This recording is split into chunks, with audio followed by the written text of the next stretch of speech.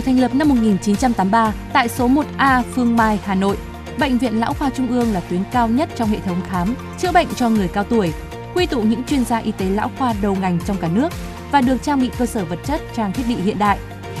Bệnh viện Lão khoa Trung ương cung cấp các kỹ thuật, dịch vụ khám và điều trị các bệnh lý ở người cao tuổi như tim mạch, hô hấp, tiểu đường chuyển hóa, khám và điều trị suy tĩnh mạch chi dưới, cơ xương khớp, các rối loạn liên quan tới giấc ngủ ở người lớn tuổi, khám và phát hiện sớm điều trị sa sút trí tuệ, hội chứng dễ bị tổn thương, đánh giá nguy cơ ngã, vấn đề suy dinh dưỡng ở người già. Để đánh giá một cách toàn diện nhất và có một kế hoạch điều trị hiệu quả cho người bệnh, Bệnh viện Lão khoa thực hiện phương pháp đánh giá lão khoa toàn diện cho người cao tuổi khi đến khám và điều trị tại bệnh viện. Bệnh viện Lão khoa Trung ương thì là bệnh viện chuyên khoa đầu ngành về chăm sóc, thăm khám, điều trị cho người cao tuổi. Các bác sĩ điều dưỡng chuyên ngành lão khoa thường thì được đào tạo để thích ứng với nhóm đối tượng bệnh nhân đặc biệt. Đấy là những bệnh nhân mà mắc nhiều bệnh cùng một lúc. Đối với người cao tuổi thì không chỉ là chữa bệnh mà cái việc chăm sóc và chăm sóc được toàn diện thì là rất là quan trọng. Cho nên bệnh viện chúng tôi cũng đi theo cái hướng là ngày càng tập trung chăm sóc, nâng cao cái hiệu quả của chăm sóc toàn diện. Chúng tôi cũng xác định dinh dưỡng lâm sàng và phục hồi chức năng cũng phải coi như là một cái phương thuốc hữu hiệu để mà đưa vào điều trị và mang lại hiệu quả điều trị cao nhất cho người cao tuổi của Việt Nam. Người cao tuổi cần một cái sự thăm khám đặc thù. Thời gian thăm khám của người cao tuổi cũng cao hơn do đặc thù có giảm các cái chức năng hoạt động hàng ngày, di chuyển chậm hơn, giảm thính lực, giảm thị lực. Thời gian tiếp xúc, khám bệnh và đưa ra các xét nghiệm cũng như là đưa ra quyết định điều trị đối với người bệnh cao tuổi sẽ lâu hơn, thường khoảng 4 đến 5 lần so với thăm khám với những người trẻ thông thường. Bên cạnh đó thì đối tượng người cao tuổi thường có nhiều bệnh lý đi kèm. Để phát hiện ra tổng thể các cái vấn đề này thì chúng tôi cần một sự thăm khám đặc thù. Chính vì vậy chúng tôi đưa ra mô hình đánh giá lão khoa toàn diện. Đối với người cao tuổi chúng tôi chữa người bệnh chứ không phải chữa từng bệnh đơn lẻ. Đánh giá lão khoa toàn diện là nhìn tổng thể các vấn đề cần tiếp cận. Ví dụ như là bệnh lý nền người bệnh có là gì, các bệnh mắc kèm người bệnh có là gì, các chức năng của bệnh nhân có suy giảm hay không. Đơn cử các chức năng rất đơn giản như các chức năng hoạt động hàng ngày, ví dụ khả năng sử dụng điện thoại, khả năng chi tiêu tài chính hoặc các cái vận động, chức năng phục vụ bản thân, ví dụ như tắm, rửa, vệ sinh hàng ngày. Tiếp cận bằng đánh giá lão khoa toàn diện, chúng tôi sẽ phát hiện được tổng thể bệnh lý nền ra sao, các biến chứng đi kèm như thế nào, kèm theo tình trạng của người bệnh để đưa ra phương pháp điều trị phù hợp nhất đối với người cao tuổi.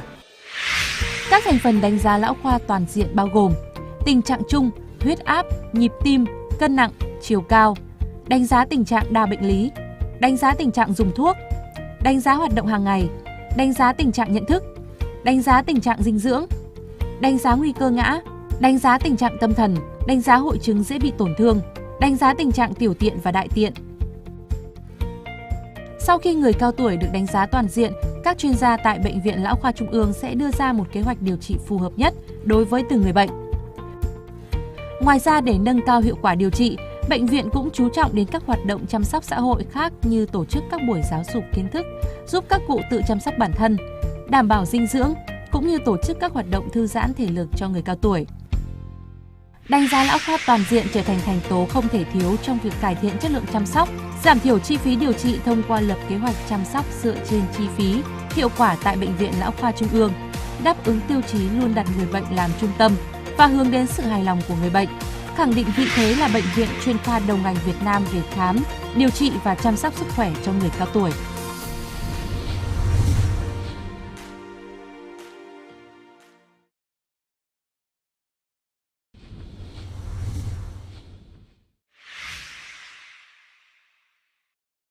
Chăm sóc giảm nhẹ là một chuyên ngành đặc biệt trong y tế. Sự phối hợp giữa chăm sóc giảm nhẹ và các chuyên ngành khác giúp người bệnh được đánh giá toàn diện và điều trị kịp thời, hiệu quả, cải thiện được tối đa chất lượng cuộc sống. Tại Việt Nam, tầm quan trọng của chăm sóc giảm nhẹ ngày càng được chú trọng. Chăm sóc giảm nhẹ là phối hợp giữa nhiều chuyên khoa và nhiều biện pháp giúp bệnh nhân có được cuộc sống tốt và thoải mái nhất có thể, giúp cho người bệnh cải thiện tối đa chất lượng cuộc sống bằng cách là phòng ngừa, phát hiện sớm và điều trị các triệu chứng như triệu chứng đau, triệu chứng khó thở, cũng như là hỗ trợ người bệnh và người nhà người bệnh về các vấn đề về tâm lý xã hội. Khác với các chuyên ngành khác thường chỉ quan tâm đến các vấn đề sức khỏe riêng lẻ của người bệnh, thì chăm sóc giảm nhẹ đánh giá toàn diện tất cả các vấn đề mà người bệnh đang phải chịu đựng, từ đó có các biện pháp để giúp cho người bệnh làm giảm các cái triệu chứng khó chịu, có thể là do các cái tác dụng không mong muốn của thuốc, cũng như là các cái tác dụng không mong muốn do các cái biện pháp điều trị đặc hiệu, ví dụ như là do phẫu thuật, do sau hóa trị hoặc là xạ trị. Người bệnh được chẩn đoán các cái bệnh lý sau thì đều cần phải được đánh giá và thực hiện chăm sóc giảm nhẹ sớm, bệnh ung thư, bệnh AIDS.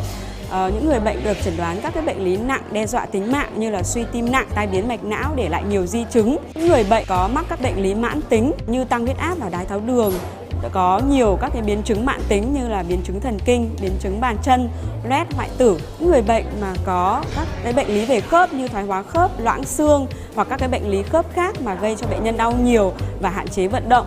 Các cái bệnh lý nặng đe dọa tính mạng, suy gan, suy thận nặng. Người cao tuổi được chẩn đoán là sa sút trí tuệ, Alzheimer hoặc là bệnh lý Parkinson thì cũng đều cần phải được đánh giá và thực hiện chăm sóc giảm nhẹ sớm. Ngoài ra thì chăm sóc giảm nhẹ còn giúp giảm các cái triệu chứng khác cho người bệnh như là đau cấp và mãn tính, nôn, táo bón, tiêu chảy, sốt, sảng. Chăm sóc giai đoạn cuối đời thì chỉ được thực hiện cho những người bệnh có tiên lượng sống ngắn dưới 6 tháng, khi mà các biện pháp điều trị đặc hiệu khác không mang lại hiệu quả nữa. Chăm sóc giảm nhẹ bao gồm các hoạt động cụ thể như thông báo tin bệnh và diễn tiến bệnh, lập kế hoạch chăm sóc theo từng bước tương ứng với các giai đoạn bệnh trước đến sau khi bệnh nhân qua đời. Điều trị nâng cao thể trạng. Điều trị các rối loạn tâm lý, trầm cảm, lo âu, mất ngủ. Điều trị các triệu chứng gây ra bởi tác dụng phụ của điều trị đặc hiệu, đau, nôn ói, tiêu chảy, rụng tóc, tổn thương da, lết chợt giai đoạn sớm. Kiểm soát cơn đau. Kiểm soát cơn khó thở. Chăm sóc loét, hoại tử. Chăm sóc thân nhân sau khi bệnh nhân qua đời. Tại Bệnh viện Lão khoa Trung ương của chúng tôi thì bệnh nhân chăm sóc giảm nhẹ được thực hiện bởi một đội ngũ nhân viên y tế gồm có các bác sĩ điều dưỡng đã được đào tạo về chuyên ngành chăm sóc giảm nhẹ. Chúng tôi cũng phối hợp với các chuyên gia về dinh dưỡng, phục hồi chức năng, vật lý trị liệu, sức khỏe tâm thần và các nhân viên công tác xã hội. Đội ngũ nhân viên chăm sóc giảm nhẹ chúng tôi thường xuyên có những buổi họp trao đổi với nhau để cùng xây dựng những kế hoạch điều trị cụ thể, hỗ trợ tối đa người bệnh cũng như gia đình người bệnh.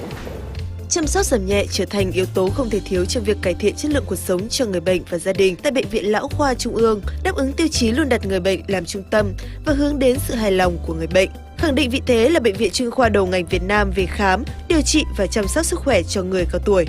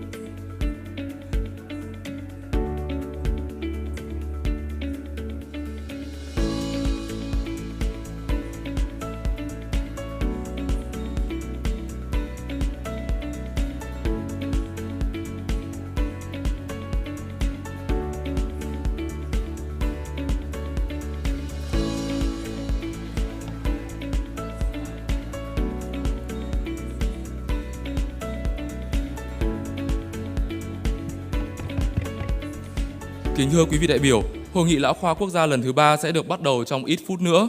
Xin mời quý vị vui lòng ổn định chỗ ngồi, chuyển điện thoại sang chế độ yên lặng và hạn chế di chuyển trong khi chương trình đang diễn ra. Xin trân trọng cảm ơn.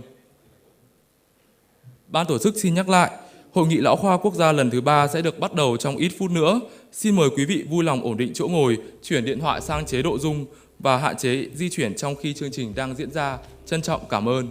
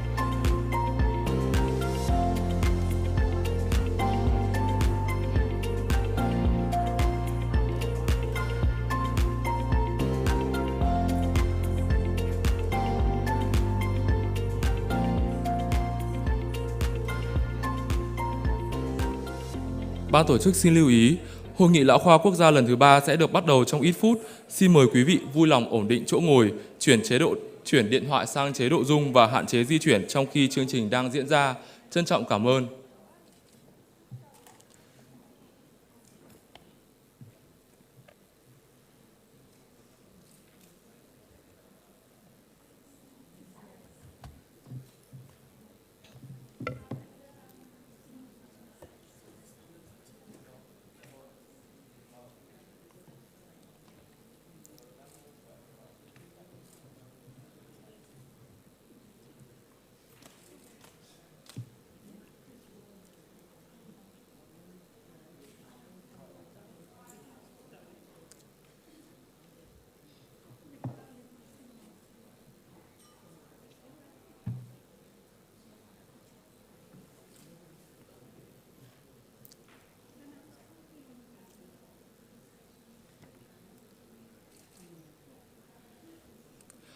Xin nhiệt liệt chào mừng các quý vị đại biểu, các vị khách quý đã đến tham dự Hội nghị Lão khoa Quốc gia lần thứ 3.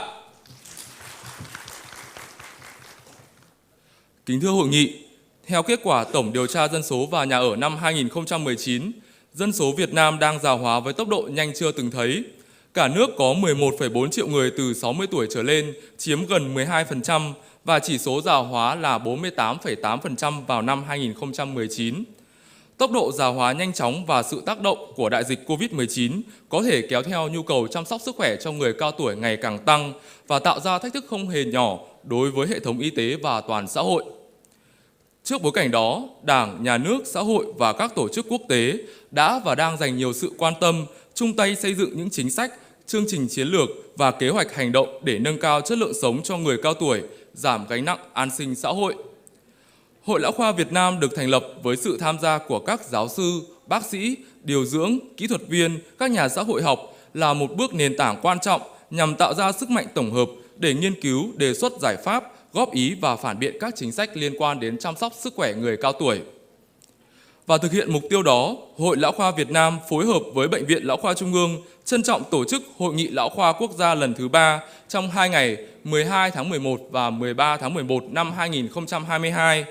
Hội nghị lần này với các chuyên đề chính như chính sách trong hệ thống y tế lão khoa, đào tạo lão khoa, tim mạch can thiệp, sa sút trí tuệ và nội tiết chuyển hóa. Đây sẽ là cầu nối cập nhật kiến thức chuyên môn, chia sẻ kinh nghiệm đến từ các chuyên gia trong nước và quốc tế, là nơi giao lưu của nhân viên y tế lĩnh vực lão khoa trên cả nước. Và đến với hội nghị ngày hôm nay, chúng ta rất vinh dự được chào đón sự hiện diện của các đồng chí lãnh đạo, các vị đại biểu, khách quý, các nhân viên y tế và các nhà khoa học. Về phía Bộ Y tế, xin trân trọng giới thiệu sự hiện diện của các lãnh đạo các vụ cục trực thuộc Bộ Y tế. Về phía Hội Lão khoa Việt Nam, xin trân trọng giới thiệu Giáo sư Tiến sĩ Phạm Thắng, Chủ tịch Hội Lão khoa Việt Nam. Xin trân trọng giới thiệu Giáo sư Tiến sĩ Nguyễn Đức Công, Phó Chủ tịch Hội Lão khoa Việt Nam. Xin trân trọng giới thiệu Phó Giáo sư Tiến sĩ Nguyễn Văn Trí, Phó Chủ tịch Hội Lão khoa Việt Nam.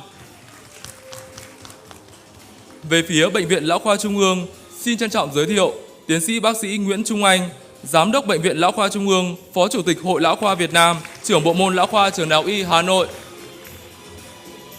Xin trân trọng giới thiệu Tiến sĩ bác sĩ Trần Viết Lực, Phó Giám đốc Bệnh viện Lão khoa Trung ương. Cùng lãnh đạo các khoa, phòng, trung tâm và cán bộ nhân viên đang công tác tại Bệnh viện Lão khoa Trung ương. Về phía lãnh đạo các trường đại học, xin trân trọng giới thiệu Giáo sư Tiến sĩ Tạ Thành Văn, Chủ tịch Hội đồng trường Đại học Y Hà Nội.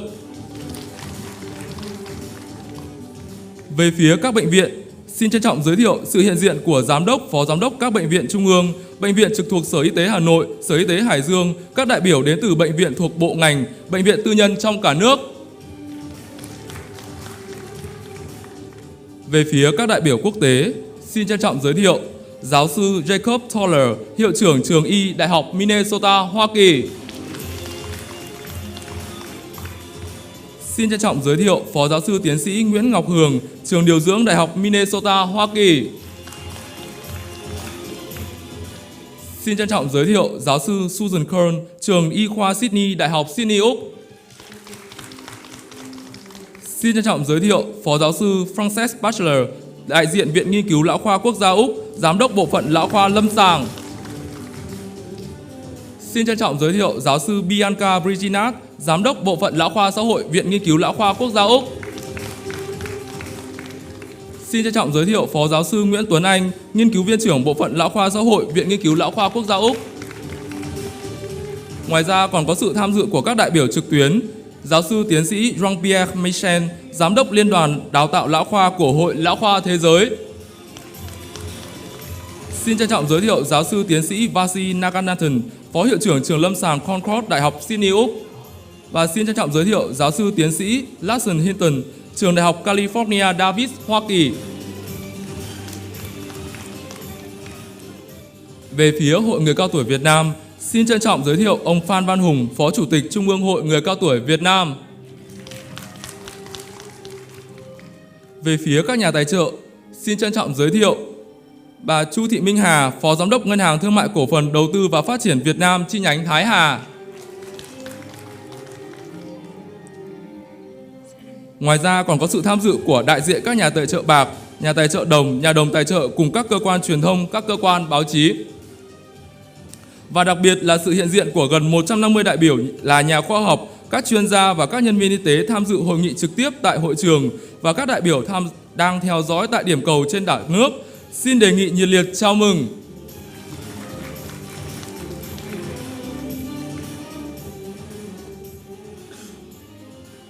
Tiếp theo chương trình, xin trân trọng kính mời giáo sư tiến sĩ Phạm Thắng, Chủ tịch Hội Lão khoa Việt Nam phát biểu khai mạc hội nghị. Xin trân trọng kính mời.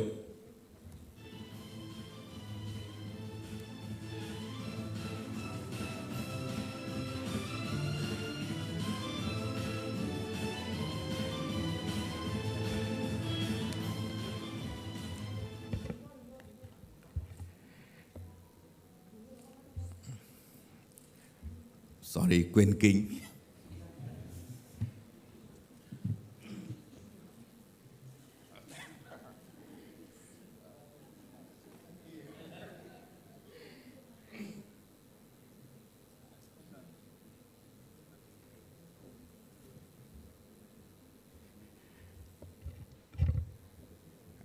Kính thưa các quý vị đại biểu, lời đầu tiên chúng tôi xin thay mặt cho ban tổ chức xin nhiệt liệt hoan nghênh sự có mặt của quý đại biểu tới tham dự hội nghị Lão khoa toàn quốc lần thứ 3.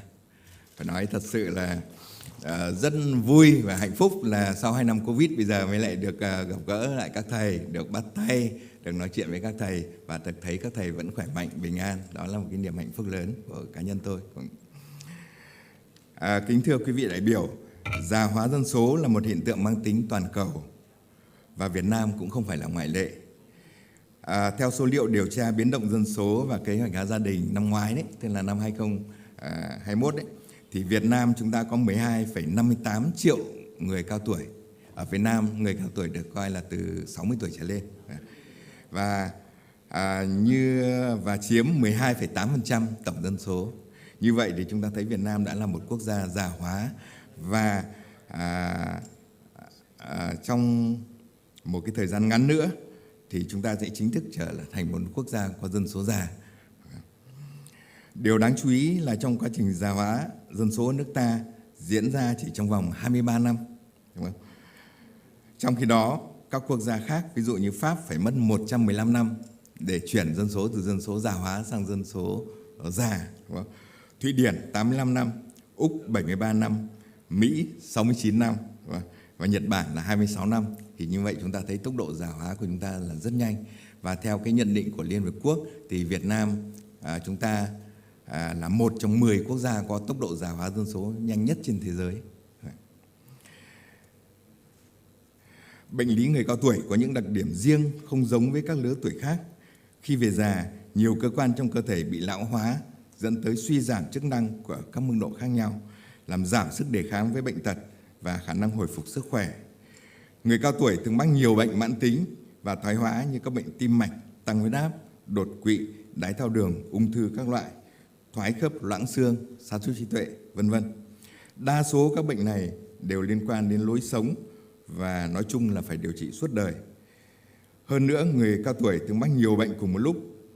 Theo nghiên cứu của Bệnh viện Lão khoa Trung ương thì những người cao tuổi sống ở cộng đồng trung bình mắc là 3 bệnh.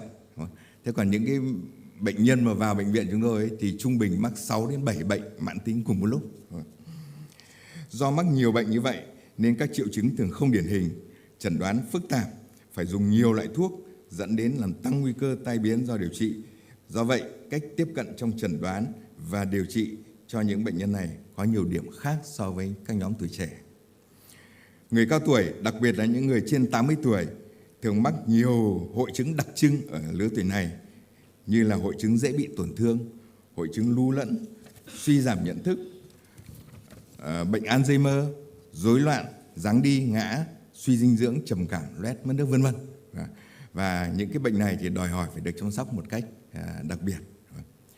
Tuổi cao và các bệnh mãn tính là nguyên nhân chính dẫn đến các giảm hoạt động chức năng hàng ngày ở người cao tuổi, như khả năng đi lại, vệ sinh cá nhân, ăn uống, khả năng giao tiếp, quản lý tiền bạc, v.v. và làm mất tính độc lập trong hoạt động hàng ngày, là nguyên nhân gây tàn phế và đòi hỏi các biện pháp trợ giúp thích hợp. Nguy cơ tàn phế tăng cao mỗi khi người già nhập viện. Vì vậy, sau khi điều trị giai đoạn cấp, người già cần tiếp tục được điều trị, tăng cường sức khỏe, phục hồi chức năng để đảm bảo khi ra viện họ không trở thành những người bị phụ thuộc. Việc phòng tránh nguy cơ tàn phế ở người cao tuổi là hết sức quan trọng. Chính vì vậy, hệ thống y tế chúng ta cần phải có những cái thay đổi để phù hợp với cái nhu cầu chăm sóc sức khỏe ngày càng tăng của người cao tuổi.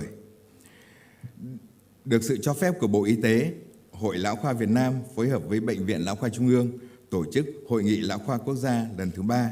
Hội nghị sẽ diễn ra trong 2 ngày 12 và 13 tháng 11 tại Trung tâm Hội nghị Quốc gia. Chương trình hôm nay, hội thảo liên quan đến vấn đề hội thảo về chính sách, bao gồm nhiều nội dung quan trọng về chiến lược chăm sóc sức khỏe người cao tuổi, về phát triển hệ thống lão khoa, về các chương trình đào tạo lão khoa quốc tế cũng như trong nước, với sự tham gia của nhiều trường đại học, trung tâm nghiên cứu lão khoa có uy tín tại Việt Nam, tại Hoa Kỳ và Australia. Chương trình ngày 13, ngày mai đấy, chỉ dự kiến có sự tham gia của hơn 1.000 đại biểu là các bác sĩ đang công tác trong các lĩnh vực của lão khoa, tim mạch, thần kinh, nội tiết, cơ xương khớp, hô hấp, tiêu hóa. Chương trình hội nghị khoa học sẽ cập nhật nhiều vấn đề mới với các nội dung phong phú do các chuyên gia đầu ngành trong và ngoài nước báo cáo. Đặc biệt trong hội nghị lần này, chúng tôi có tổ chức 2 hội thảo trực tuyến với các đồng nghiệp của Hoa Kỳ và Pháp. Ngoài ra cũng tổ chức 2 cái section báo cáo bằng tiếng Anh và tiếng Pháp cho các bác sĩ trẻ. Đây sẽ là dịp rất tốt để chúng ta học tập, chia sẻ kinh nghiệm nhằm nâng cao chất lượng chăm sóc sức khỏe cho người cao tuổi. Thay mặt cho ban tổ chức, tôi xin tuyên bố khai mạc Hội nghị Lão khoa Toàn quốc lần thứ 3. Chúc cho hội nghị của chúng ta thành công tốt đẹp. Nhân dịp Ngày Nhà giáo Việt Nam sắp đến, xin gửi đến quý vị đại biểu những lời chúc mừng tốt đẹp nhất. Chúc quý vị luôn khỏe mạnh, hạnh phúc và thành công trong công tác. Xin cảm ơn.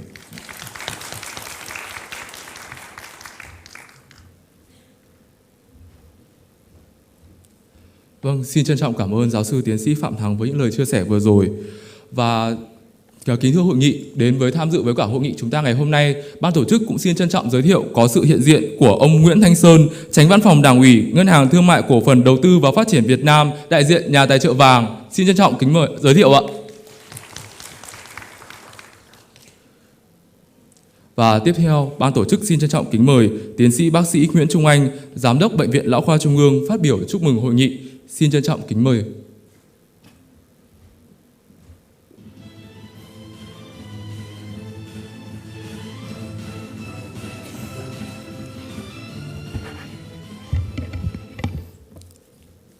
Kính thưa quý vị đại biểu, kính thưa các vị khách quốc tế, các nhà khoa học trong và ngoài nước, các cơ quan truyền thông và các vị khách quý tham dự hội nghị. Trước hết, thay mặt ban tổ chức, tôi xin nhiệt liệt chào mừng các quý vị đại biểu đã dành thời gian quý báu của mình để tham dự Hội nghị Lão khoa Quốc gia lần thứ 3 ngày hôm nay. Hội nghị Lão khoa Quốc gia lần thứ 3 được tổ chức hôm nay là sự phối hợp giữa Hội Lão khoa Việt Nam và Bệnh viện Lão khoa Trung ương trực thuộc Bộ Y tế. Hai đơn vị đồng tổ chức hội nghị đều có chức năng nghiên cứu, tham mưu, đề xuất các chính sách chăm sóc sức khỏe người cao tuổi với chính phủ và các cơ quan chức năng. Kính thưa quý vị, theo Tổng cục Thống kê, Việt Nam chúng ta hiện nay có khoảng 11,4 triệu người cao tuổi, chiếm khoảng 11,86% dân số. Từ năm 1989 đến năm 2019, tuổi thọ trung bình của người Việt Nam đã liên tục tăng từ 65,2 tuổi lên 73,6 tuổi và dự báo đến năm 2030, số người cao tuổi ở Việt Nam sẽ chiếm khoảng 17% và đến năm 2050 là xấp xỉ 25%. Như vậy, tỷ lệ người cao tuổi ngày càng gia tăng trong cơ cấu dân số của Việt Nam chúng ta. Người cao tuổi trong xã hội vẫn luôn là một nguồn lực rất quan trọng và không thể thiếu.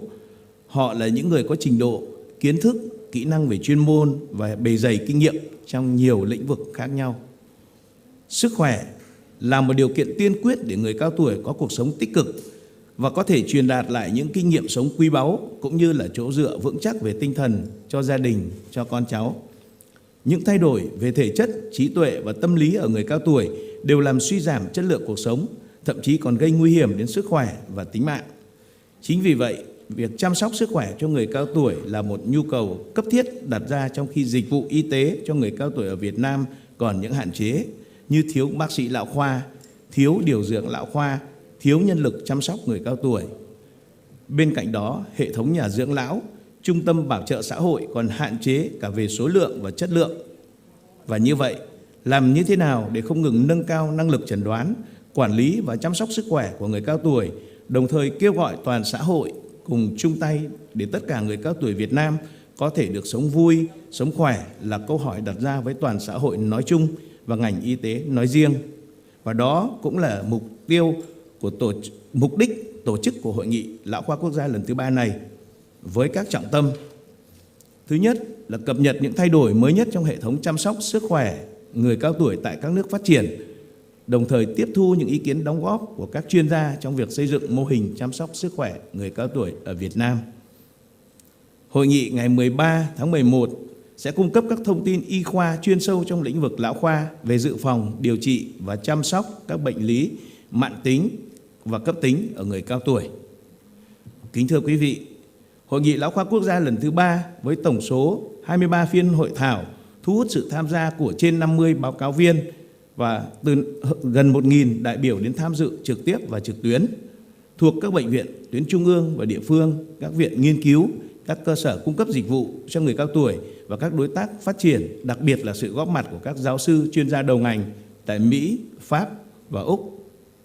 Ban tổ chức chúng tôi rất mong muốn được lắng nghe những ý kiến đóng góp tâm huyết, những kinh nghiệm quý báu trong lĩnh vực nghiên cứu lão khoa cũng như xây dựng chính sách chăm sóc sức khỏe người cao tuổi từ các nhà khoa học và các quý vị đồng nghiệp trong và ngoài nước.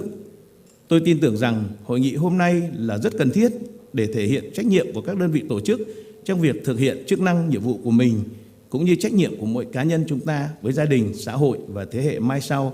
Bởi lẽ trong cuộc sống chúng ta không ai có thể tránh được quy luật sinh, lão, bệnh, tử. Hiện giờ là ông bà, cha mẹ chúng ta đang già đi, nhưng theo thời gian chúng ta cũng sẽ bước tiếp con đường ấy. Chính vì vậy, cập nhật những kiến thức chăm sóc sức khỏe cho người cao tuổi không chỉ để chăm sóc cho ông bà, cha mẹ của mình, mà chính là chuẩn bị cho tương lai của mỗi chúng ta khi bước sang tuổi xế chiều. Nhân dịp này, thay mặt ban tổ chức, tôi xin gửi lời trân trọng cảm ơn đến lãnh đạo Bộ Y tế đã quan tâm cho phép tổ chức hội nghị. Xin được chân thành cảm ơn quý vị khách quý đại diện cho các ban ngành, các nhà khoa học, các nhà nghiên cứu, các bạn đồng nghiệp trong và ngoài nước, các cơ quan truyền thông đã dành thời gian quý báu để tham dự hội nghị. Xin kính chúc sức khỏe toàn thể quý vị và xin chúc hội nghị thành công tốt đẹp. Một lần nữa xin được trân trọng cảm ơn.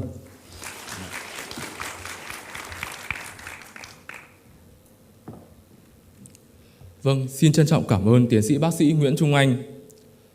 Thưa quý vị, trong suốt thời gian vừa qua, từ những bước khởi động đầu tiên đến hội nghị chính thức ngày hôm nay, xin chân thành cảm ơn các đơn vị tài trợ đã đồng hành cùng ban tổ chức để có một chương trình đầy ý nghĩa.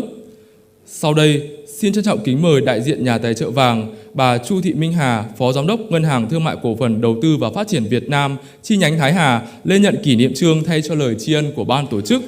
Xin trân trọng kính mời giáo sư tiến sĩ Phạm Thắng, Chủ tịch Hội Lão khoa Việt Nam, thay mặt ban tổ chức lên trao kỷ niệm chương cho nhà tài trợ vàng. Xin trân trọng kính mời.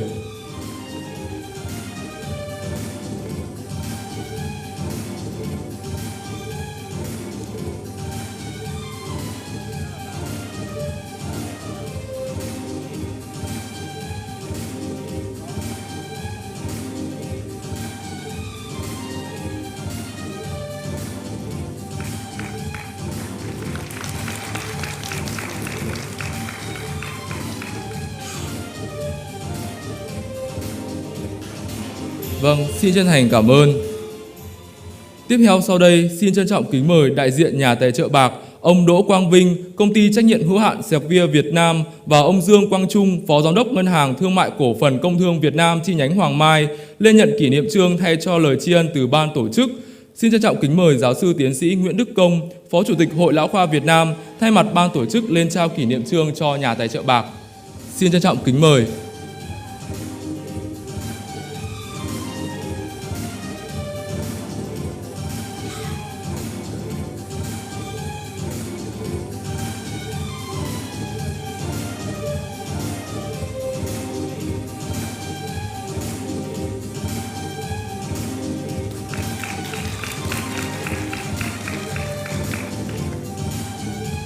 Vâng, xin chân thành cảm ơn. Sau đây, xin trân trọng kính mời đại diện nhà tài trợ đồng, bà Nguyễn Nguyệt Vân, công ty Sandoz Việt Nam, bà Dương Lan Linh, văn phòng đại diện Abbott Laboratories GmbH lên nhận kỷ niệm chương thay cho lời cảm ơn từ ban tổ chức.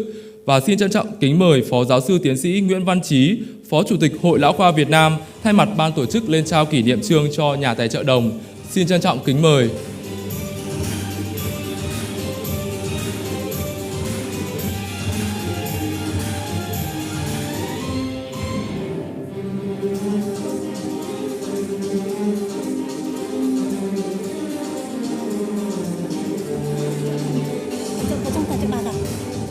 Hả? Đúng.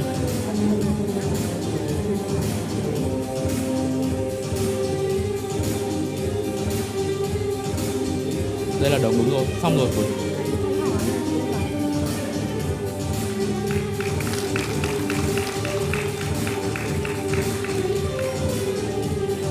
Vâng, xin chân thành cảm ơn. Và sau đây, xin trân trọng kính mời đại diện các nhà đồng tài trợ. Văn phòng đại diện Everneuro Pharma, công ty trách nhiệm hữu hạn Boehringer Ingelheim Việt Nam, công ty trách nhiệm hữu hạn dược phẩm Gigamed, văn phòng đại diện Esai tại Việt Nam, công ty trách nhiệm hữu hạn Novartis Việt Nam, công ty Zuellic Pharma Việt Nam, văn phòng đại diện AstraZeneca tại Việt Nam, công ty trách nhiệm hữu hạn một thành viên Vimedimic Bình Dương, công ty trách nhiệm hữu hạn GlaxoSmithKline, hàng tiêu dùng và chăm sóc sức khỏe Việt Nam và Ngân hàng Nông nghiệp và Phát triển Nông thôn Việt Nam lên nhận giấy chứng nhận thay cho lời cảm ơn từ ban tổ chức. Và xin trân trọng kính mời tiến sĩ bác sĩ Bùi Thúc Quang, Tổng thư ký Hội Lão khoa Việt Nam thay mặt ban tổ chức lên trao giấy chứng nhận cho các nhà đồng tài trợ. Xin trân trọng kính mời.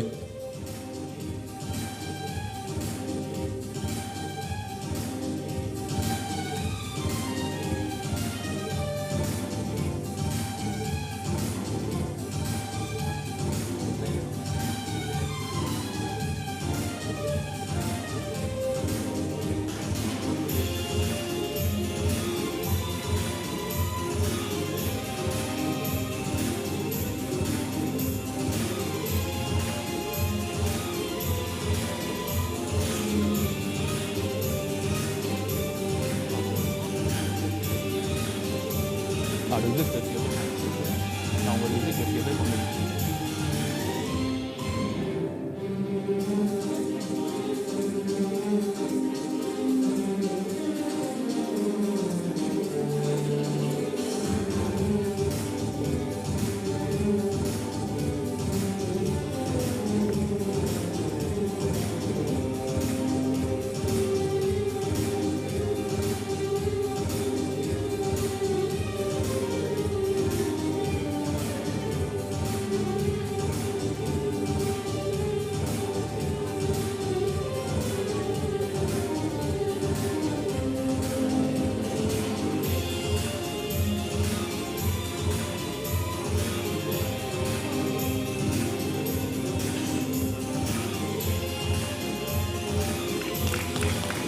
Vâng, xin chân thành cảm ơn.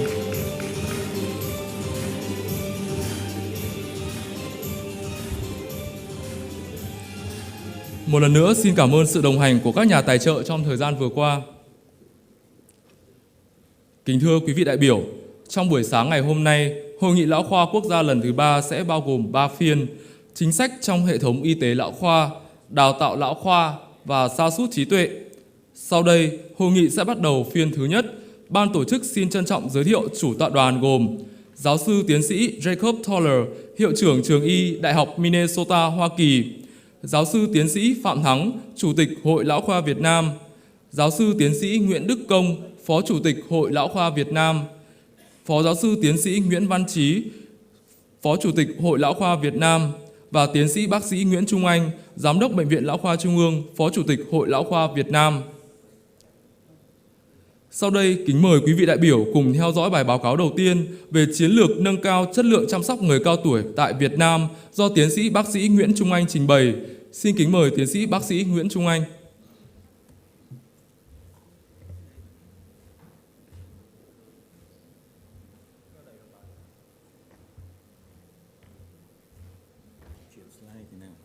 Đây, thầy bấm thẳng vào đây, bấm lên đấy, lùi đấy. Em cho ra. Anh cho màn hình.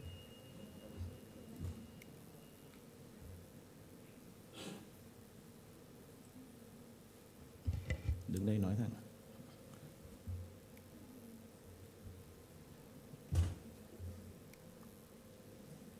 Chưa ra màn hình.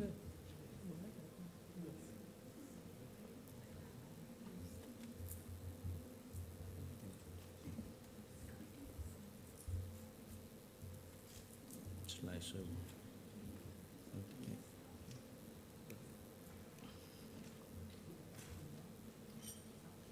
Nó có lên màn hình không? Có. Lên đi.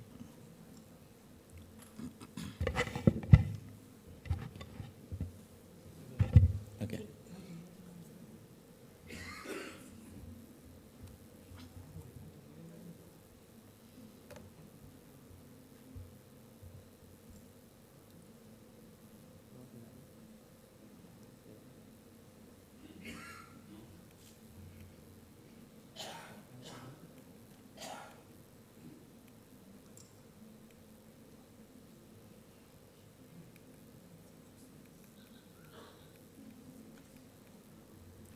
Cho quay lại từ đầu.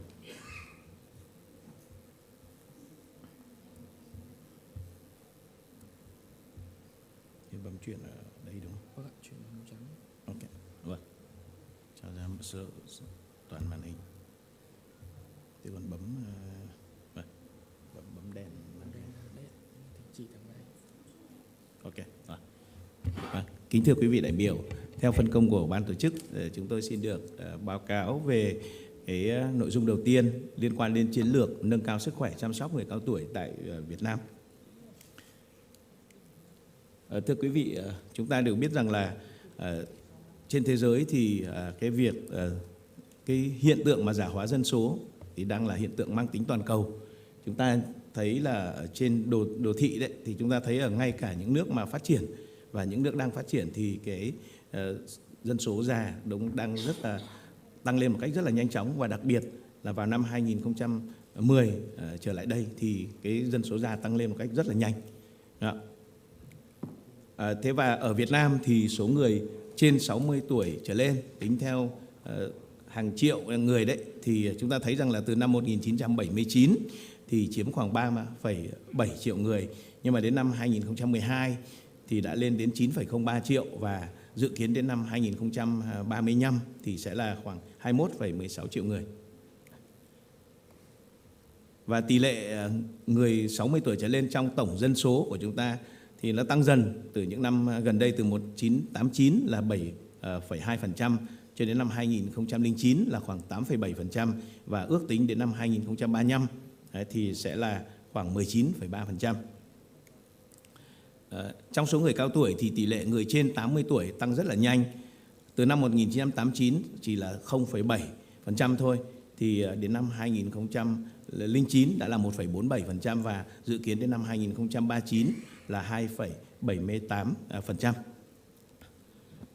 Và Việt Nam đã chính thức là một trong 10 nước có tốc độ già hóa dân số nhanh nhất, và cái phần trăm nó tăng lên đấy thì vào khoảng từ trong giai đoạn 2011 đến 2050 thì Việt Nam sẽ có khoảng độ 22% để tăng lên. Và dân số già thì chúng ta thấy là một cái quần thể không đồng nhất với rất nhiều các cái đối tượng và những cái người khác nhau. Ví dụ như là chúng ta thấy là người già mà khỏe mạnh đấy, tức là lão hóa thành công, thì họ thường sống trong gia đình và trong cộng đồng, và họ rất cần các cái được trang bị các kiến thức về nâng cao sức khỏe và chủ động phòng bệnh. Bên cạnh đó thì cũng có những người già là tương đối mạnh khỏe và mắc một bệnh cấp thôi, thì thông thường khi đó họ vào các cái chuyên khoa theo bệnh lý của các cơ quan. Phần đông và rất nhiều người già thì mắc nhiều bệnh phức tạp và các hội chứng lão khoa phối hợp, và đương nhiên họ cần đến cái chuyên ngành lão khoa phối hợp hỗ trợ chăm sóc và điều trị, cũng như là hướng dẫn chăm sóc và điều trị, đào tạo kiến thức. Một nhóm thì là phụ thuộc và tàn phế, gồm những người mà nhiều bệnh lý hơn và có thể là già hơn, thì họ cần đến sự hỗ trợ của chuyên ngành lão khoa cũng như là trong các nhà dưỡng lão. Họ vào các cái bệnh viện lão khoa, các cơ sở dưỡng lão, và cuối cùng là những đối tượng mà nằm liệt giường trước khi chết ấy, thì đương nhiên là người ta cần đến lão khoa và nhà dưỡng lão rồi. Thế và cái nhu cầu của bệnh nhân cao tuổi thì cũng rất là đa dạng. Khi họ bị bệnh thì họ cần được điều trị những đợt bệnh cấp rồi các cái sau đó là các bệnh mãn tính. Sau đó thì họ cũng rất cần được hỗ trợ ở cái giai đoạn sau giai đoạn cấp, và có nhiều người già thì cần chăm sóc giảm nhẹ. Đó. Thế và trong cái quá trình sống của họ thì họ rất cần các cái hỗ trợ về mặt phục hồi chức năng, rồi tổ chức lao động trị liệu, và rất cần một cái môi trường thân thiện với người cao tuổi. Tại vì chúng ta biết rằng là người cao tuổi thì rất dễ là bị kỳ thị và là một cái đối tượng yếu thế ở trong xã hội. Chăm sóc người già, người cao tuổi thì cần một cái tiếp cận đa mô thức, và chúng ta phải quan tâm đến từ dinh dưỡng, rồi chăm sóc các hoạt động hàng ngày, và trang bị cho họ những cái kiến thức và kỹ năng để tự chăm sóc. Về thực trạng sức khỏe của người cao tuổi thì theo một cái nghiên cứu của Bệnh viện Lão khoa Trung ương gần đây, trên 610 cụ trên 80 tuổi, toàn là những người trên 80 tuổi tại Sóc Sơn, thì chúng ta thấy rằng là trung bình một người già thì mắc khoảng 6,9 bệnh. Đấy, mắc khoảng 6,9 bệnh.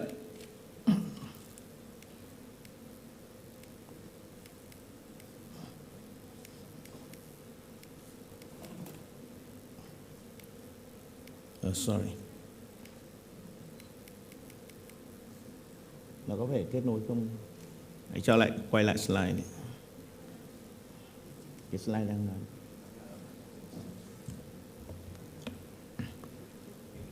Tôi muốn quay lại. Đây cái slide đang nói. Chắc là tôi chuyển ở trên này thôi. Có phải cái này không? Không. Nữa, quay lại nữa. Đây.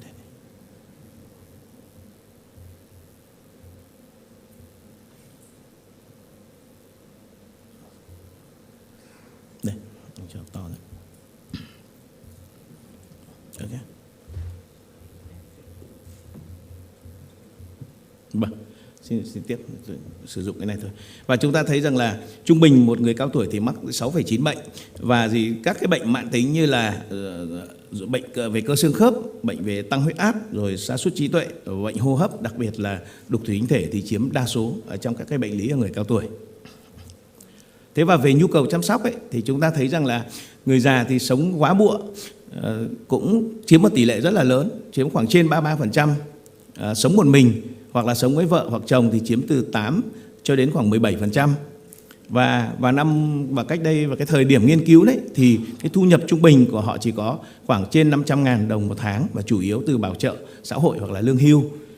Số người già mà có bảo hiểm y tế chỉ chiếm khoảng 2/3 trong số họ, tức là chiếm khoảng 62%.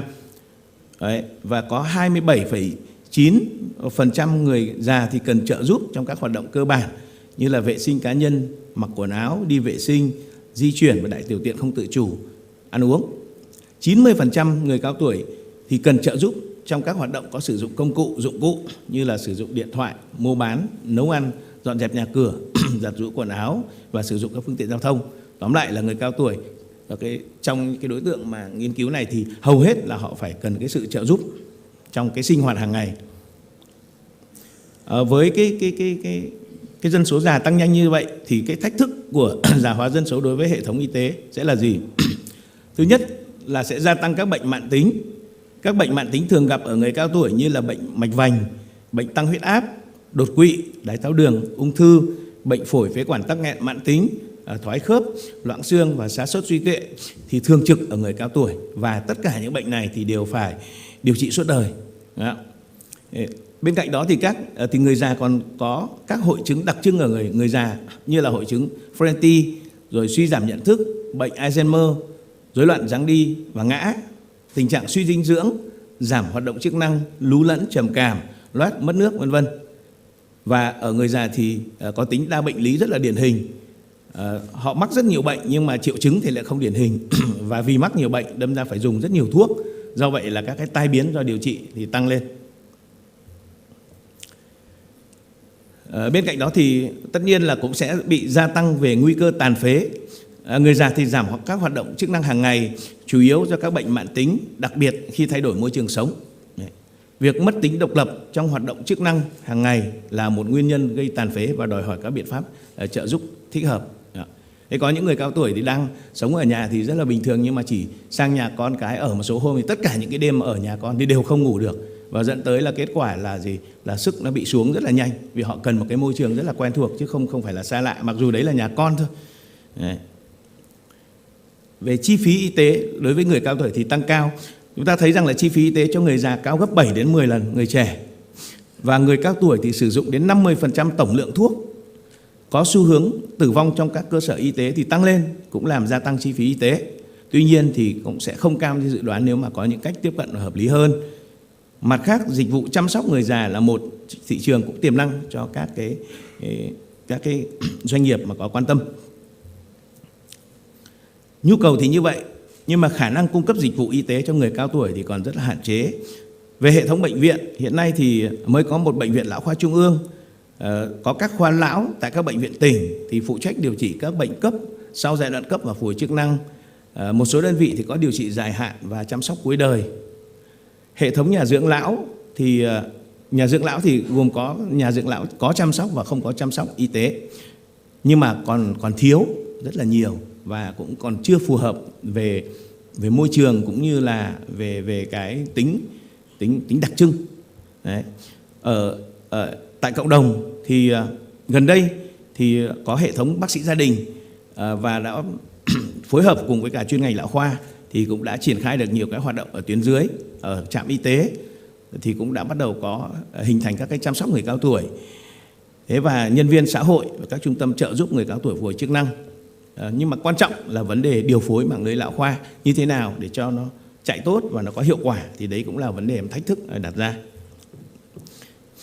Một cái thách thức nữa tức là thiếu nhân lực được chăm sóc, được đào tạo và thiếu người chăm sóc cho người già. Chúng ta đang thiếu bác sĩ chuyên khoa lão khoa, thiếu các điều dưỡng về lão khoa, thiếu các kiến thức về lão khoa, đặc biệt là trong kiểm soát các bệnh không lây nhiễm. Thiếu người chăm sóc, hiện tại chủ yếu thì chăm sóc thì dựa vào gia đình tự chăm sóc là chính, và cái nguồn nhân lực này thì ngày càng giảm do các cái hoạt động kinh tế xã hội của nó phát triển, cũng như là các cái nhu cầu đi làm việc của thế hệ mà trẻ. Về môi trường chính sách thì chúng ta về chính phủ thì cũng đã có quan tâm đến công tác chăm sóc sức khỏe cho người già, thể hiện là chúng ta đã có luật người cao tuổi, rồi chúng ta cũng có Ủy ban quốc gia về người cao tuổi, các chương trình hành động quốc gia về người cao tuổi và nhiều chính sách khác. Tuy nhiên thì việc thực thi các chính sách này thì còn gặp rất nhiều khó khăn, bởi vì thiếu các văn bản hướng dẫn, thiếu các văn bản dưới luật và thiếu nguồn lực về kinh tế cũng như là thiếu về nhân lực. Đấy là một thực tế mà chúng ta thấy rõ. Vậy thì với những còn cái sự khó khăn bên cạnh những cái nhu cầu như vậy thì một số giải pháp nhằm nâng cao chất lượng chăm sóc sức khỏe người cao tuổi được đề xuất đến trong giai đoạn hiện nay sẽ là gì? Thứ nhất là chúng ta cần phải nâng cao năng lực của hệ thống y tế trong chăm sóc sức khỏe cho người cao tuổi. Ở tại các bệnh viện thì chúng ta đã và đang triển khai thành lập các khoa lão tại các bệnh viện với quy mô khoảng độ 10% giường kế hoạch, với cơ sở vật chất được thiết kế phù hợp với người cao tuổi. Và nhiệm vụ là tiếp nhận các bệnh nhân có nhiều bệnh phức tạp và các hội chứng lão khoa điển hình, thường là những người rất là cao tuổi, trên 80 tuổi. Đấy. Rồi có các cái bộ phận mà điều trị bệnh cấp và sau giai đoạn cấp tiến tới phục hồi chức năng, rồi tổ chức các đội lão khoa di động. Về nhân lực thì do là còn thiếu các bác sĩ về lão khoa, và thực ra cho chuyên ngành lão khoa là đòi hỏi tiếp cận đa mô thức, cho nên là cái đối tượng mà tham gia vào đấy gồm các bác sĩ nội khoa, các bác sĩ tâm thần kinh, bác sĩ lão khoa, bác sĩ y học gia đình và phục hồi chức năng, đào tạo nhân lực và đội lão và các cái đối tượng khác. Thế, và nếu có thể được thì chúng ta sẽ tổ chức các phòng khám lão khoa tại các khoa khám bệnh, và hiện nay thì một số nơi đã tổ chức được rồi. Ở y tế cơ sở, cái này thì rất là quan trọng ạ, thì cần phải nâng cao năng lực kiểm soát các bệnh không lây nhiễm ở người cao tuổi, bao gồm là các cái nhiệm vụ như là phải tuyên truyền phổ biến kiến thức về chăm sóc sức khỏe, hướng dẫn người cao tuổi kỹ năng phòng bệnh, chữa bệnh và tự chăm sóc sức khỏe như là ăn uống hợp lý, tăng cường vận động, không hút thuốc lá, vân vân. Và chúng ta rất quan trọng là phải xây dựng và tổ chức được thực hiện các chương trình phòng bệnh, khám bệnh, chữa bệnh các cái bệnh mãn tính như là bệnh tim mạch, tiểu đường, bệnh Alzheimer và các bệnh khác. Ở tuyến dưới thì cần phải lập được hồ sơ theo dõi, quản lý sức khỏe cho người cao tuổi, phát hiện và dự phòng các yếu tố nguy cơ gây tàn phế ở người cao tuổi. Hướng dẫn sử dụng thuốc một cách hợp lý, và đặc biệt là cần phải phát triển các mô hình chăm sóc sức khỏe ở tại cộng đồng. Tại vì xu hướng hiện nay thì là chúng ta sẽ giữ người già ở cộng đồng càng lâu thì càng tốt. Về vấn đề đào tạo thì cần phải thành lập bộ môn lão khoa tại các trường đại học y, tăng cường đào tạo chuyên ngành lão khoa cho bác sĩ điều dưỡng và nhân viên y tế khác. Một cái lĩnh vực rất là quan trọng, rất cần thiết hiện nay là phải đào tạo người chăm sóc cho người cao tuổi. Bên cạnh đó thì không thể thiếu được và ngày càng cần phải đẩy mạnh việc hợp tác quốc tế trong vấn đề để đào tạo nguồn nhân lực ở lão khoa, tăng cường các hoạt động nghiên cứu khoa học về lão khoa. Thứ hai là phải phát triển hệ thống chăm sóc dài ngày long term care cho người cao tuổi. Chúng ta thấy rằng là hệ thống nhà dưỡng lão nursing home thì chúng ta cần từng bước phát triển hệ thống này, đặc biệt là các nhà dưỡng lão có chăm sóc y tế. Ví dụ những nhà dưỡng lão mà chăm sóc cho bệnh nhân Alzheimer thì họ mắc rất nhiều bệnh, nhưng mà bệnh nhân Alzheimer thì rất cần hỗ trợ, cũng như những người cao tuổi khác thì cần phải có chăm sóc y tế. Một hình thức mới là khu chung cư dành cho người già. Đấy. Từng bước phát triển các trung tâm ban ngày để cung cấp các dịch vụ xã hội cho người cao tuổi.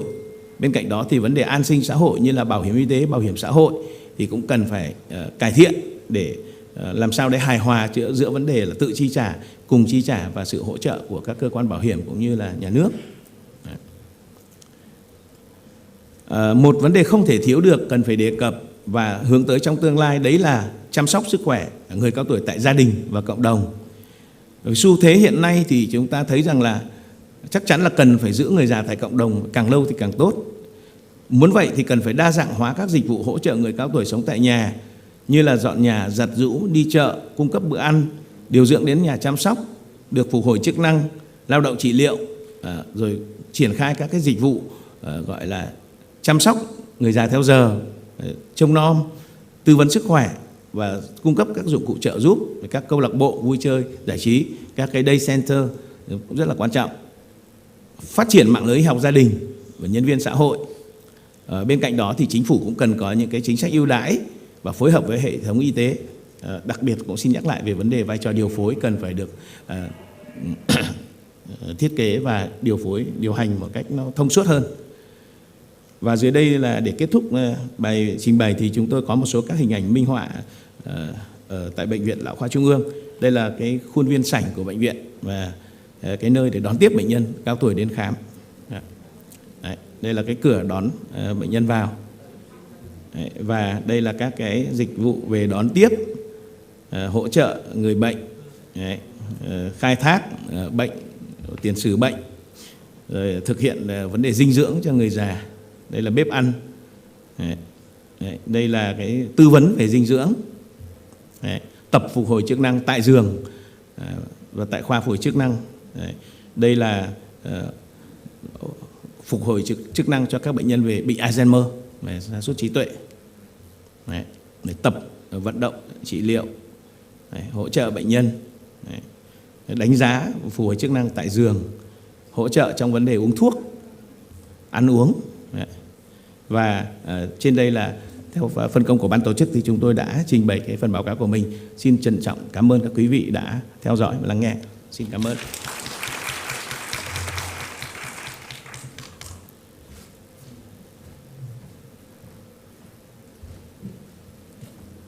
Vâng, xin cảm ơn tiến sĩ bác sĩ Nguyễn Trung Anh với bài báo cáo vừa rồi ạ. Tiếp theo, xin trân trọng kính mời giáo sư Jacob Toller, hiệu trưởng trường Y Đại học Minnesota, Hoa Kỳ sẽ trình bày bài báo cáo với nội dung ôm trọn thế giới đang già hóa của chúng ta. Xin trân trọng kính mời giáo sư.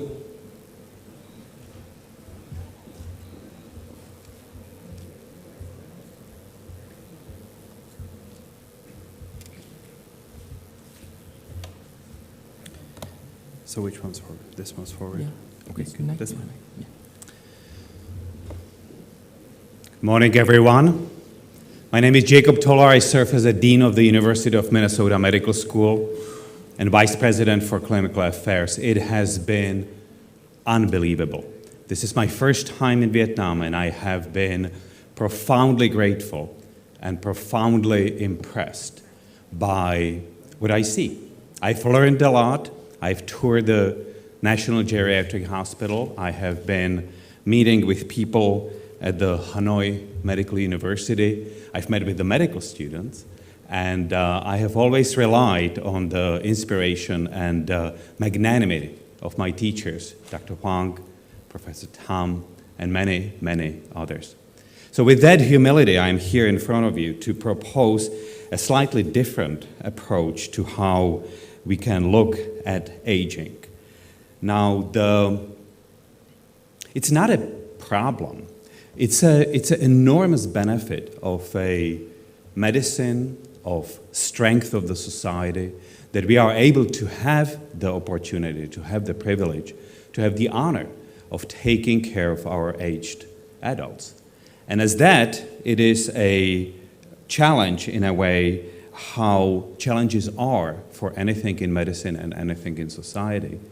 And coming from the state that is the third in the United States in percentage of people that are 65 years and older, we have some small contribution that I'd like to present to you today in a way on how to approach this very glorious, very ennobling, and very important part of what we do and how we serve each other.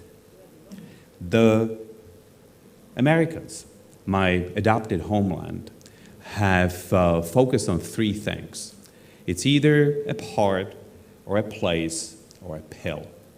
I'm not disputing that it's important to find appropriate social and housing support for the elderly. I'm not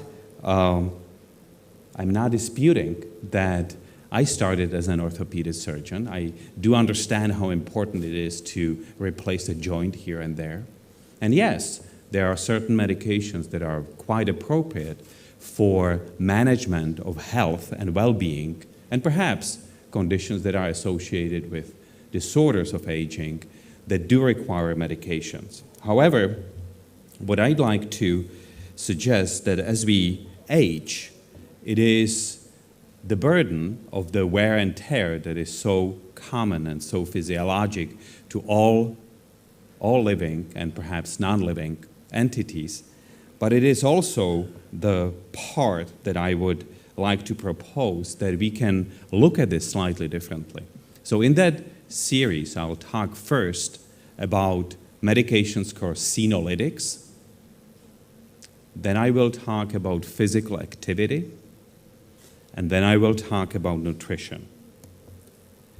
We are certainly familiar with how, and my colleagues and phenomenal speakers before me has pointed out that quite eloquently, we are quite aware that the number of conditions that accumulate with age are quite diverse. And as somebody who oversees a $6.5 billion healthcare system in the state of Minnesota, my typical patient is a 74-year-old with 3 different diagnoses. It is also true that in the United States, majority of the costs in the healthcare are spent in the last 12 months of somebody's life.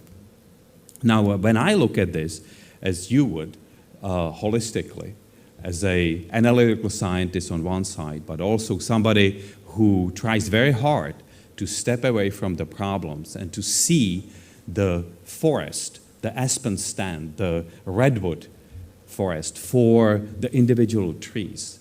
I see a pattern that perhaps these conditions are occurring in groups. That's one, simple observation. But also that there are different drivers that are clustering these conditions together.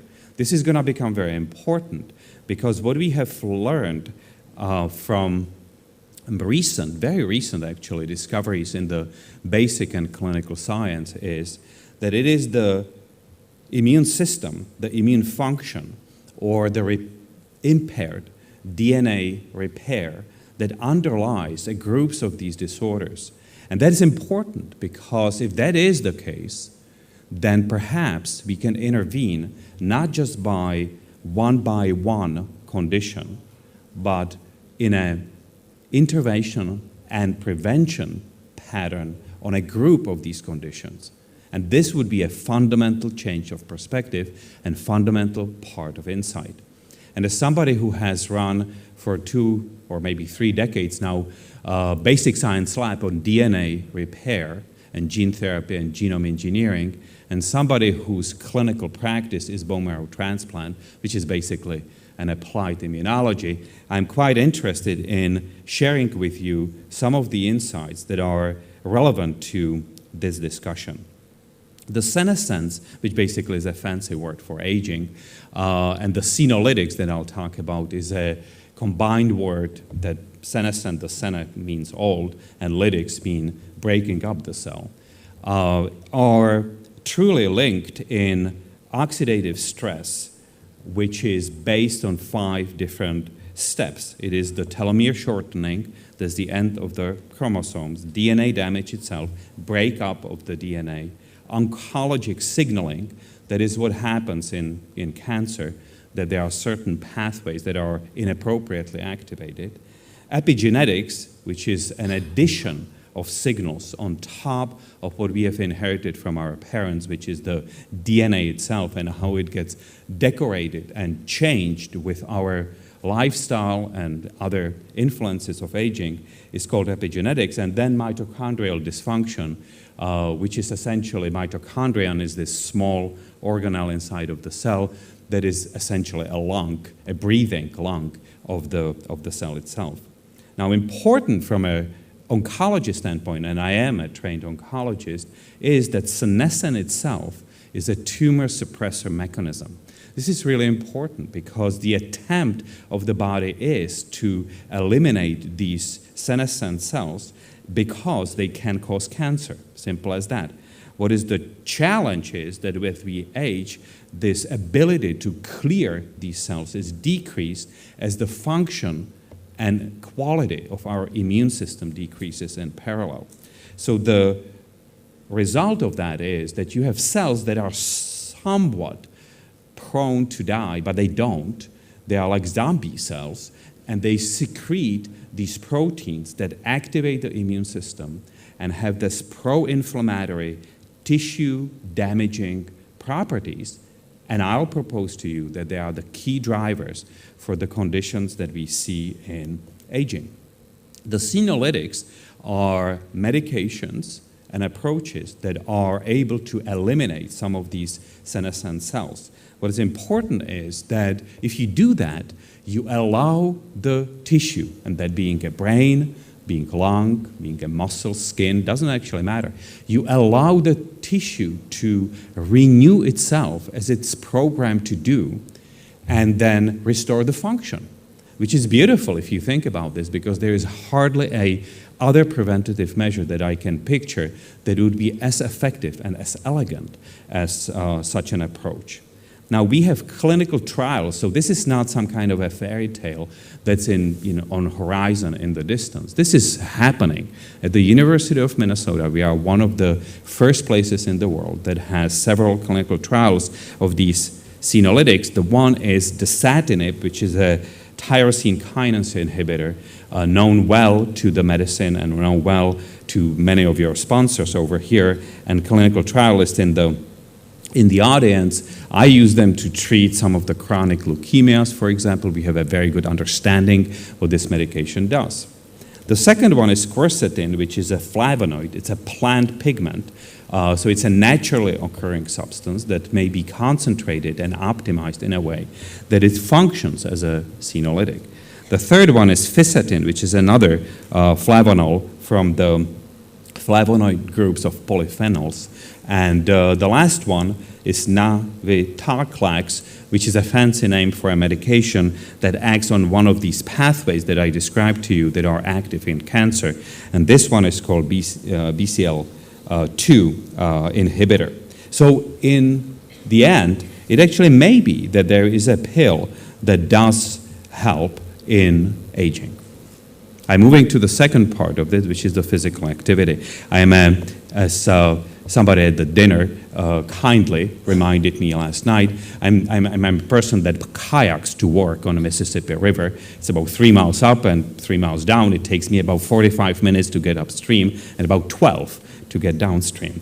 And I exercise every day, and I think that it's one of the most important things one can do for the healthcare. My bone marrow transplant patients do better because I'm the one who takes them on day 3 when they are really weakened by chemotherapy and radiation and get them to walk. I get them bikes in the hospital. I get them hoops that they can shoot. And I say, I'll take away your anti-nausea medications if you walk to the door and back. So I was very impressed when I toured the National Geriatric Hospital and the rehabilitation floor on the 5th floor, how organized that was and how focused the caregivers, the nurses, the doctors were on the well-being of their patients. The physical activity, of course, has some of the obvious benefits on bone, benefits on balance and flexibility. We talked about falls, how important they are. They improve blood sugar and cholesterol levels, which has to do with vascular, both in prevention of stroke and myocardial infarction. And of course, the mental fitness is important in the physical realm as well. And we all know that the body and mind are united in that activity that's partly mental and partly physical. The next one is nutrition. So as we age, many of us eat less, and that is not a problem because the amounts of food that typically advanced societies consume is associated with increased oxidative stress. It's basically more toxin that the body has to take care of. And with the aged mechanisms to dispose of these toxins, it may be more harmful for the body to keep them. So that part is not a problem. The problem is, how do we optimize what is being eaten? And in that way, we have been helped by many who study nutrition science in showing how fiber or healthy fats or some of the additions to the diet can help with protein conformations, interaction between the protein and DNA, and certainly other signaling pathways, the most important of which would be NF-kappa B and SMAD3. And these antioxidants, which is a beauty of this as well, how proximal medicine is, traditional or otherwise, this is to our lifestyles. And in this way, most of these substances are present in fresh or dried fruits, in vegetables, in black coffee that I drink a lot, and in red wine. Thank you, Dr. Than, for Chateau Latour last night. The help that we are getting in the housing side of things is also important, that we look at the lifestyle of aged individuals as a component of the society, as a relational challenge, not an individualistic one, because as we are built of relationships and we are who people around us are essentially, and we assume identities according to that relationships, I think it's incredibly telling that we can change some of the relational aspects of aged individuals. And as a pediatrician, I trained as a pediatrician in my second sort of professional life. It surprises no one that we have pediatric hospitals and that we have slightly different emergency rooms for children, slightly different rooms, and that we put bright colors, smaller equipment, toys in the realm of their familial healing. And it's an incredible honor to be in the presence of someone, Dr. Tam over here, who started not just the separation in the departmental level of Department of Geriatrics, founding of the organization that represents the geriatrics in this state, but also being able to see that it is so important to have a national geriatrics hospital that tends to the specific segment of our life and of our society. Next is the healthcare system and how we can bring about the societal resources in the best possible way. For me, the Hartford Foundation is one of the good examples that has figured out how to put some of the guidelines around aged individuals causing no harm, because a lot of interventions in medicine have unavoidable sometimes consequences, and sometimes consequences that should be avoided. And in this realm, it's important to really look for what matters first before we move further. Starting with what matters is very important to me, because that's how I have approached my patients of any age always, and it served me well and them well as well. So starting with the different needs and priorities and how to organize the team around the patient is incredibly important, because that is the only thing that's going to work. So you can take an example of, say, Mrs. Bell, who has high blood pressure and needs a medication for the blood pressure, but she's dizzy. And part of her substance of life and part of her joy in her life is that she can play with her grandchildren. If she cannot do that because she's dizzy, we have accomplished very little in the holistic approach to her. So picking up a medication that does not do that is an obvious, simple things to do. The other example can be somebody like here on the right, somebody we can call Louis, who is a patient who has had stroke, and at this time he does need all of these people that are in that circle around him and his family and his community in order to deliver the optimal care. And then, as I learned from Professor Hunk and others, the caregivers, the burden, you know, it's hard, but it's not a burden. That's the title of one of her papers, which I remember because that's exactly what it is. It is hard, but it's not to say that we are going to avoid it in any way. But I also want to bring up my personal experience as an immigrant to the United States, how I have seen how different communities perceive dementias. One of the large populations that we take care of are Native Americans, or American Indians, if you will. There are independent nations in the state of Minnesota, and their lifestyles are challenging, and their healthcare as well. Their understanding of dementia, however, is quite accepting in many ways, because they see that as a natural part of the life cycle, and they many times really are just focused on getting that person to their community and accepting that.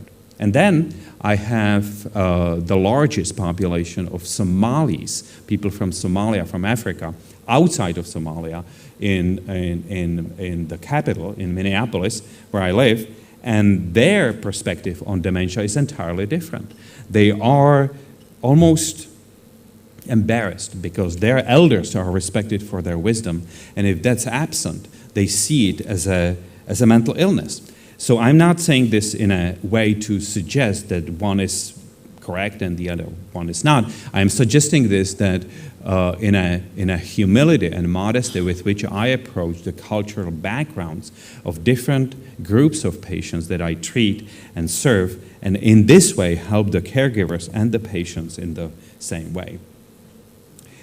Some of you have mentioned that it is the community, and I certainly agree wholeheartedly with that element being the part of how we design and perhaps decorate living and public spaces for people who are aging, even with dementia, and so that they can function longer independently and being functional for a longer period of time.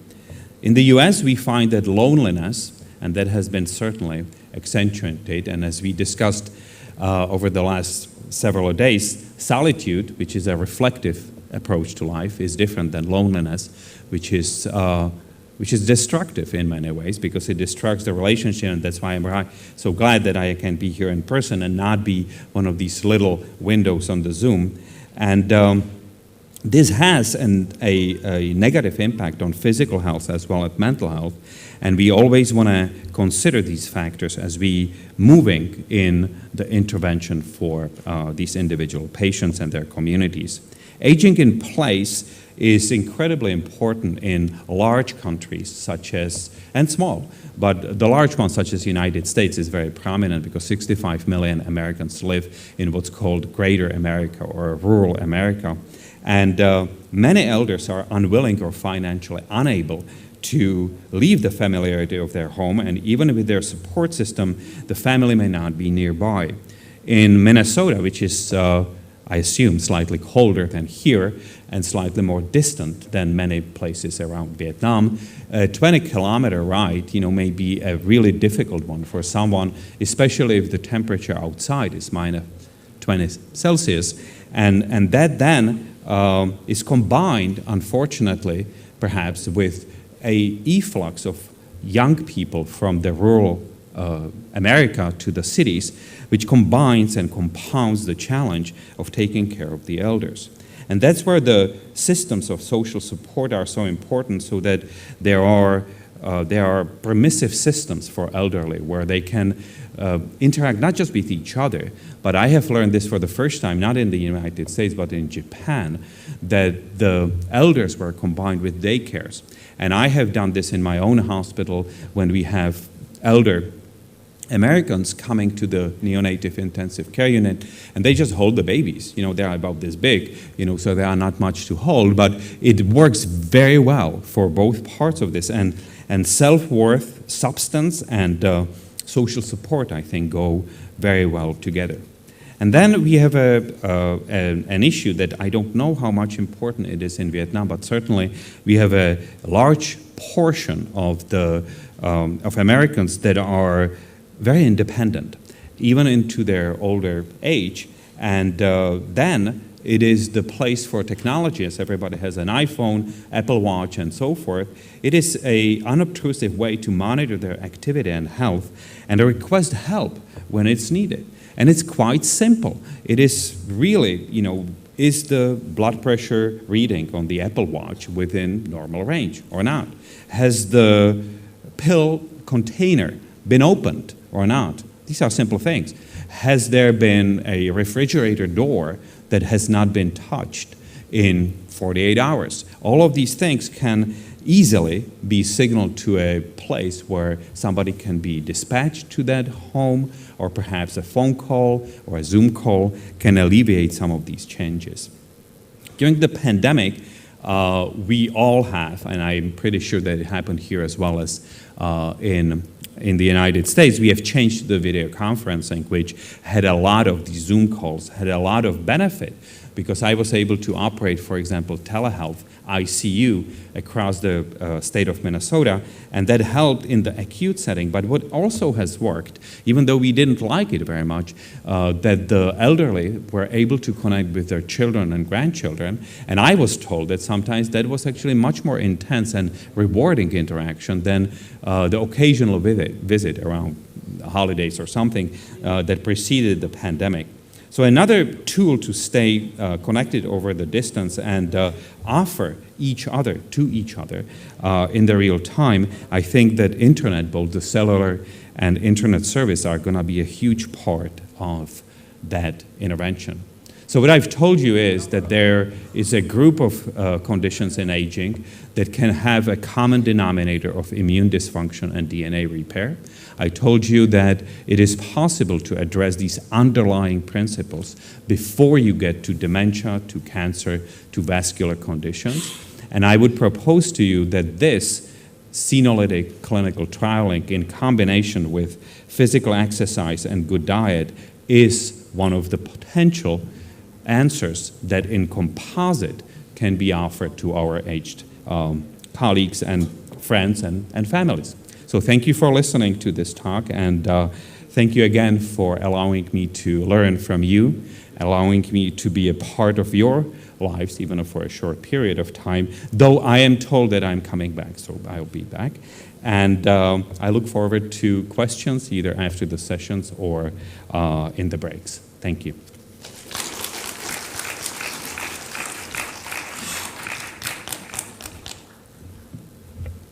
Vâng, xin cảm ơn giáo sư tiến sĩ Jacob Toller. Vừa rồi chúng ta đã được lắng nghe hai bài trình bày của các tiến sĩ bác sĩ Nguyễn Trung Anh và giáo sư Jacob Toller. Nếu quý vị có câu hỏi thì các quý vị có thể chuẩn bị và đặt câu hỏi vào phần thảo luận sắp tới. Kính thưa hội nghị, tiếp theo tôi xin trân trọng kính mời phần báo cáo của giáo sư tiến sĩ Jean-Pierre Michel, Giám đốc Liên đoàn Đào tạo Lão khoa của Hội Lão khoa Thế giới với chủ đề Bài học từ đại dịch COVID-19, cải thiện chăm sóc sức khỏe người cao tuổi. Xin trân trọng kính mời.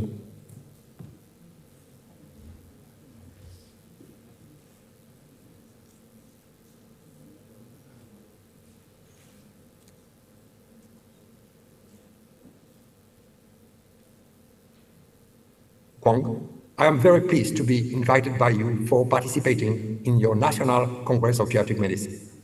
Dear colleagues and friends, it is my pleasure to deliver a lecture concerning the lessons from the COVID-19 pandemic for improving care of all adults. As everyone knows in the world, the COVID pandemic started in 2020 and it continues to be very active. In all the world countries, we have different waves of the infectious disease with different variants of the COVID. And WHO said that we had, since the beginning of the pandemic, a total of 600 million of cases and about 90 million of deaths. As in August 2022, the WHO mentioned that we had weekly around 7 million of cases and around 16 million of deaths. So I think that we have not to speak only of pandemics, but we have to speak about syndemic or systemic epidemic. Why? Because the COVID pandemic occurs while we have more and more old adults over the world, and these persons have more and more chronic diseases. So we have three pandemics: the COVID one, the graying world, and the chronic disease pandemic. And in this, the cohabitation and concordance of these different pandemics increase the burden of disease and the death rate. And at the beginning of the pandemics, it was noticed that patients with non-communicable disease were hospitalized 6 times more than healthy individuals infected with COVID. And these patients with non-communicable disease were 12 times as likely to die. What are the main non-communicable diseases who increase the severity of the disease? It was said that 96% of the patients who died in hospital from COVID-19 had comorbidities, mainly hypertension, diabetes type 2, ischemic heart disease, chronic respiratory disease, and cancer. We have also to note that obesity was not mentioned into this study, but was also one risk factor. So in this context, what can we learn from this pandemic and syndemic concerning the patient, the family, the community, how the healthcare professionals react to the pandemics, and can we hope a change in the healthcare professional system? What about the reaction of the healthcare system itself and how the healthcare system can be improved? And to last, I will come with the main topic, which is how we, geriatricians, can increase the quality of care of all adults. If this menu is fine for you, I will finish with a few take-home messages. To start, the problem of the family and the community. When we are looking at these two graphs from WHO, it is very easy to notice that the deaths from COVID occur mainly in the old population. 80% of deaths have occurred in persons over the age of 60. If we are going there and look at this OCDC analysis, it appears that in light bar, the people over the age of 80 died much more than the people below the age of 80, whatever the country. And when we are looking in different countries, it was not surprising that there was an increase in deaths during the COVID pandemic. In the red line is in fact the expected deaths in the UK during the COVID pandemic. And you can see that there was an excess of deaths in the UK, mainly due to this dark area it is linked to COVID.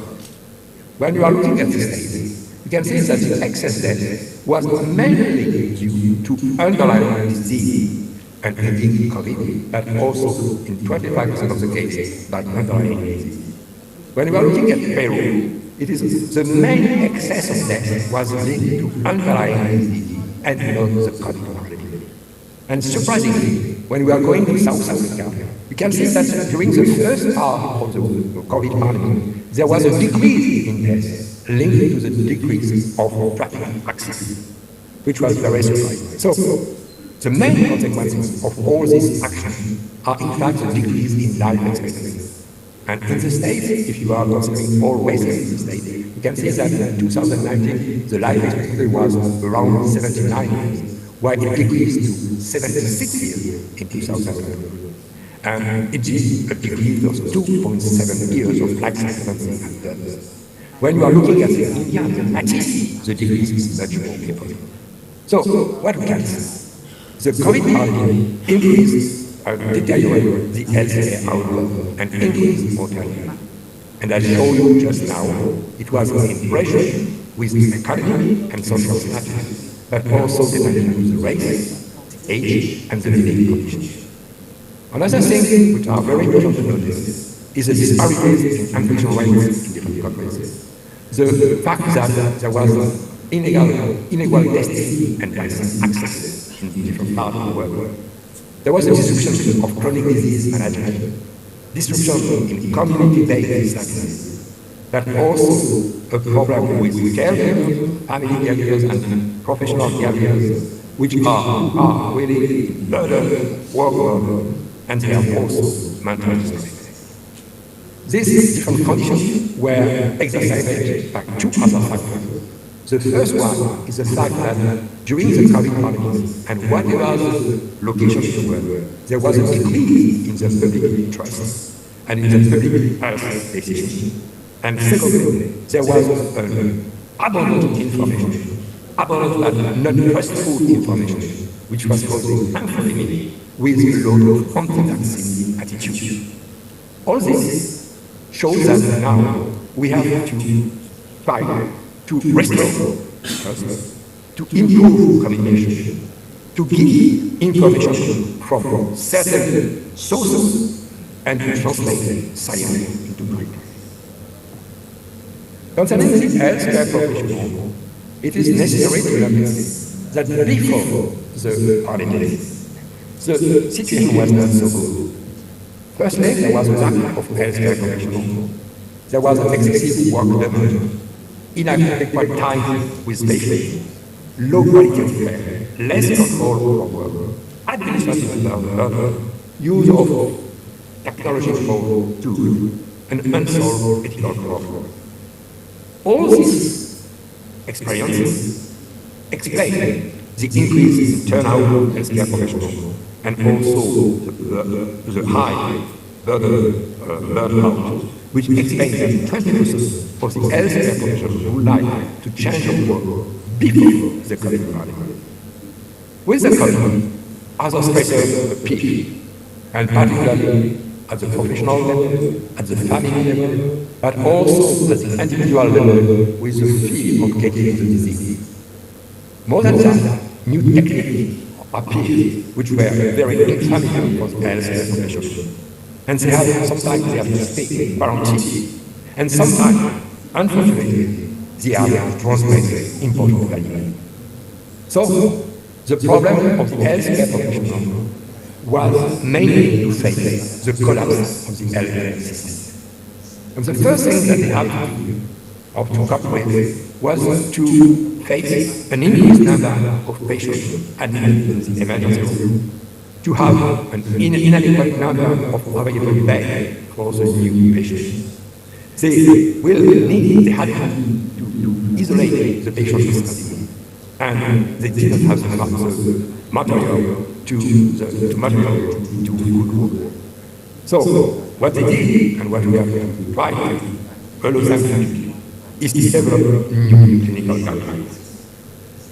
The second problem that the healthcare professional faces in front of the collapse of the healthcare system was the saturation of the intensive care units, and also the insufficient number of devices for ventilated patients.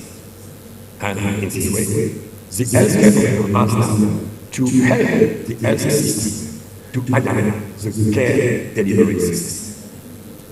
The third problem that the healthcare professional faced in front of the collapse of the healthcare system was the transition to virtual learning.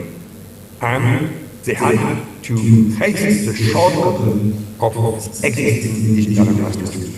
And after that, if they have a computer and they have a system, they will have to use virtual care platform to do virtual triage cases, to provide care by telemedicine, to provide outpatient services, etc., etc. And they will have also to manage data sharing, have spiritual support, social support of the vulnerable population, and to apply artificial intelligence application which they did not know before. So the third consequence for the healthcare professional is in fact to try to adjust their own training and own ability to the new need of their profession. The fourth part of the problem of the healthcare professional during the COVID pandemic due to the collapse of the healthcare system was very limited. It was the need of selecting patients to be accredited in intensive care. And at the same time, they had to allocate for vaccine ability for the patient, for the population, and also for their colleagues. So the healthcare profession has to increase their advocacy and activities. To summarize what I told you concerning the healthcare professional facing the collapse of the healthcare system, I think that the healthcare professional need to develop new clinical guidelines, to try to adapt the delivery system, to get a better education and training, and to leverage advocacy activities. But there are also high priorities, and these high priorities has to transfer the health education to fake expert clinical practice, that to reduce the administrative burden of clinicians, and to invest in clinical well-being. And for this, something which appears essential is to set up career, salary, scale, and prospect. And what we have not forget, which is also very important, is to train or to retrain leaders and managers. Whatever the position, the healthcare professional did a very good job. Whatever the higher aspect of society, whatever the personal of society, whatever the unfamiliar aspect of knowledge concerning telemetry, they provide very good care and they adopt a new way of practice. And the healthcare professionals were engaged in creative approaches as to train the use of personal protective equipment, to know how to do COVID testing, to use telemedicine, which allow increasing the in-person visits, to provide resources and medication and food for the patient, and indeed to reach our isolated and marginalized population. So we have to be very analogous to analyze very much the work of healthcare professionals. And in Europe, and particularly in France, they decided to have every one round of applause for the healthcare professionals. And they decided it very well.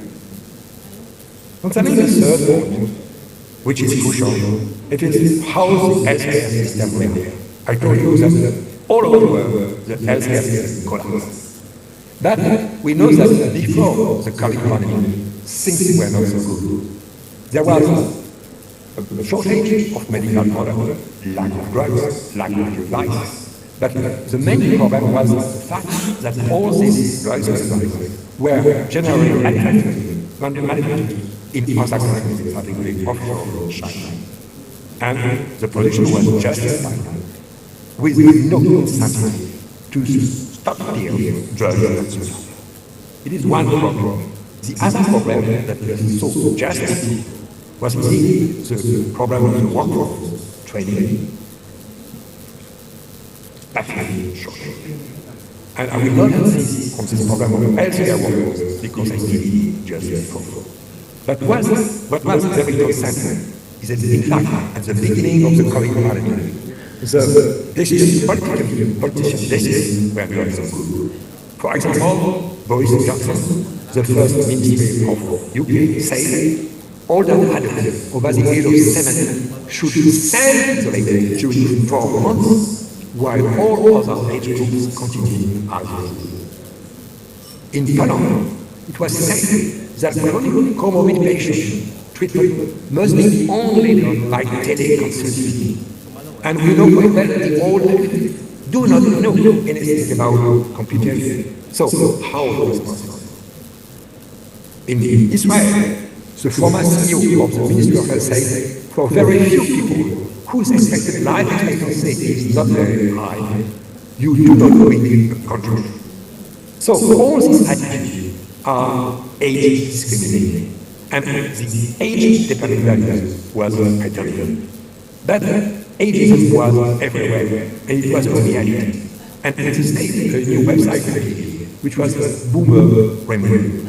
And in fact, this website said or proposed that the health young adults were completely unvulnerable to COVID-19.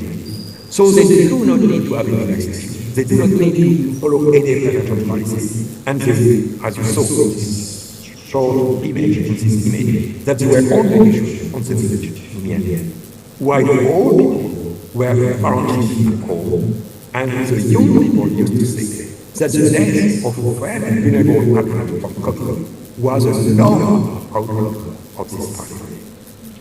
At the same time, there was a decrease in the healthcare offer, and there is limited access of outpatient services, community-based care, inpatient services, mobile care. And if we did not have any COVID or infection, you were admitted to the emergency care service.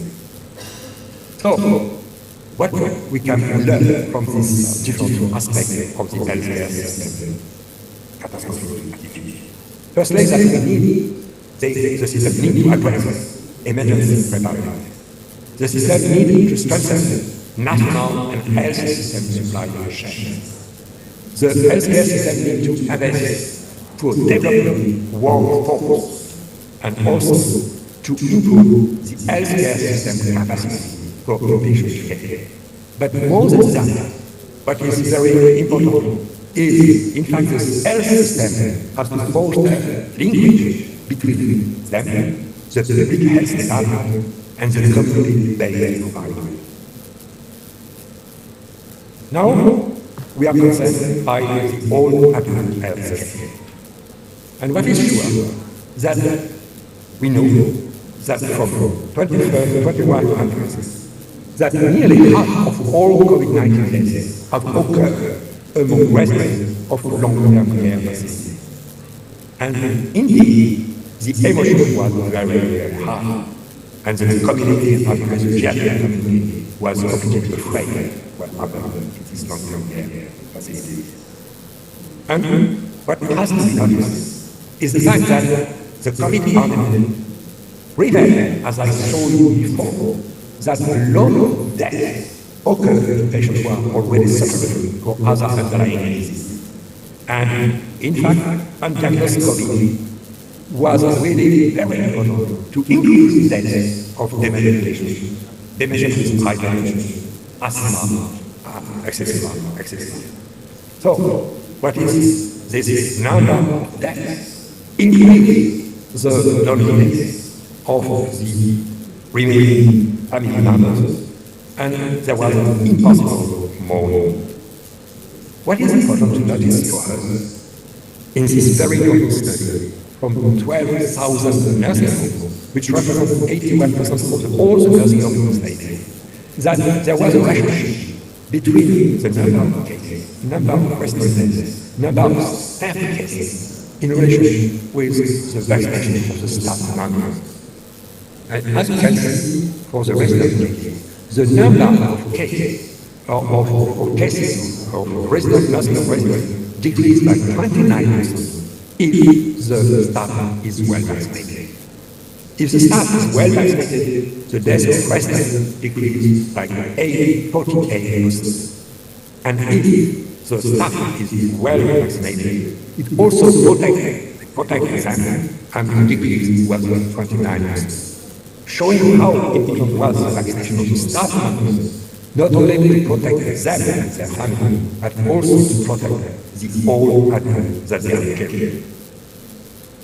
For the survivor, nursing home residents, the health program increased, depression increased, anxiety increased, loneliness increased. And what was very surprising, always is stated, it to show that in long-term care, the mortality rate was increased in 2021 compared to 2019-20. But after the first period of the COVID pandemic, there was no increase in the transfer from nursing home to hospital, explaining probably the increased deaths in nursing homes. But something which is also very important is to see that there is an increase in disability of the nursing home residents, and there was also a decrease in the weight of the residents, which explains that during the COVID-19 there was an increased number of falls and fractures.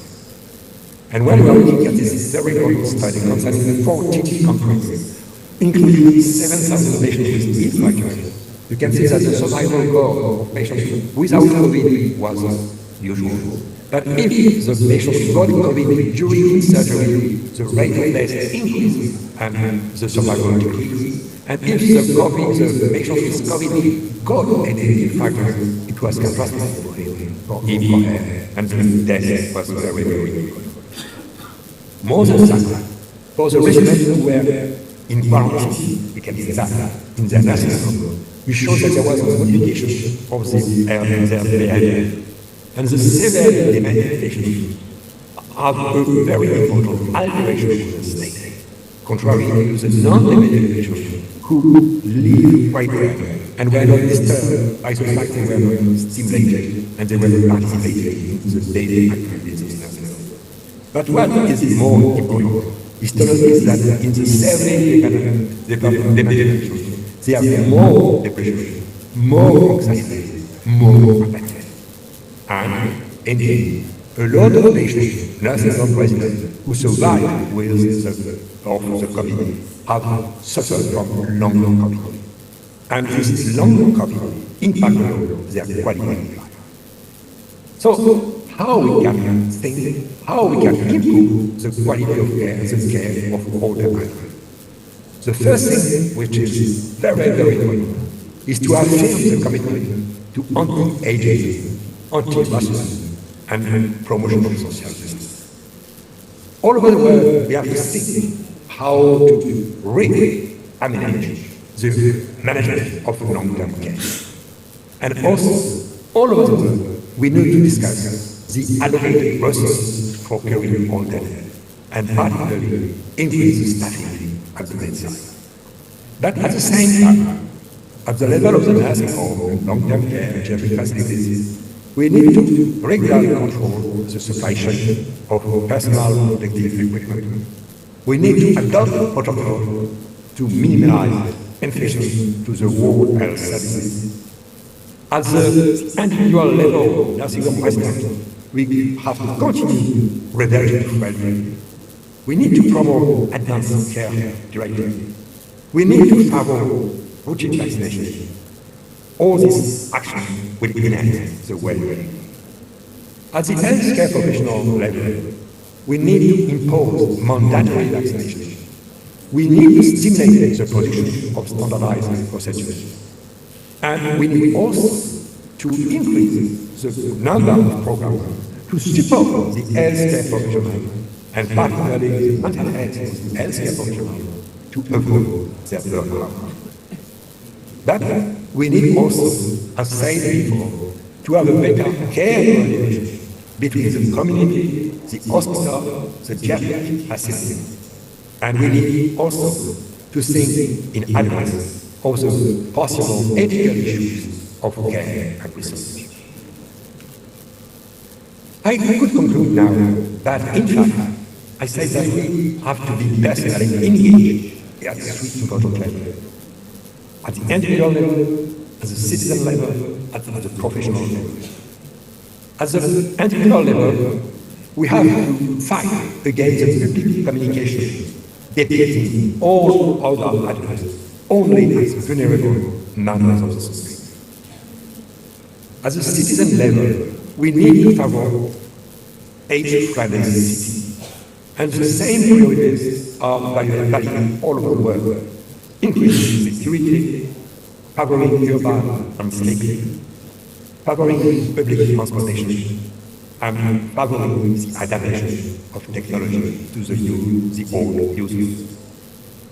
And to last, at the geriatric and healthcare professional caring older, we must reframe the thinking among our clinician colleagues and in our society to propose new guidelines integrating the presence of not only mobilities, but functional abilities, and to include systematically the functional assessment with the medical assessment. It's time to conclude, and I will leave you with a few takeaways. The most important is this one. We are not perfect. We make mistakes all the time. All we can do is in fact to try our best, to learn from our mistakes, to take responsibility for the mistakes, and to do a better job tomorrow. It was what the healthcare professional did. And whatever the problem that we have, a lot of all adults survive from COVID and from the underlying disease. And I would like to thank you, all of you, for your tremendous professional commitment during the COVID pandemic. Thank you very much to all of you for your involvement and contribution in forward.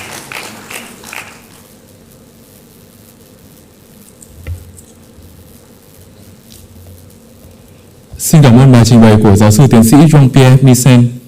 Và tiếp theo chương trình, chúng ta sẽ đến với phần thảo luận. Phần thảo luận sẽ có khoảng 15 phút.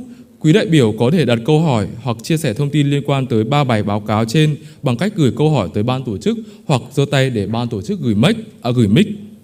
Xin mời chủ tọa đoàn điều hành nội dung này. Xin trân trọng kính mời. Sau đây xin trân trọng kính mời chủ tọa đoàn lên điều hành nội dung thảo luận. Xin trân trọng kính mời giáo sư Jacob Toller, hiệu trưởng trường Y Đại học Minnesota, Hoa Kỳ. Xin trân trọng kính mời giáo sư tiến sĩ Phạm Thắng, Chủ tịch Hội Lão khoa Việt Nam. Xin trân trọng kính mời giáo sư tiến sĩ Nguyễn Đức Công, Phó Chủ tịch Hội Lão khoa Việt Nam. Xin trân trọng kính mời Phó giáo sư tiến sĩ Nguyễn Văn Trí, Phó Chủ tịch Hội Lão khoa Việt Nam. Và xin trân trọng kính mời tiến sĩ bác sĩ Nguyễn Trung Anh, Phó Chủ tịch Hội Lão khoa Việt Nam, Giám đốc Bệnh viện Lão khoa Trung ương. Xin mời chủ tọa đoàn lên điều hành phần thảo luận.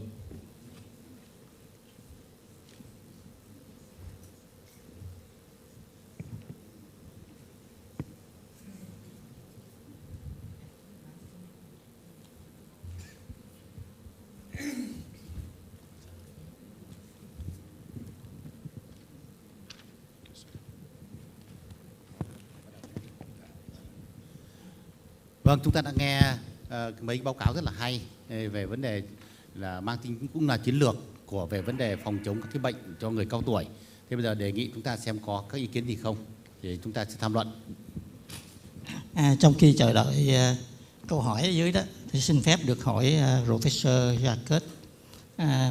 Cái bài trình bày của giáo sư rất là đối với bản thân tôi.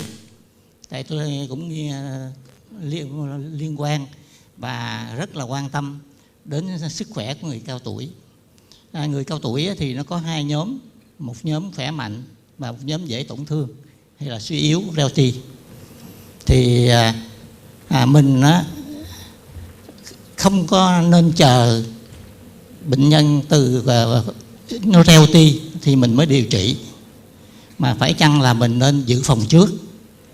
Thì trong đó có hai cái yếu tố mà các nghiên cứu người ta đã đề cập tới, đó là yếu tố viêm inflammation và yếu tố tăng đông. Và cũng có một số nghiên cứu người ta tác động vào hai yếu tố này.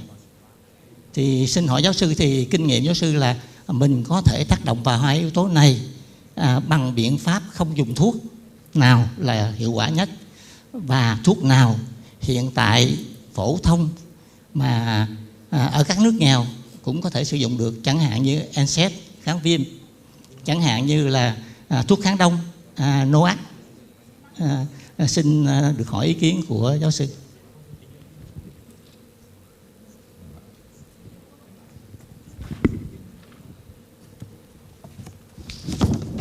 Thank you very much for the question.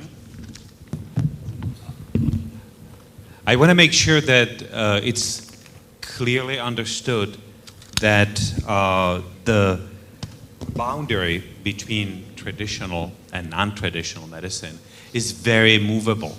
And most everything that I use in my clinical practice, being this antibiotic or chemotherapeutic or another agent, has started in some plant, some root, something that is quite common in nature around us.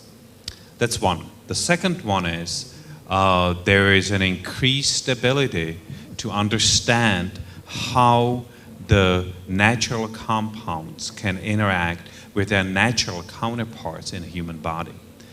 So I listed two. One was the quercetin and the other one was fisetin, which are both flavonoids. They are present in nuts, in fruit. They are present in a lot of parts of our diet, and they are one of the leading candidates for the senolytics.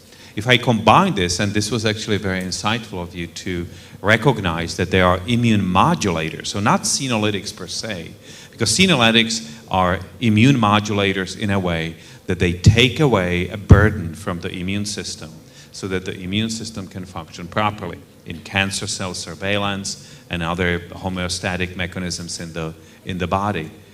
But they are also immune modulators that can actually look with great benefit to natural compounds, not because they are cheaper necessarily, but they are probably better.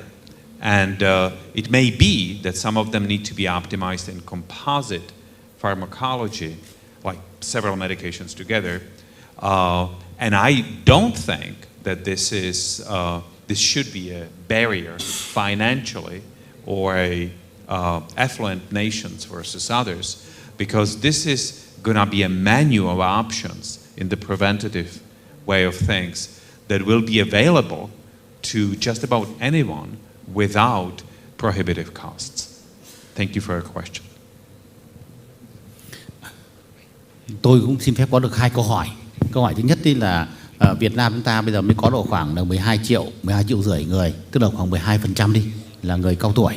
Thế nhưng mà chúng ta đã thấy cái tình trạng rất là thiếu nhân lực lao động rồi, đặc biệt là điều dưỡng. Thế cho nên tôi cũng không hiểu rằng là trong cái điều kiện mà các nước đang gọi là dân số già hóa, già thật ấy, thì không biết là các ông có cái biện pháp nào các ông làm để mà cung cấp được cái chăm sóc. Và tôi nghĩ cái này là hôm nay có ở đây có hội người cao tuổi, tôi nghĩ vấn đề này vấn đề chúng ta phải suy nghĩ ngay cho tương lai gần, bởi vì chúng ta đang là một trong các nước già hóa dân số nhanh nhất thế giới. Câu hỏi thứ hai là câu hỏi là cái số người cao tuổi người ta, xin lỗi là người ta chết trong vụ dịch đấy là do các bệnh lý nền, bệnh lý của người cao tuổi là chính. Thế thì trong cái điều kiện mà chúng ta bị cô lập, không đi đâu được, không vận động được, không đến bệnh viện để khám bệnh được, và hoặc là ngay trong cái lúc mà điều trị ấy thì lại không có bác sĩ chuyên khoa của các cái bệnh lý đó, và chúng ta chỉ có bác sĩ điều trị chung thôi để chống Covid thôi, thì các ông đã làm cái gì để có thể mà giải quyết được, và chúng ta suy nghĩ gì để chúng ta giải quyết vấn đề những cái bệnh nền đó để chúng ta giảm cái tỷ lệ tử vong ở những người cao tuổi. Xin cảm ơn.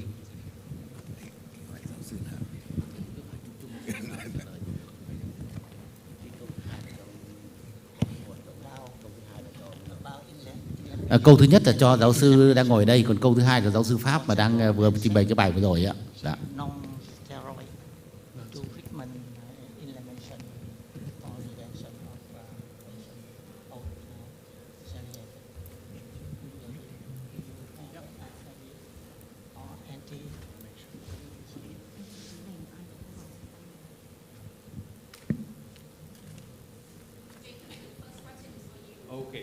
I apologize for my usual inability to be attuned to what is asked for me. My clumsiness is famous. My apologies. The first question was about the nursing and how we can improve the nursing setup in the nation like Vietnam. I can tell you with great recognition that I have been able to sit down with Dr. Van and his leadership team yesterday, and one of the leaders were talking directly about how to advance the nursing workforce in Vietnam and how perhaps University of Minnesota can be helpful in this. And we already have, thanks to Professor Hank, we have collaborations with my Dean of Nursing that can improve some of the educational modules that are helpful for increasing not just in magnitude, not just in quantity, but really in quality. And I am led by the noble example of Dr. Pham in how it is important to sequester the standard of cares and care models that are specific to geriatrics away from the rest of it, so that it keeps the focus and it's not dissipated by other means. Fair? And the second question is for somebody else? No? For me? No?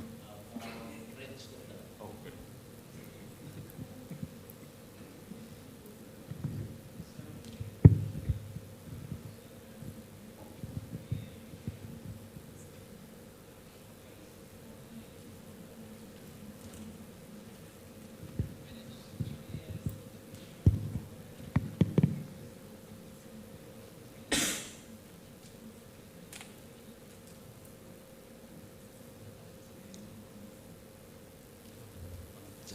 Trong lúc chờ liên lạc với giáo sư Jean-Pierre Michel thì trong hội trường của mình có ai có câu hỏi khác đặt cho các báo cáo viên của chúng ta ngày hôm nay không ạ? Ok.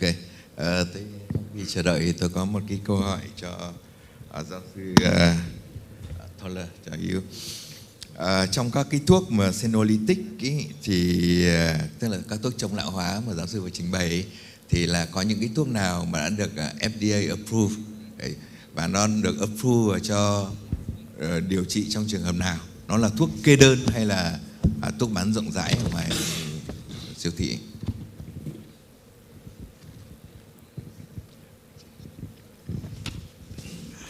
Thank you. That was not me. I hope. All right. It is. Can I talk? Okay. All right.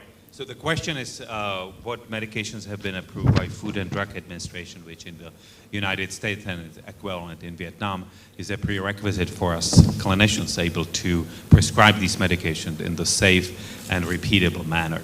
Dasatinib, which was the first one that I mentioned, is a very common medication that I use for the chronic lymphatic leukemia and many other tumors of any age, in fact. And so in this sense, this is not a new drug application called IND in this sense, but also it is a repurposed drug. So Food and Drug Administration and many businesses in Europe and in Asia are looking for drugs that can be repurposed, because obviously the research and development has already been done on these. The safety profile already exists. And even yesterday in the National Geriatric Hospital, we talked about the ability to so-called cross-reference the quality and safety file from one condition to another. It's much easier and it's much quicker, which is equally important. So dasatinib be a classic example of that. The Nevilaflax, is another one, which is a cancer drug. I mentioned that it's a BCL2 inhibitor, and again, same thing. It has been approved for other indications, and expanding the indication has a shared incentive in the big pharma, because that is most of the patents that are done globally start with a very defined, very focused population of patients and indications. And it's in great interest of the pharmacology companies to expand the indication so the broader market is accessed by that way. It's equally appealing to us clinicians, because we would like to have drugs that don't take 15 to 18 years to get to the market, but rather 1 or 2 years. And I can assure you that both of these medications, and the quercetin and the fisetin, don't even apply, because they are really not a controlled substance in a way medication would be.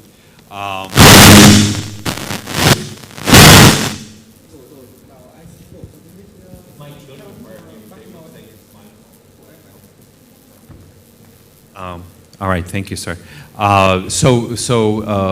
The last sentence I say to your very good question is that the medications that I have listed are already in clinical trials for the prevention, as you ask, the prevention of the conditions of aged individuals. And again, the fundamental is that by the same medication, you can prevent 3 of the major conditions of aged adulthood, this being the dementia, this being cancer, and this being the vascular diseases of the brain in stroke and cardiovascular in MI.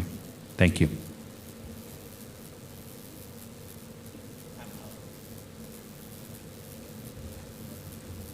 Vâng, xin chân thành cảm ơn phần thảo luận vừa rồi ạ. Có một câu hỏi mà gửi đến giáo sư Jean-Pierre Michel thì do tín hiệu đường truyền của giáo sư chưa được tốt lắm thì ban tổ chức sẽ chuyển câu hỏi đến giáo sư và sẽ trả lời lại quý đại biểu. Và thưa các quý vị, do thời gian của chúng ta, các phiên thảo luận, các phiên trình bày tiếp theo vẫn còn khá là dài. Vì vậy là ban tổ chức sẽ tập hợp lại các ý kiến và câu hỏi của quý vị của phiên này và chuyển tới chủ tọa đoàn, sau đó sẽ phúc đáp lại với tới quý vị. Và trước khi bước đến phiên thứ 2 của ngày hôm nay thì ban tổ chức xin kính mời các vị đại biểu cùng toàn thể quý vị đồng nghiệp sẽ nghỉ giải lao trong 10 phút và ban tổ chức đã chuẩn bị tea break ở bên ngoài hành lang ạ. Sau đó chúng ta sẽ tiếp tục với phiên thứ 2 là đào tạo lão khoa. Xin trân trọng kính mời quý vị ạ. Và để lưu lại kỷ niệm ngày hôm nay thì ban tổ chức xin mời các vị đại biểu, các vị khách mời sẽ ở lại chụp ảnh cùng với cả ban tổ chức ạ. Đầu tiên xin kính mời đại diện ban lãnh đạo hội chụp ảnh với cả các vị khách quốc tế ạ.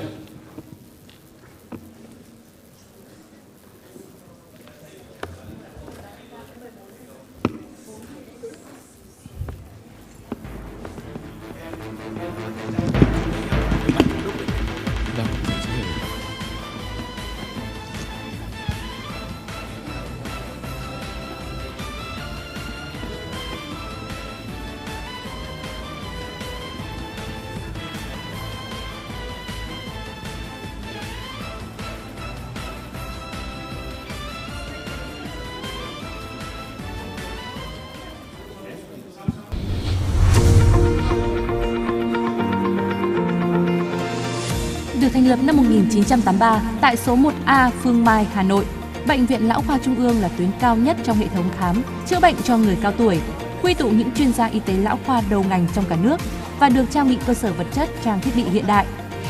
Bệnh viện Lão khoa Trung ương cung cấp các kỹ thuật, dịch vụ khám và điều trị các bệnh lý ở người cao tuổi như tim mạch, hô hấp, tiểu đường chuyển hóa, khám và điều trị suy tĩnh mạch chi dưới, cơ xương khớp, các rối loạn liên quan tới giấc ngủ ở người lớn tuổi, khám và phát hiện sớm điều trị sa sút trí tuệ, hội chứng dễ bị tổn thương, đánh giá nguy cơ ngã, vấn đề suy dinh dưỡng ở người già.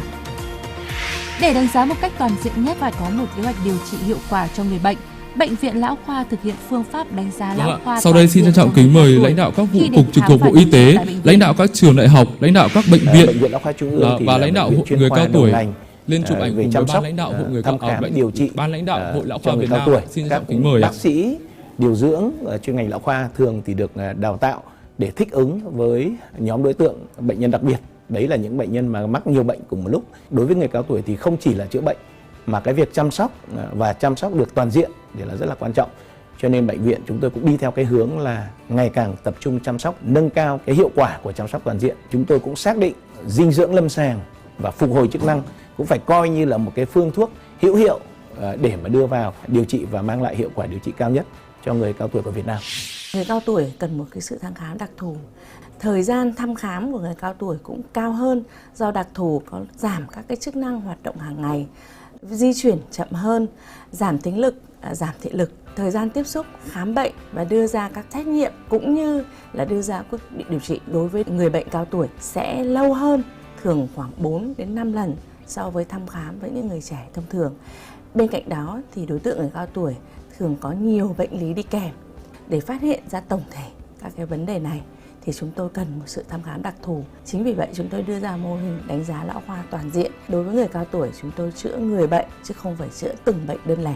Đánh giá lão khoa toàn diện là nhìn tổng thể các vấn đề cần tiếp cận.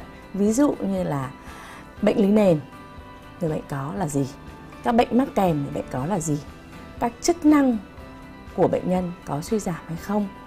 Đơn cử các chức năng rất đơn giản như các chức năng hoạt động hàng ngày, ví dụ khả năng sử dụng điện thoại, khả năng chi tiêu tài chính hoặc các cái vận động chức năng phục vụ bản thân, ví dụ như tắm, rửa, vệ sinh hàng ngày. Tiếp cận bằng đánh giá lão khoa toàn diện, chúng tôi sẽ phát hiện được tổng thể bệnh lý nền ra sao, các biến chứng đi kèm như thế nào, kèm theo tình trạng của người bệnh để đưa ra phương pháp điều trị phù hợp nhất đối với người cao tuổi. Các thành phần đánh giá lão khoa toàn diện bao gồm tình trạng chung, huyết áp, nhịp tim, cân nặng, chiều cao, đánh giá tình trạng đa bệnh lý, đánh giá tình trạng dùng thuốc, đánh giá hoạt động hàng ngày, đánh giá tình trạng nhận thức, đánh giá tình trạng dinh dưỡng, đánh giá nguy cơ ngã, đánh giá tình trạng tâm thần, đánh giá hội chứng dễ bị tổn thương, đánh giá tình trạng tiểu tiện và đại tiện. Sau khi người cao tuổi được đánh giá toàn diện, các chuyên gia tại Bệnh viện Lão khoa Trung ương sẽ đưa ra một kế hoạch điều trị phù hợp nhất đối với từng người bệnh. Ngoài ra, để nâng cao hiệu quả điều trị, bệnh viện cũng chú trọng đến các hoạt động chăm sóc xã hội khác như tổ chức các buổi giáo dục kiến thức, giúp các cụ tự chăm sóc bản thân, đảm bảo dinh dưỡng, cũng như tổ chức các hoạt động thư giãn thể lực cho người cao tuổi. Đánh giá lão khoa toàn diện trở thành thành tố không thể thiếu trong việc cải thiện chất lượng chăm sóc, giảm thiểu chi phí điều trị thông qua lập kế hoạch chăm sóc dựa trên chi phí, hiệu quả tại Bệnh viện Lão khoa Trung ương, đáp ứng tiêu chí luôn đặt người bệnh làm trung tâm và hướng đến sự hài lòng của người bệnh, khẳng định vị thế là bệnh viện chuyên khoa đầu ngành Việt Nam về khám, điều trị và chăm sóc sức khỏe cho người cao tuổi.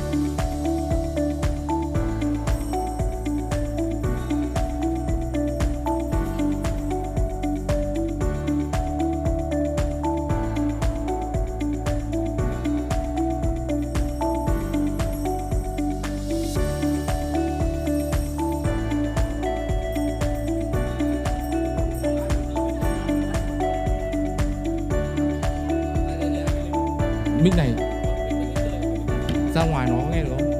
Tôi đây nói đây luôn được không?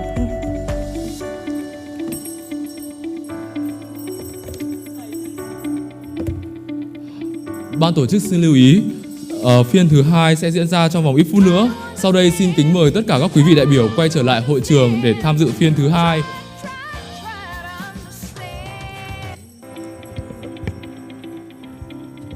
Cao lên.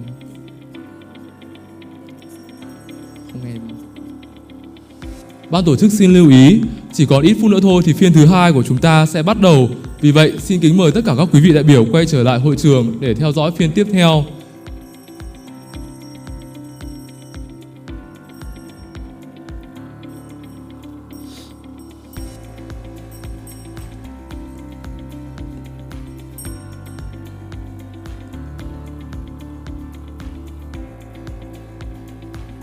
Ban tổ chức xin nhắc lại một lần nữa, phiên thứ 2 sẽ diễn ra trong ít phút nữa. Vì vậy, xin kính mời tất cả các quý vị đại biểu đang ở hành lang vui lòng quay trở lại hội trường để tiếp tục phiên tiếp theo.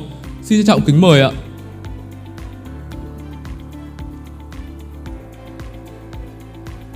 Bây giờ chỉ kính mời.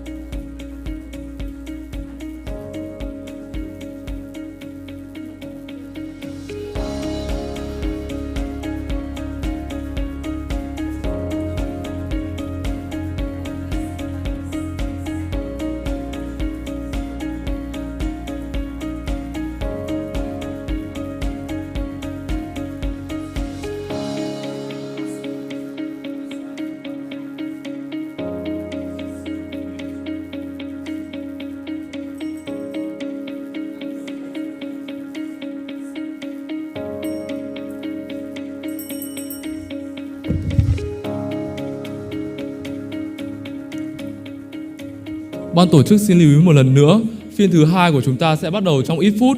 Vui lòng mời các quý vị đại biểu vui lòng quay trở lại hội trường để theo dõi và lắng nghe phiên tiếp theo ạ. Xin trân trọng kính mời ạ.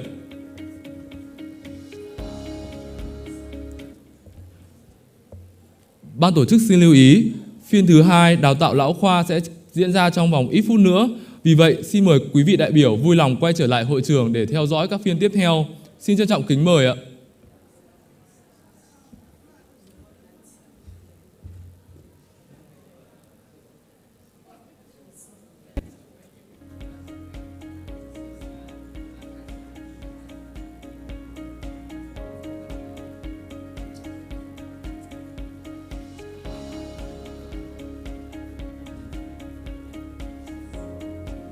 Vâng, chào mừng quý vị đại biểu đã quay trở lại với phiên hội nghị của buổi sáng ngày hôm nay.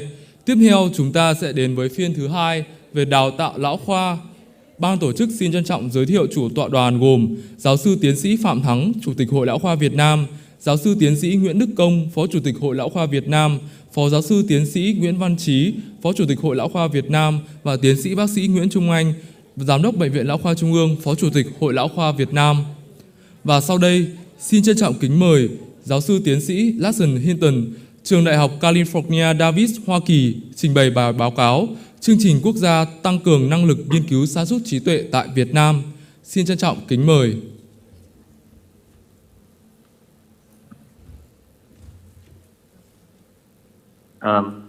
Yes, hello everyone, and hopefully you can hear me well. It's really an honor to be here and privilege to be here at the National Geriatric Conference. I wanted to express my gratitude to the organizers of the conference, including the Vietnamese Association of Gerontology and Geriatrics, the National Geriatric Hospital, and also the Hanoi Medical University. And again, I'm very grateful and happy to be here with you. I am also somewhat sad that I can't be there in person, but I'm hoping to do that next year. Today, I'm going to be presenting to you a national program to advance dementia research in Vietnam. So why is this an important topic? First, the number of people with Alzheimer's disease and related dementias is rapidly increasing in Vietnam and other Asian countries, especially Asian countries that are low and middle income. Research is really essential, I think, to improve prevention, early diagnosis, and treatment, as well as services to support people living with dementia after they're diagnosed and family caregivers. The knowledge gained from research is also extremely important for policymakers, because to have good policy, we need for that policy to be based on science. And so that research is essential for that as well. And I think we probably would all agree that there's a need to strengthen the capacity of scientists and researchers in Vietnam to conduct Alzheimer's related research. So I'm going to be talking today about what I'll refer to as the Vietnam Alzheimer's Research Network, or VAN, which was created to address this set of issues. This next slide shows, I think, what others have emphasized in terms of the demographics of aging in Vietnam. And basically what this shows is Vietnam and other low and middle income countries will be and are experiencing a dramatic increase in the number of older adults and also the number of people with dementia. What I'm going to be talking to you about today is part of a larger project. And I'm going to be presenting this research capacity strengthening program.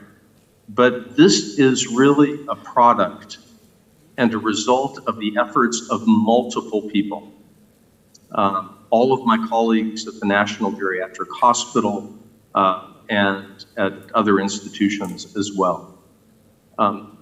This research capacity strengthening effort is also part of a project that includes a clinical trial to test a family caregiver intervention to support caregivers of people living with dementia in Vietnam. I will not be talking about that today, but hope that our team will present those results at a future conference. So this next slide talks about basically the research VAN, or the Vietnam Alzheimer's Research Network goals. So this is a project that was funded by the National Institutes of Health and the National Institute on Aging in the US. And the overall goals of this program are to create a national network of dementia researchers in Vietnam, and also to establish a pilot grant program and training activities to support investigators who are Vietnamese and working at different institutions in Vietnam.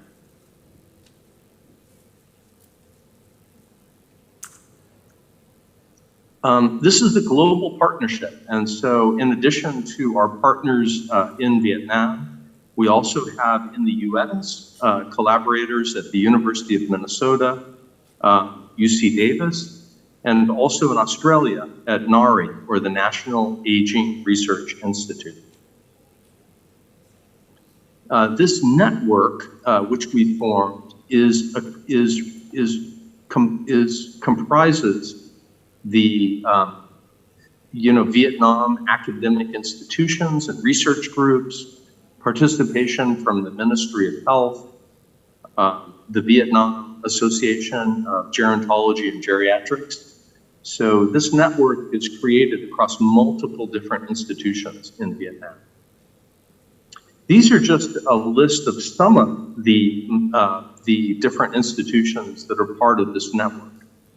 And you can see them here, a number of academic institutions, as well as the Ministry of Health and NGOs. So an important part of this capacity building program is we've set up a pilot grant program. So this was started in 2019. It's funded by our NIH grant. These pilot grants are open to all types of scientists from all different disciplines: nurses, physicians, bench scientists, sociologists, epidemiologists, etc., throughout Vietnam. The pilot grant program, the projects themselves must focus on some aspect of Alzheimer's disease research. I want to emphasize that when we talk about Alzheimer's disease research, we're really talking about everything from prevention of Alzheimer's all the way to care and support of people living with dementia and family caregivers. So it's a broad spectrum of research. Investigators in the pilot grant program are provided $10,000 US in funding for projects that last 1 to 2 years. And we select and prioritize projects that have policy relevance and also potential for future funding. Vietnamese scientists, investigators are paired with international experts who serve as mentors or collaborators on these projects.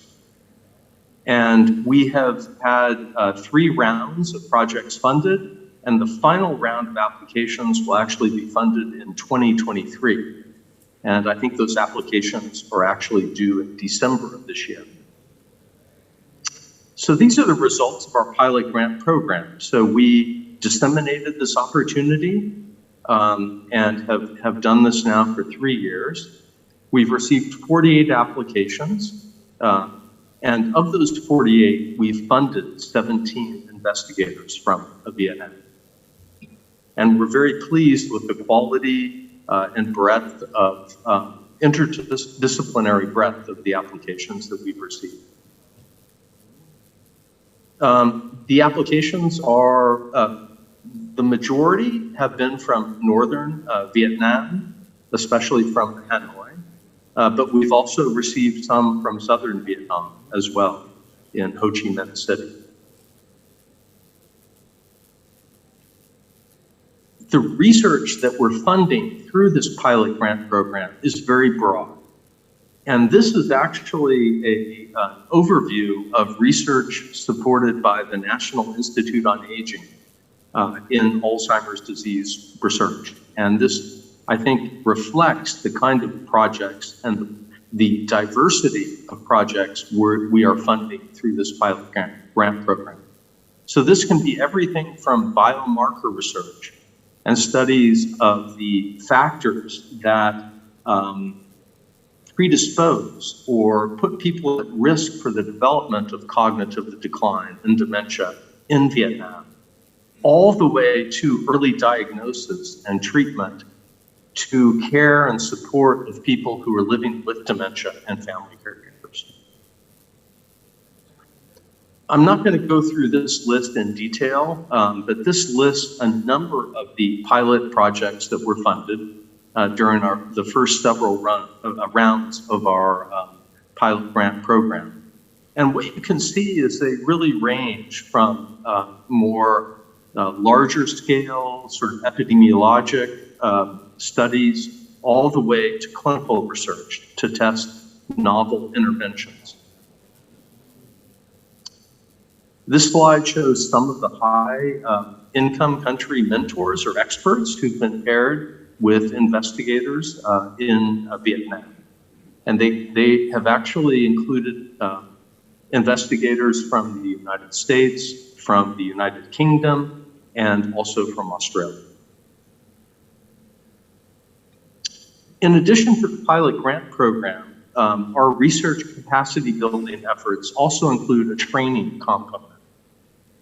So over the past several years, we have had workshops at this national meeting for grantees, and we also hold regular webinars. At those webinars, we have Vietnamese and international experts who are invited to present on various topics. And we also, during those meetings, invite the investigators who've been funded through VAN to present updates on their pilot grant programs. These have been very well attended and I think have been very useful overall. So just a final note in terms of what we've learned, there certainly have been some challenges in this pilot grant program. One of the biggest challenges has been obviously COVID. So we have had to shift a lot of our mentoring and training to online instead of in person. And I think we've adapted and done that, reasonably well. We've also learned about how to most effectively connect the mentors or experts in high-income countries with the investigators in Vietnam. There have been some delays due to some of the regulation of clinical trials in the US. And actually, as a result of this, we have shifted in this final round of applications, and we will not be funding clinical trials, but only observational studies. I think one thing that we could do better is to encourage more pilots from investigators in central Vietnam, for example, in Hue. And so I think that's an area in Vietnam where we really could do better in terms of having more investigators involved in this program. And finally, we are actively thinking about the best strategies for longer-term sustainability of this program, which we do think has had some benefit to building capacity in Vietnam. So to conclude, despite the challenges of COVID, we've successfully funded 17 investigators working on a diverse set of research projects from multiple institutions in Vietnam. This research capacity building effort is really the first of its kind that we're aware of in Vietnam, and I think can serve as a useful model for other low and middle income countries.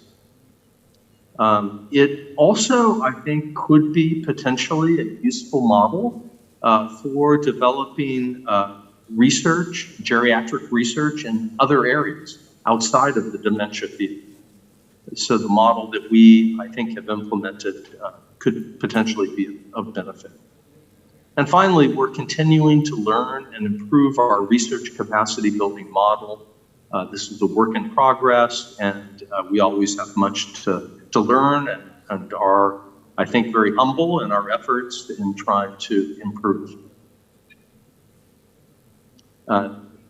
Finally, I'd like to just acknowledge once more the funding from the National Institutes of Health, the National Institute on Aging, and also to highlight the important contributions of our entire team, and also the co-PI of this project, Dr. Hu Lian, who I think is there in person. So cảm ơn, thank you very much, and I look forward to the discussion later.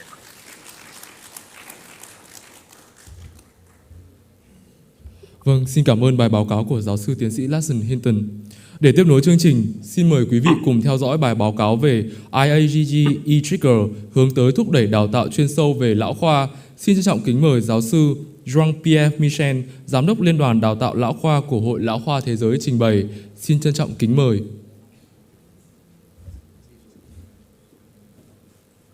4, 3, 2, 1. Good morning or good afternoon. It's my pleasure to be able to speak about a new program that was set up recently, which was called EAGG e-Trigger. EAGG is the name of the International Association of Gerontology and Geriatrics, and the meaning of e-Trigger is an online training in gerontology and geriatric medicine. And this program was shared by the Federation of Geriatric Education that I am leading. I will tell you the short history of this new program. Everything started in 1990 in Mr. Professor Stelling's office in Basel. And with my colleague, Professor Stelling, Professor Steen, Professor Glimler-Evans, we started constituting the European Academy for Medicine of Aging, well known as EAMA. We were very enthusiastic into the way of increasing the academic geriatric level in Europe. And as you can see, I was very young at that time. We decided to favor the education of future academic leaders in geriatric medicine. And for this, we said that the National Society of Geriatric Medicine in Europe has to select the best participant for this new teaching activity, which was train the trainers activities.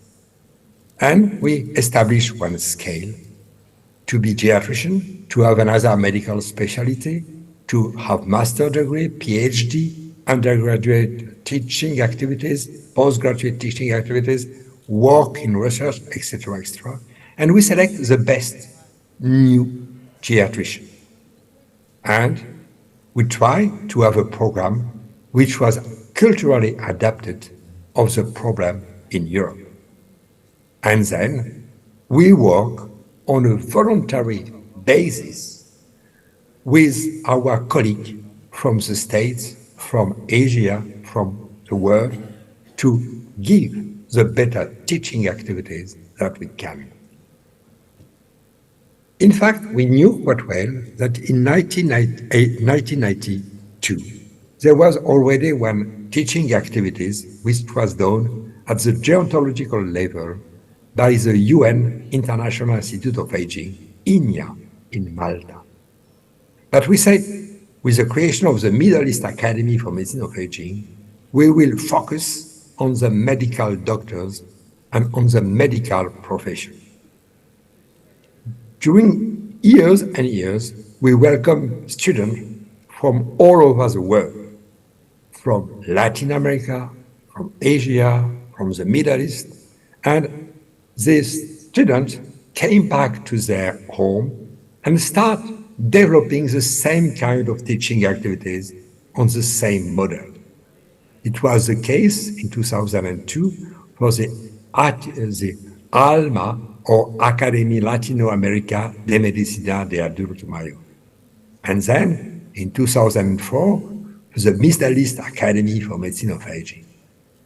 It was more complicated to start any teaching activities in Asia, but in 2011, we were able, with my dear colleague Yang Kang-chen and Indian Rai, to build the ASEAN Academy for Medicine of Aging. In 2014, we faced the first degree, the 20 years of the first graduation of the European Academy for Medicine of Aging. And you can see my colleague, Hannes Stellin, my colleague Simon Duursma from the Netherlands, and all the other people were our students, and they are now in the leading position in Europe and in the European Society of Geriatric Medicine. So we were very pleased because during 20 years of activities, we trained almost 100 professors of geriatric medicine, who are now in charge of spreading the knowledge of geriatric medicine over the world. The work that we did was recognized in 2017 at the World Congress of Geriatric Medicine in San Francisco.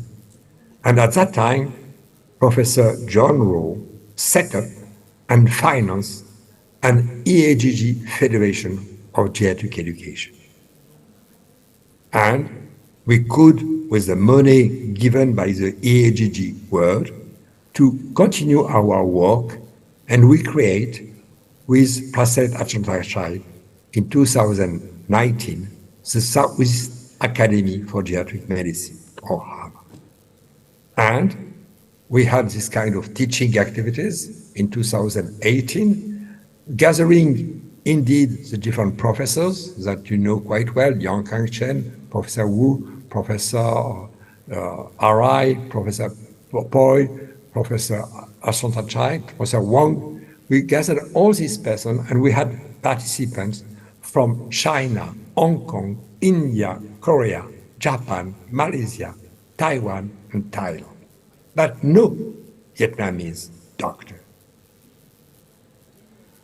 We continue working, and with the money of the AGG, we tried building in 2019 the African Academy for Geriatric Medicine. And in fact, at that time occurred or started the coronavirus pandemic. We knew quite well when we started that we had a lack of healthcare professionals. And you can see that in 2015, in a publication of 2015 by WHO, that in 2030, before the COVID pandemic, in the world, we will lack of 45 million of healthcare professionals. And if we are looking at East Asia and Pacific, the estimated lack in 2030 was 27 million of healthcare professionals. So you can imagine that after the COVID pandemic, the lack of healthcare professionals is much more important. So, after a lot of hesitation, a lot of problems, we try to scale up geriatric education to the fit of purpose of healthcare workforce. And we decided not only to include the medical doctors, but all the healthcare professionals caring for old adults at a higher level. And we create, in 2020, the EAGG, E-Trigger training in gerontology and geriatrics. For this, we had to find a very nice technical platform, and we found it in Switzerland, and we have a very nice academic collaborator, Dr. Fiona Akad. Then, with the support of the AGG world, we decided to create this course, led by Professor John Rowe, past president of the EAGG world, by Professor José Oregui from Argentina, current president of the AGG world, and Professor Miguel Acamfora, current General Secretary of the EAGG World. And we did that with my colleague, Professor Indenori Arai from Japan, Professor Yang Kang Chen from Taiwan, and myself, indeed. We welcome EAGG trainees, which were in fact trainees, young doctors, selected by the Asian and Southeast Asian Academies of Geriatric Medicine. And we decided to have less than 100 participants from different Asian countries. And for them, there was a free attendance for the teaching activities. We also include a new principle of training. For 1 hour, we have firstly one online state-of-the-art lecture by a faculty. This 20 minutes state-of-the-art lecture was followed by one online case, clinical case, by a scholar, and then by 20 minutes of online discussion with the trainees. And this discussion is animated by another scholar from another country. And to last, we have kind of synthesis by the faculty. So our activity in 1 hour was to involve as much as possible tutors, professors of geriatric medicine, young faculties, but also the trainees. So for this, we selected a lot of scholars who are adjunct associate professor or healthcare professional, non-MD, with proven clinical leadership. And for each session of 3 hours, we welcome 3 scholars and from Asian countries. We have also faculties which are coming from all around the world, full professor, MDs or PhD, or expert healthcare professional. And another time, for each session of 3 hours, we have 3 faculties.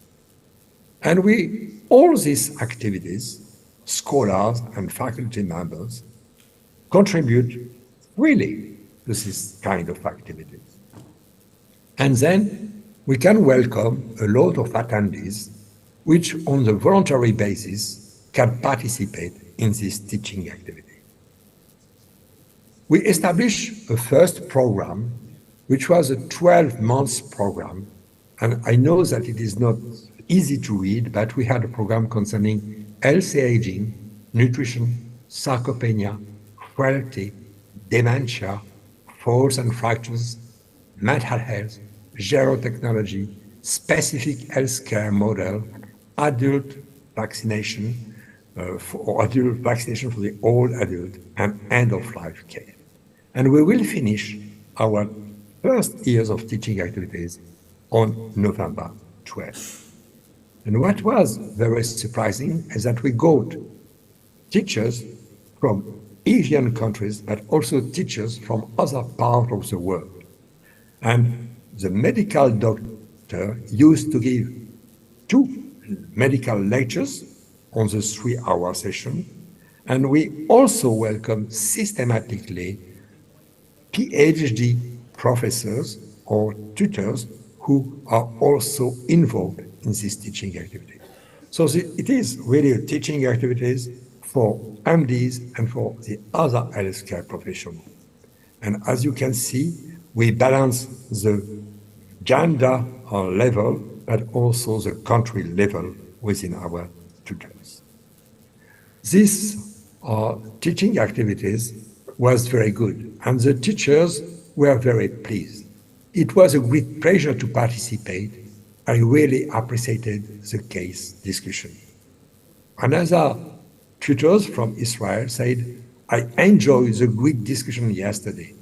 I was pleasantly surprised by the number of participants and by their involvement. Another colleague from Bangkok said, it was exciting to see the younger colleagues being involved and showing of a strong futures in geriatrics and gerontology. For the scholars, it was also a pleasure. And at the time from Bangkok, this person said it was a great opportunity to work and learn from you, all experts in the field. And another person from Singapore, Dr. Shu, said the whole processing ran very smoothly. So what we did is to have this kind of activities, and we got for these activities an accreditation, European accreditation. And this European accreditation is a worldwide accreditation. And after each session, we get an evaluation showing that, or asking how useful was the teaching activity for your profession, what is your overall impression of the program, what is the overall impression of the organization, are the information well balanced, scientifically based, and what is the time for discussion available or not.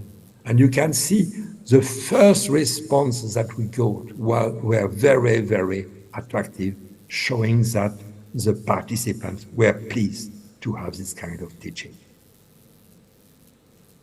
The trainees were also very enthusiastic, and particularly this person from China said, "This was my first time attending an international course and discussion.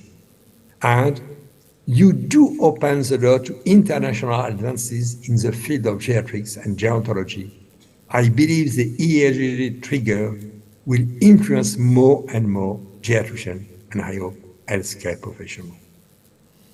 So, for the teaching activities, we have this validation of the teaching activities by Europe, which is valid, as I said, worldwide. But we have also a validation by having different question and quiz to give a certificate. And the AGG certificate will be delivered to the participants, the trainees, who succeeded in 10 quiz among the 12 sessions. What are the quiz? We have for each session 9 multiple questions which were reviewed and validated by tutors and scholars during a rehearsal session organized a few days before the training. And the training can access to the recording of the 3-hour session before answering the quiz, which must be completed in one shot within 7 days after the session.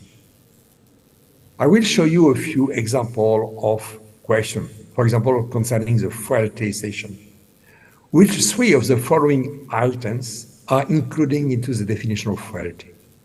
Increased vulnerability, sarcopenia, cumulative decline in multiple physiological systems, and poor outcome. And indeed, in this definition, you know that sarcopenia is not included in the definition of frailty. And we have not only medical questions, but you have also different gerontological questions. The label of social frailty was frequently being used to characterize all the following issues affecting older adults, except one. Which one? Economic hardship is not part of the definition of social frailty, while depression, living alone, and social isolation was part of social frailty. Indeed, the students participating in this quiz got positive result or negative results, and you can see that until today we have a response rate which was positive in 75% of the case, which is quite good, and around 40 participants will get one EAGG diploma at the end of our activities. So, how we can forecast the future of the EAGG e-training? Indeed, we have a money problem because we have the contribution of the Asian and South Asian Academy. We have to continue having the EHG World support. We try to find new donors, and we try to collaborate with new medical and health sciences universities. But in fact, now we have a very strong platform, and we have a training model in gerontology and geriatrics. And currently, we have a lot of requests from Europe, Latin America, to continue this kind of teaching activities. And in Asia, we have the chance to have, and Middle East, we have the chance of having two urgent demands. India and Turkey will be part of the new teaching activities that we are scheduling in 2023. And if I did this presentation today in front of you, it to encourage you and all the new promising geriatricians in Vietnam to participate in the next teaching activities, which will start very soon. So remember that, in fact, and I show you it very well in my first presentation, those who look only to the past or the present are certain to miss the future. And please look forward and think of the future. So I would like to thank you for your attention, and I would like to remind you that in 2023 we will have a new course, and I will welcome all your questions. And if you need to get in touch with me, don't hesitate, and please visit the website of the teaching activities, which is mentioned on this slide. Thank you very much, and I hope that a lot of young Vietnamese colleagues will participate next year in this adventure.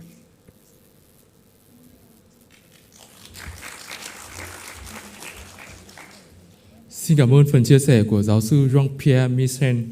Tiếp theo chương trình, tôi xin trân trọng kính mời giáo sư tiến sĩ Vasi Naganathan, Phó Hiệu trưởng Trường Lâm sàng Concord, Đại học Sydney, Úc, trình bày bài báo cáo các chương trình đào tạo và dự án nghiên cứu về lão khoa tại Úc. Xin trân trọng kính mời.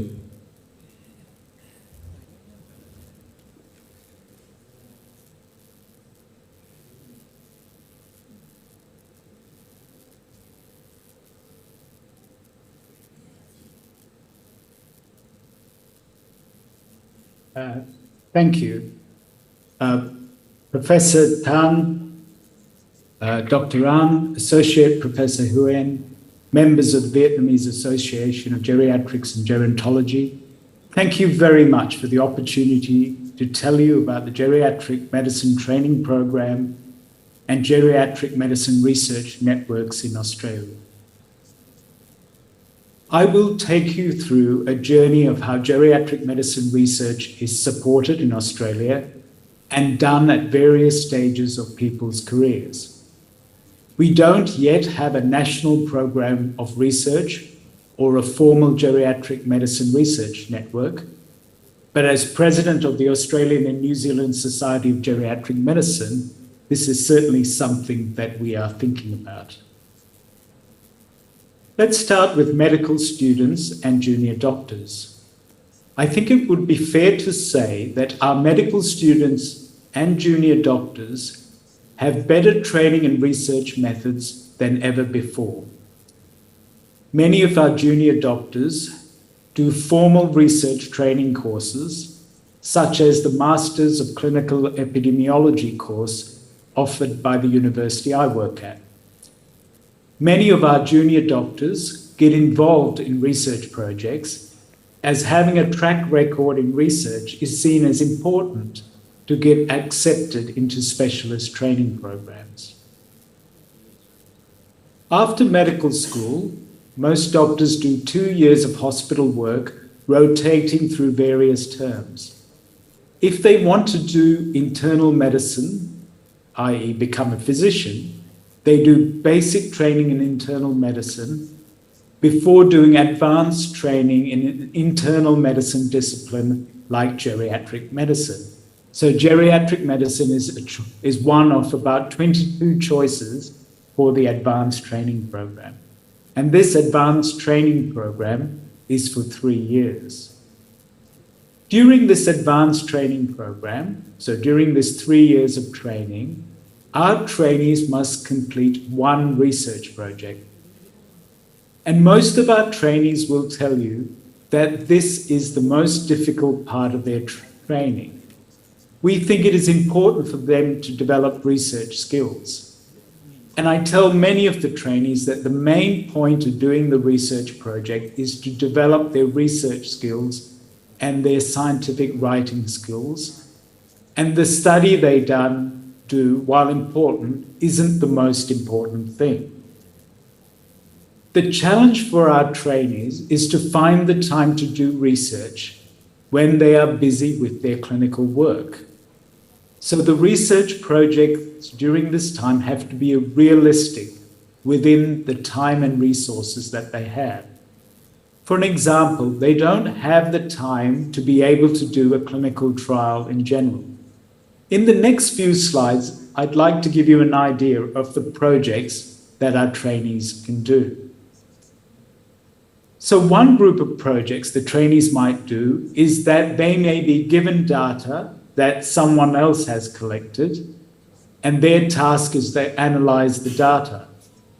So that kind of project is good for a trainee who has good statistical skills. So I'll give you one example of that. I've been involved with a large cohort study of more than 1,800 older men that we've been collecting data on for more than 10 years. We've collected data from questionnaires, clinic visits where they have physical measures, and they have blood tests. So we might get our trainee to do a relatively simple study using this data, which would be to look at the prevalence of geriatric syndromes. So here you can see some data from this descriptive study, and you can see how the prevalence of geriatric syndromes starts to particularly increase after the age of 80. And this supports the concept that many of us talk about the old. You can see the same when you look at the prevalence of frailty. So this is an example where a trainee would be given the data and their task would be to analyze the data.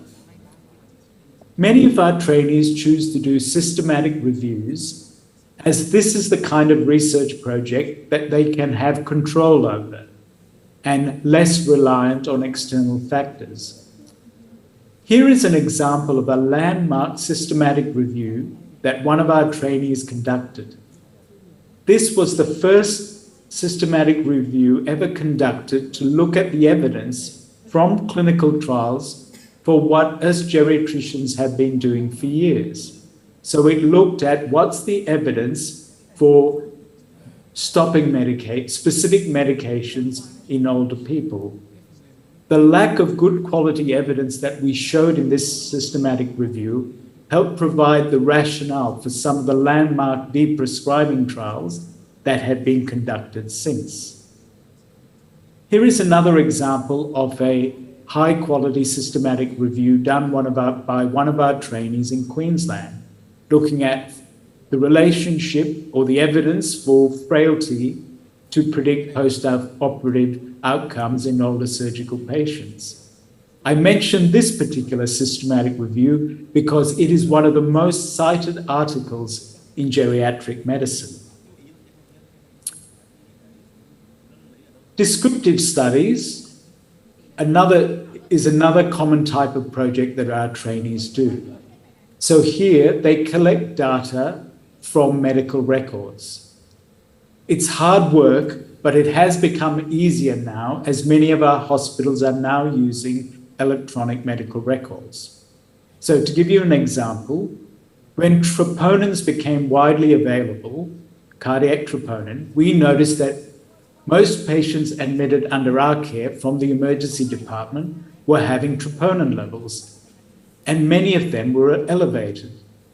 In this particular descriptive study, where our trainee audited consecutive medical records of patients admitted under us, we found that 20% had elevated troponin levels, but had no clinical evidence of a cardiac event during their ED admission and during their hospital stay. The study told us that it was reasonable for us to ignore these troponin levels if there was no evidence from any other features of a cardiac event. For as long as I can remember, emergency departments in Australia have been under pressure from the number of people coming through the front door. Many people have said this is because older people who are not sick are being admitted to our hospital.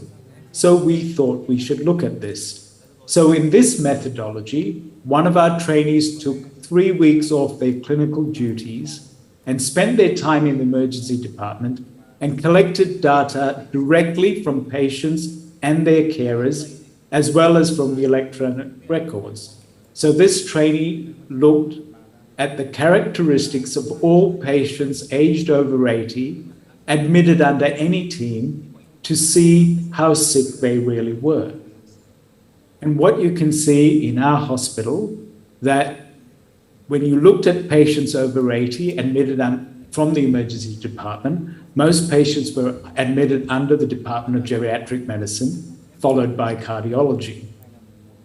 Under surgical specialties, the most common team patients were admitted under was the orthopedic team, presumably due to fractured hips. And in fact, using a validated criteria, we found that most of those patients were indeed acutely unwell. And then we looked at the kind of treatments that they had. And this slide here shows you the kind of treatment that these people required.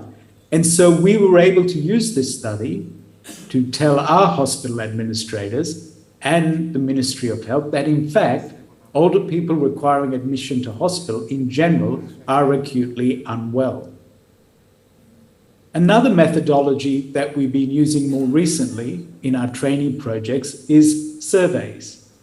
And we particularly found it useful to do electronic surveys using RedCap as the platform.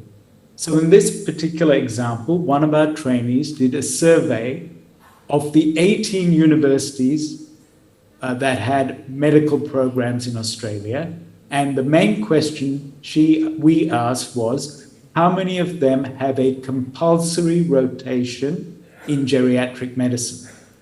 And what we found is that in 2016-17, when this survey was done, 11 out of 18 universities in Australia had a compulsory rotation in geriatric medicine. However, in only 3 of them was it a standalone rotation. In the other rotations, it was combined with other disciplines. We are now conducting a study, again driven by one of our trainees, again using the same survey methodology, to find out about the services provided in hospital and out of hospital by the more than 80 departments of geriatric medicine we have in Australia and New Zealand. And you can imagine how useful this data will be, because we'll get an idea of the breadth and depth of services that our departments of geriatric medicine are providing, which is very useful both for our own discussions about how we develop our services, but also in our discussions with government. Once trainees finish and become consultants and fully qualified geriatricians, many will choose not to do further research. But even then, many of them will use hospital data to understand what their services are doing. And I'd now like to show you one simple example of that. So at the hospital I work at, over a number of years, we've built up a new model of care where we provide medical and nursing support to our nursing homes. So we support the nursing home staff and the general practitioners in looking after the medical and health problems of people living in residential care. We've got a particular focus on acute care so that we try and provide medical care within the nursing home, if possible, rather than in hospital, or we organise for assessment of the hospital and quick discharge back to the nursing home where we can follow up. And the question, obviously, is how effective is this care? And this slide here shows you how we've been able to use simple hospital data to show that the number of emergency department presentations from nursing homes has decreased as we've developed our model of care. However, if this applies to both geriatricians and those of other specialties and disciplines, if they really want to develop a serious research career, then we would advise them to do either a master's or PhD, as this is the best way to develop their high-level research skills. As I said, this doesn't only apply to geriatricians, and from a personal point of view, one of the most satisfying aspects of my research career has been supervising people from a whole variety of disciplines, and I've listed some of them on the slide that you can see. So I'd like to give you one example.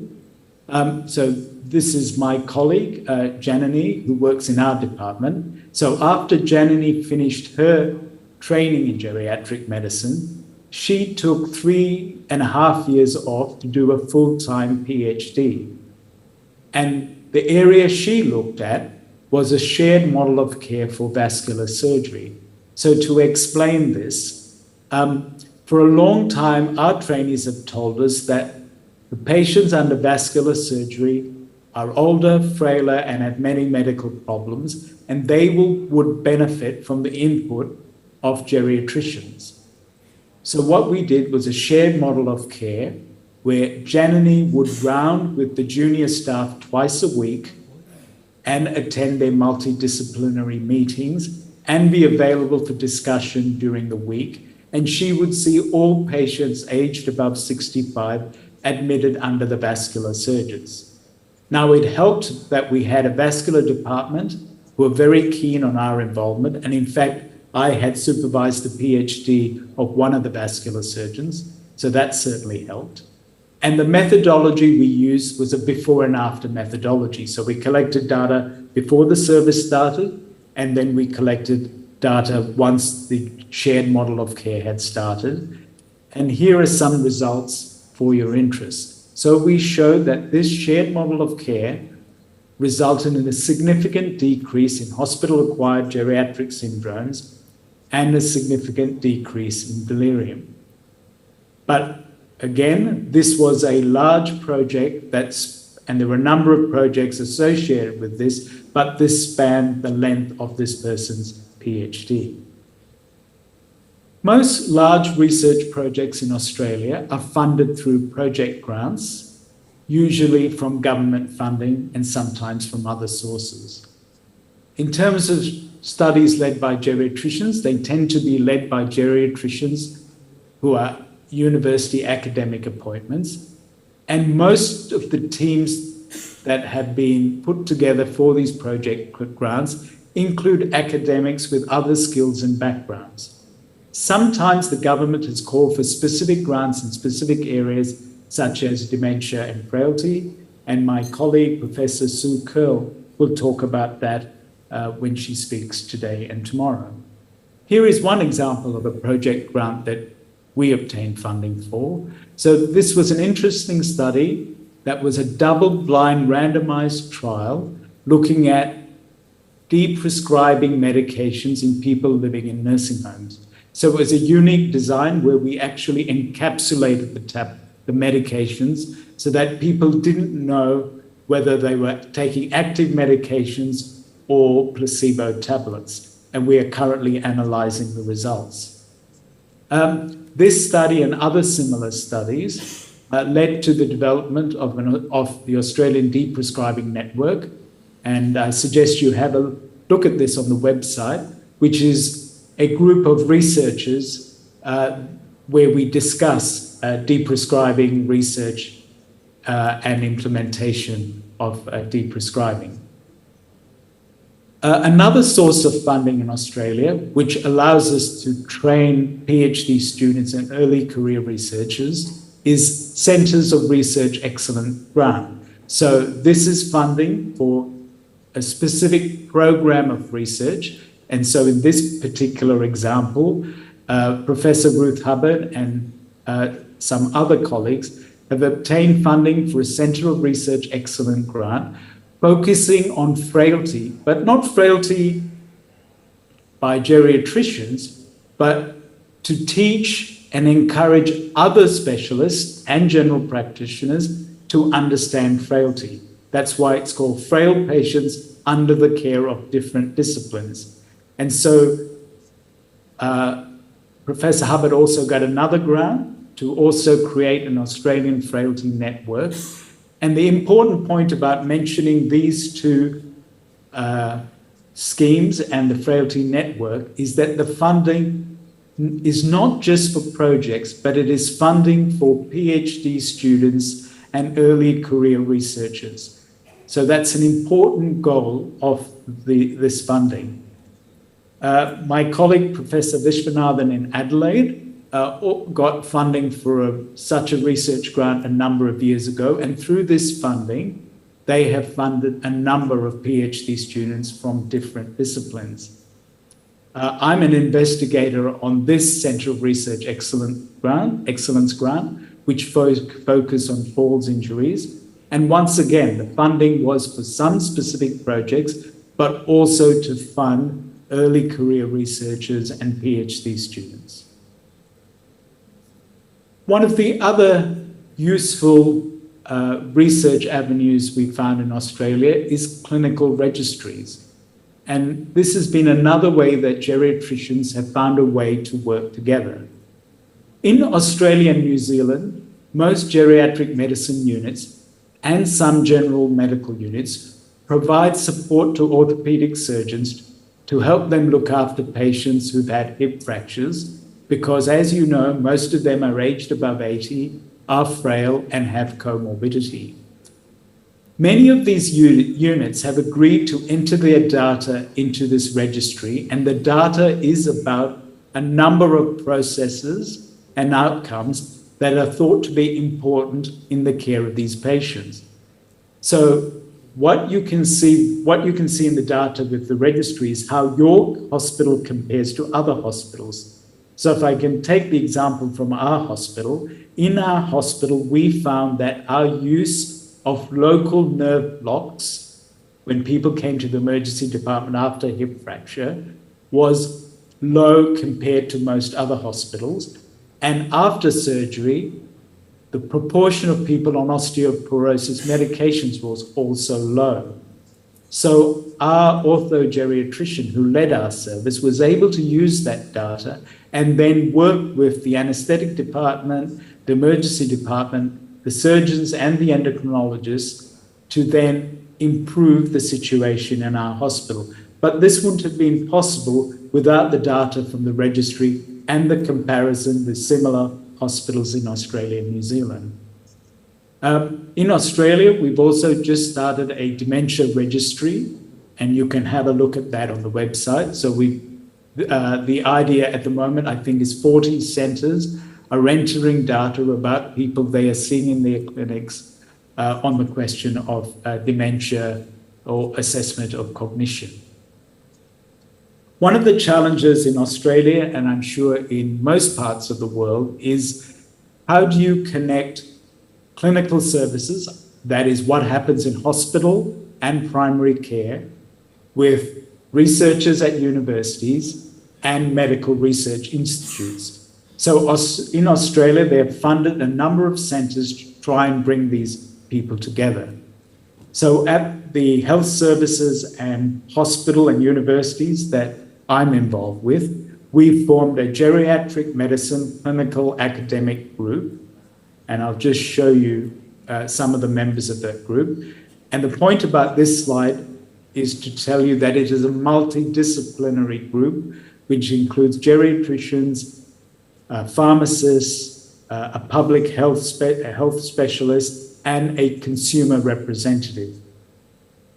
And our aim is to bridge the gap between clinicians, academics, and consumers, and to encourage early and mid-career researchers. So once again, we're thinking about ways that we can train the next generation of aging researchers. You can perhaps look at this slide later, which shows some of our initial thinking that this leadership group have had. And really, what we hope to influence is research translation. Right? How do you take research findings and apply it in the real world? Or how asking about things in the real world, the real clinical world, can influence the things you think are important to address by research. Now, the other big university in Sydney is New South Wales University, and they're associated with a number of different hospitals and research units, and they, ahead of us, have also formed a clinical academic group. Now, the obvious thing is that the two of us should get together, and in fact, we have just started having those discussions about that.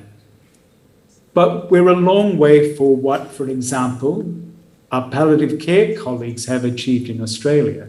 So for a number of years, the palliative care physicians and health profession in Australia have had a palliative care clinical studies collaborative. And so they've been able to use this collaborative to do big clinical trials with centres all around Australia. Another thing you might find interesting is to have a look at this site. So it's the Geriatric Medicine Research Collaborative from the United Kingdom. And this is really interesting. This is a collaborative driven by trainees in geriatric medicine. And they found a way to do research studies together across the United Kingdom, and now including trainees from other countries. And so the idea is that they will collect a common suite of data on the patients they see to answer research questions. So I think that's a very interesting collaborative. I look forward to discussions during the question and answer session. Thank you for your time.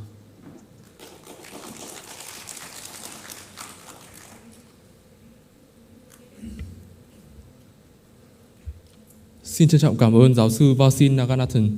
Tiếp theo chương trình, hội nghị sẽ bước sang phần thảo luận. Tương tự như phần thảo luận phía trước, chúng ta sẽ có khoảng 15 phút để cùng trao đổi và chia sẻ thêm. Và sau đây xin kính mời chủ tọa lên điều hành phần nội dung này ạ.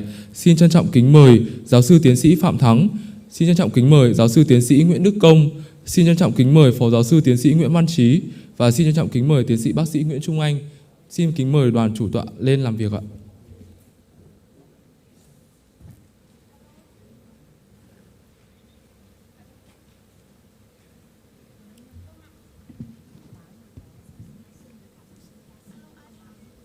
Và tham gia phiên thảo luận này thì chúng ta cũng có sự tham gia của giáo sư tiến sĩ Larson Hinton và giáo sư Vasin Naganathan cũng tham gia ở kênh trực tuyến ạ. Mọi người có thể đặt câu hỏi trực tiếp tại hội trường hoặc là gửi câu hỏi về phía cho ban tổ chức ạ.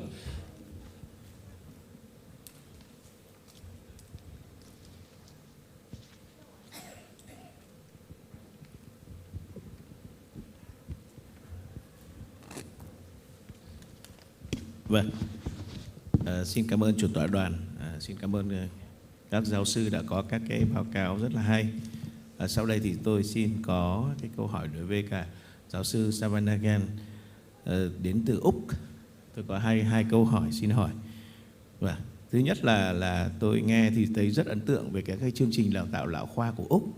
Thì tôi muốn hỏi là thứ nhất là chúng ta đều biết rằng là cái nguồn nhân lực để chăm sóc người cao tuổi được đào tạo về lão khoa nói chung là còn thiếu so với nhu cầu, đặc biệt là ở Việt Nam thì cũng còn thiếu rất là nhiều so với nhu cầu.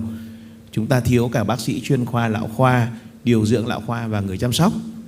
Đấy, thế thì quan điểm của giáo sư như thế nào về việc chúng ta, và đặc biệt ở Việt Nam, giáo sư thì làm việc với Việt Nam cũng rất là nhiều lần rồi, giáo sư rất là am hiểu Việt Nam, thì chúng tôi đang rất thiếu cái bác sĩ điều dưỡng và người chăm sóc lão khoa.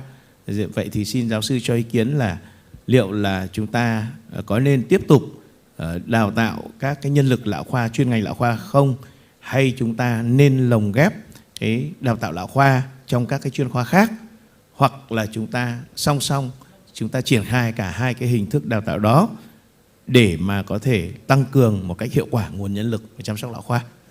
Đấy là cái câu hỏi thứ nhất. Cái câu hỏi thứ hai thì chúng tôi cũng rất ấn tượng với các cái nghiên cứu cũng như là các cái chương trình đào tạo lão khoa của Úc. Thì tôi muốn hỏi là với các bác sĩ và sinh viên quốc tế đấy, ở nước ngoài đấy, thì họ có thể tiếp cận để được đào tạo hay không, và cái cách tiếp cận có thể là như thế nào? Xin cảm ơn giáo sư.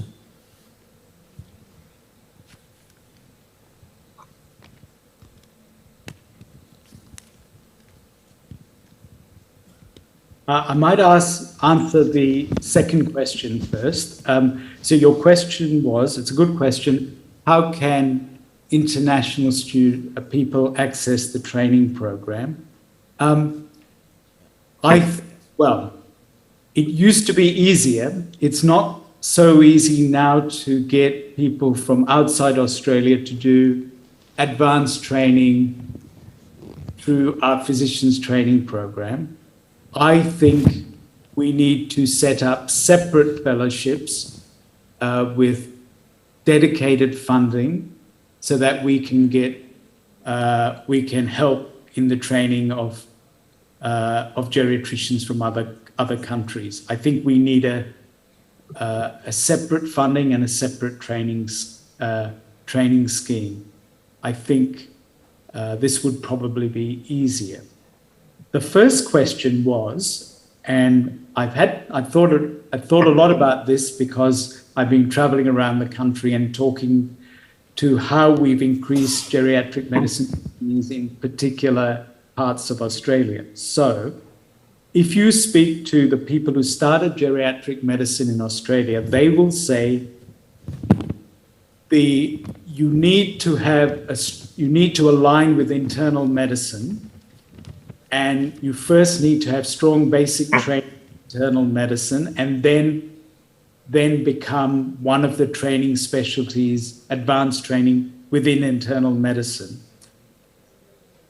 Another way to attract trainees is people who have trained as general physicians, so general internal medicine. Once they finish that training, you then encourage them to do additional training in geriatric medicine. And so in Queensland in particular, so one of the northern states in Australia, one of the ways they encouraged and got more trainees in geriatric medicine was to encourage people who had trained in general medicine, in particular, but sometimes neurology, to do additional training in geriatric medicine. I suppose the other part of that question was, should you incorporate more geriatric training medicine into cardiology training, respiratory training, etc. That sounds good in theory, but it is difficult. It is difficult because they have so much to learn in cardiology and respiratory medicine. Will they also have the time and the inclination to also learn a lot about geriatric medicine? We've talked about that for years, but it's a difficult one to do in practice. I hope that answers your questions. Thank you.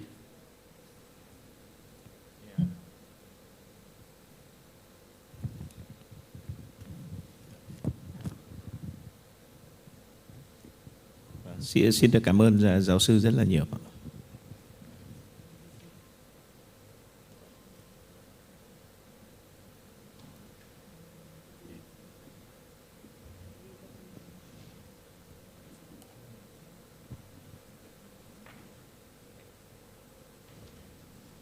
Vâng ạ, xin mời các câu hỏi đến từ các quý vị đại biểu trong hội trường ạ.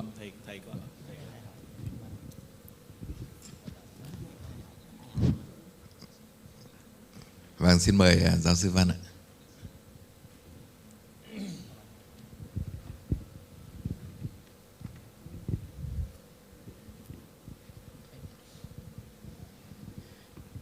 Vâng, tôi rất thích cái title của cái báo cáo của giáo sư Thola, tức là ôm trọn thế giới đang già hóa của chúng ta.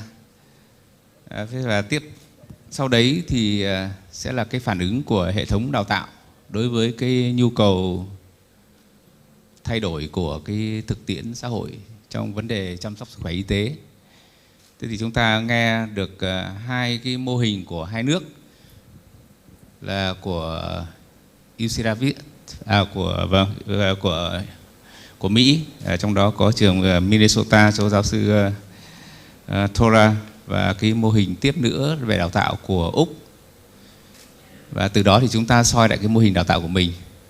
Thế thì cái câu hỏi của tôi là những cái phản ứng của hệ thống đào tạo của các medical school của Mỹ cũng như của Úc phản ứng như thế nào đối với cái nhu cầu thay đổi của xã hội trong vấn đề chăm sóc sức khỏe. Đối với Việt Nam của chúng tôi thì theo quy định là phải review cái curriculum 5 năm một lần. Và bây giờ thì có thể thậm chí sớm hơn, nhưng mà trên thực tế thì có khi 10 năm, 20 năm vẫn chưa thay đổi. Thế vậy thì kinh nghiệm của các bạn làm sao mà các bạn có thể thay đổi trước những cái nhu cầu thay đổi của thực tiễn trong vấn đề chăm sóc sức khỏe của xã hội khi mà nó tác động vào trong cái chương trình đào tạo của hệ thống đào tạo đại học. Sau đại học thì rất dễ rồi, sau đại học chúng ta có thể các cái chương trình như các bạn vừa trình bày là CME rồi các cái trình đào tạo resident doctor, nhưng mà trong hệ thống đại học thì làm sao mà cái hấp thu được các cái sự ứng biến nhanh đối với cái nhu cầu của xã hội.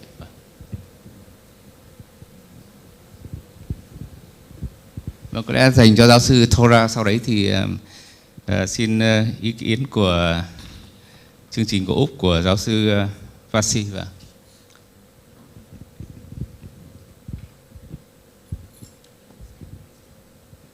Thank you, Professor Van. Thank you, others that spoke before. To Dr. Naganathan, system in Australia, you know, I'm quite familiar with the UK system because I trained in Cambridge for a while. It is different in the United States. We have taken 3 different approaches. One is adaptive one, which is building upon our trainees and doctors, sometimes many years in practice, that are interested in geriatric medicine and building modules to train them, as you said, in sort of addendum, supplement, extension of the general medicine into geriatrics. That's sort of a catch-up kind of way.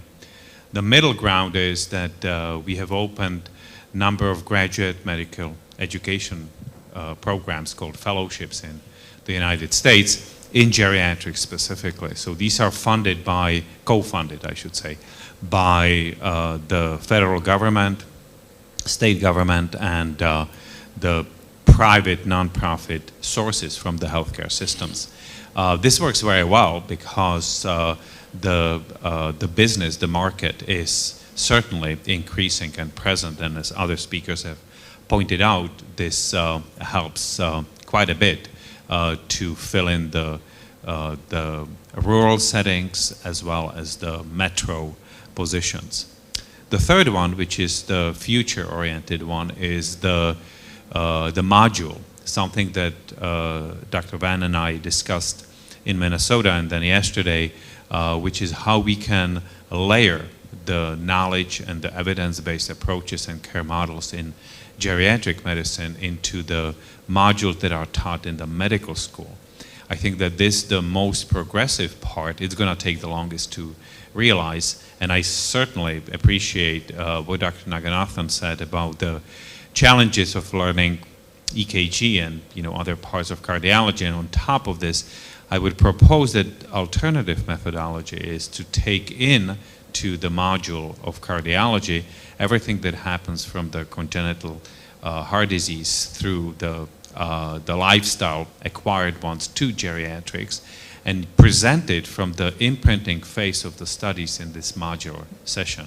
So my answer to your question, Professor Van, is tripartite. The first one is the addition to the general medicine training for experienced trained providers in general medicine. The second one is the expansion of the fellowships on top of the residencies that we have established. And the third one is to integrate this into the medical student education. Thank you.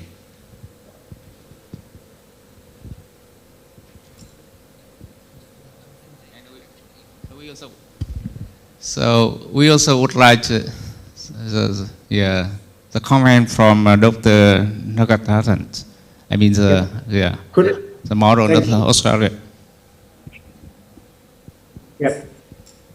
Could I just tell you about discussions I had with some younger doctors last weekend. So I had made an assumption that the current generation of younger doctors who are very tech savvy would really like modules and would look at teaching using social media platforms, that you can use, Twitter, other software modules to learn.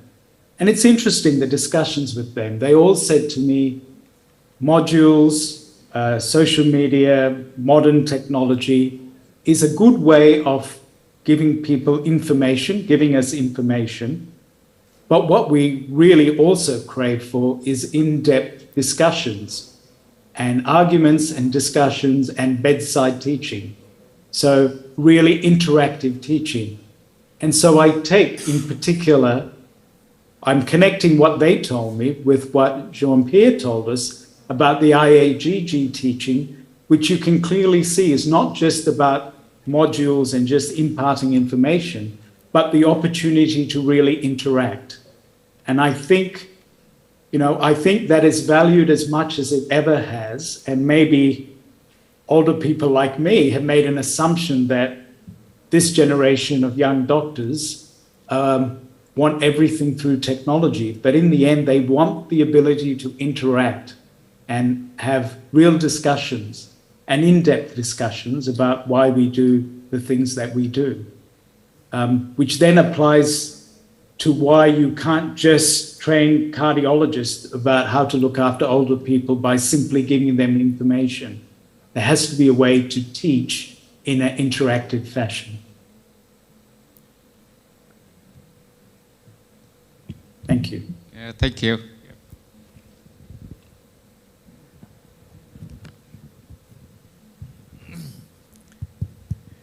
Tôi xin có một chút bình luận thôi. Vì cái câu hỏi của bác sĩ Trung Anh nó là một vấn đề, câu hỏi nó là quá khó để chúng ta có thể trả lời một cách ngay lập tức được. Tức là câu hỏi là chúng ta có tiếp tục đào tạo chuyên ngành lão khoa hay là chúng ta đào tạo cái kiến thức lão khoa cho các những ngành khác. Thì có lẽ tôi nghĩ là trong cái bối cảnh hiện nay thì chắc là phải cả hai. Thì chúng ta không bao giờ có thể đào tạo đủ bác sĩ lão khoa mà làm trên toàn quốc ở tất cả y tế cơ sở và cũng không cần thiết. Thì cho nên chúng ta đào tạo vẫn một phần, chúng ta đào tạo cái chuyên ngành lão khoa ở những cái vị trí nhất định. Còn nói chung là bác sĩ đa khoa ở tuyến dưới thì chắc chắn là vấn đề chăm sóc người cao tuổi nó chủ yếu nó diễn ra ở tuyến cơ sở. Thì không bao giờ có đủ bác sĩ lão khoa để làm cái đó. Thì chúng ta hãy đào tạo các cái module về lão khoa cho các cái bác sĩ đa khoa đó cũng như là các cái chuyên khoa khác. Thì đấy là tôi nghĩ là có lẽ là như thế, nó dung hòa cả hai chứ không khó mà có thể là chỉ có cái này hay là cái khác. Tiện đây thì tôi cũng có một câu hỏi cho cả các đồng nghiệp cả Mỹ lẫn Úc. Tức là về cái đào tạo chuyên ngành lão khoa thì chúng tôi cũng lo lắng nhưng mà cái chúng tôi lo lắng rất nhiều là đào tạo caregiver cho người cao tuổi. Vì Việt Nam hiện nay không có cái đó, hoàn toàn là các thành viên trong gia đình chăm sóc nhau.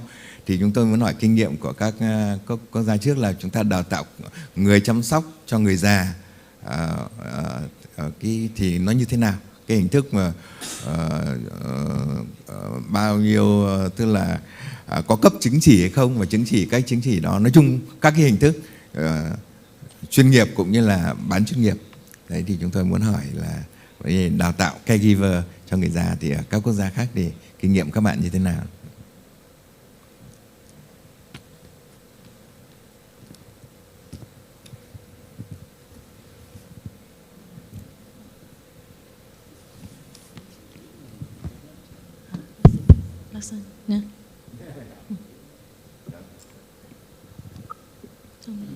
I guess maybe I would be happy to jump in with a comment.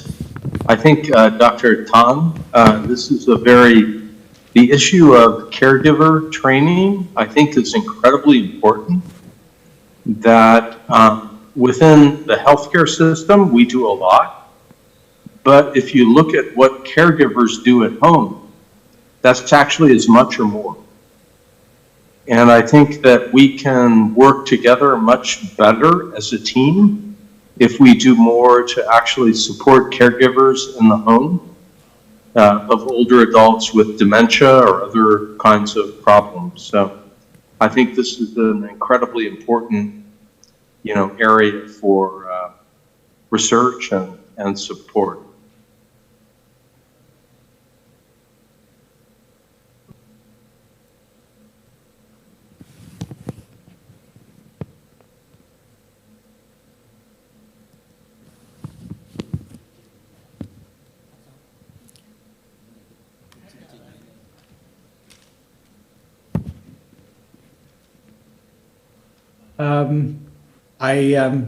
Only that, in most parts of the world, most of the caring of older people is done by their carers, right? Their family members or people or their friends and relatives. And I know when we're going around the hospitals, sometimes I have to remind people about that.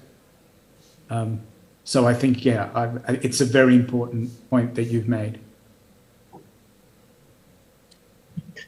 I just wanted to report, to respond to, Dr. Vassi's important comment that we've always known this, but I really think in the healthcare system we have done a disservice to families because we have not really provided the support to them in doing all of the important work they do for older adults. So I think there's a lot more to do in terms of supporting caregivers. And I think that's as we would say, that's a win-win situation because I think we do that they will use less healthcare resources. They will be better, prepared to take care of older adults in the home. And I just think it's a really important.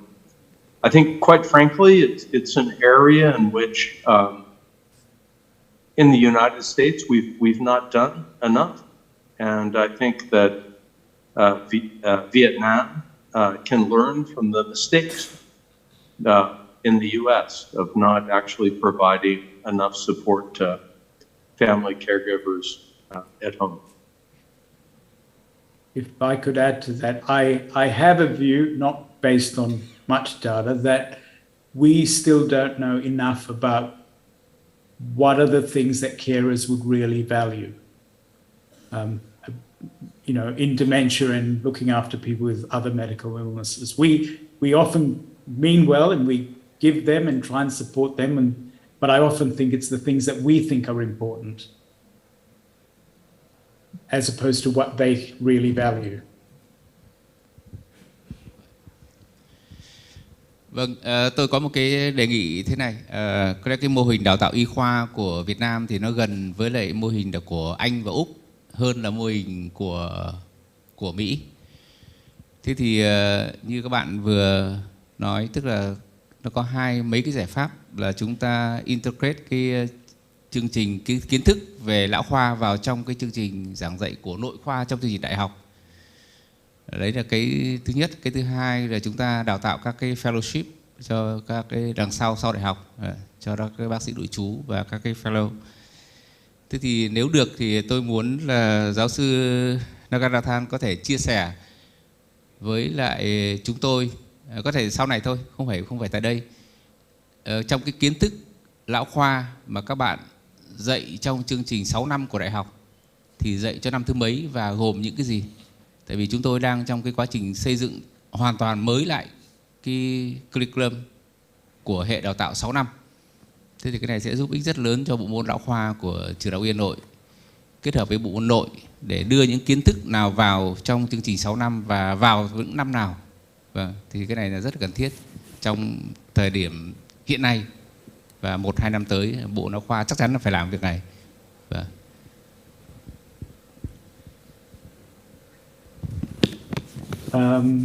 So I think the teaching needs to be done during the later years. Not, you want to start some of it during the early years, but it's difficult medicine and there is a lot of uncertainty in geriatric medicine.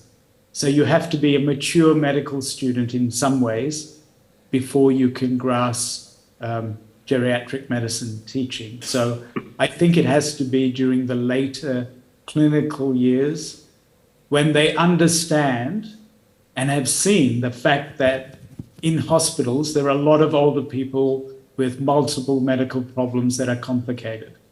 So until they understand that and have seen it for themselves, they won't fully appreciate the value of geriatric medicine.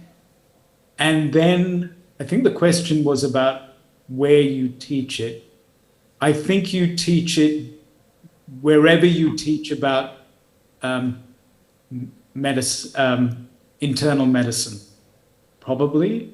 But, but it does span other things. It clearly spans psychiatry. So you would include it in there. It clearly spans community care.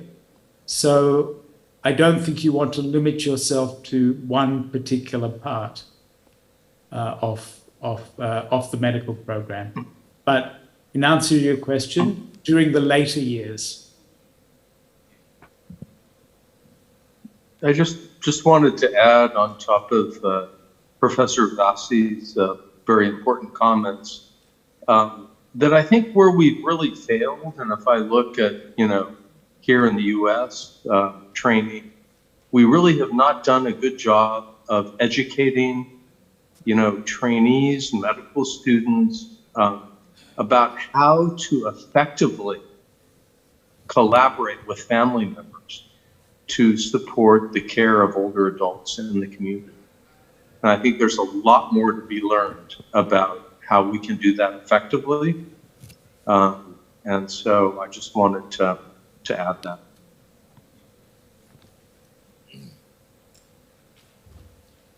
Vâng, xin cảm ơn phần trao đổi vừa rồi của tất cả các quý vị đại biểu. Thưa các quý vị, vẫn còn nhiều câu hỏi và ý kiến của quý vị. Tuy nhiên thì do quỹ thời gian không cho phép nên ban tổ chức sẽ tập hợp ý kiến, câu hỏi của mọi người và chuyển tới chủ tọa đoàn. Sau đó sẽ phúc đáp tới quý vị sau ạ. Và xin chân thành cảm ơn chủ tọa đoàn. Mời chủ tọa đoàn về vị trí ạ. Sau đây chúng ta sẽ đến với phiên hội thảo tiếp theo ạ.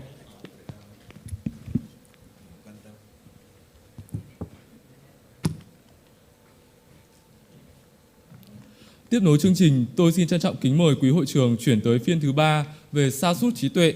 Ban tổ chức xin trân trọng giới thiệu chủ tọa đoàn gồm giáo sư Susan Kern, trường y khoa Sydney, Đại học Sydney, Úc.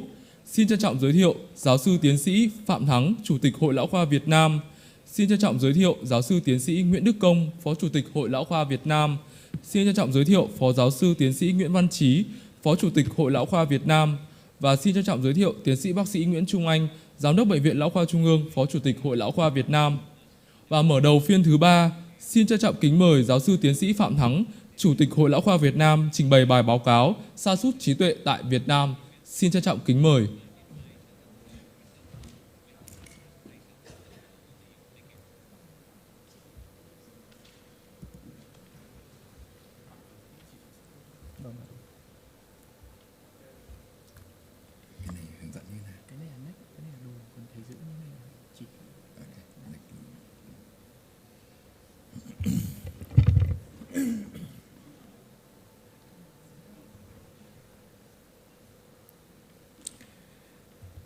Chúng tôi xin trình bày cái topic theo cái đơn đặt hàng của ban tổ chức.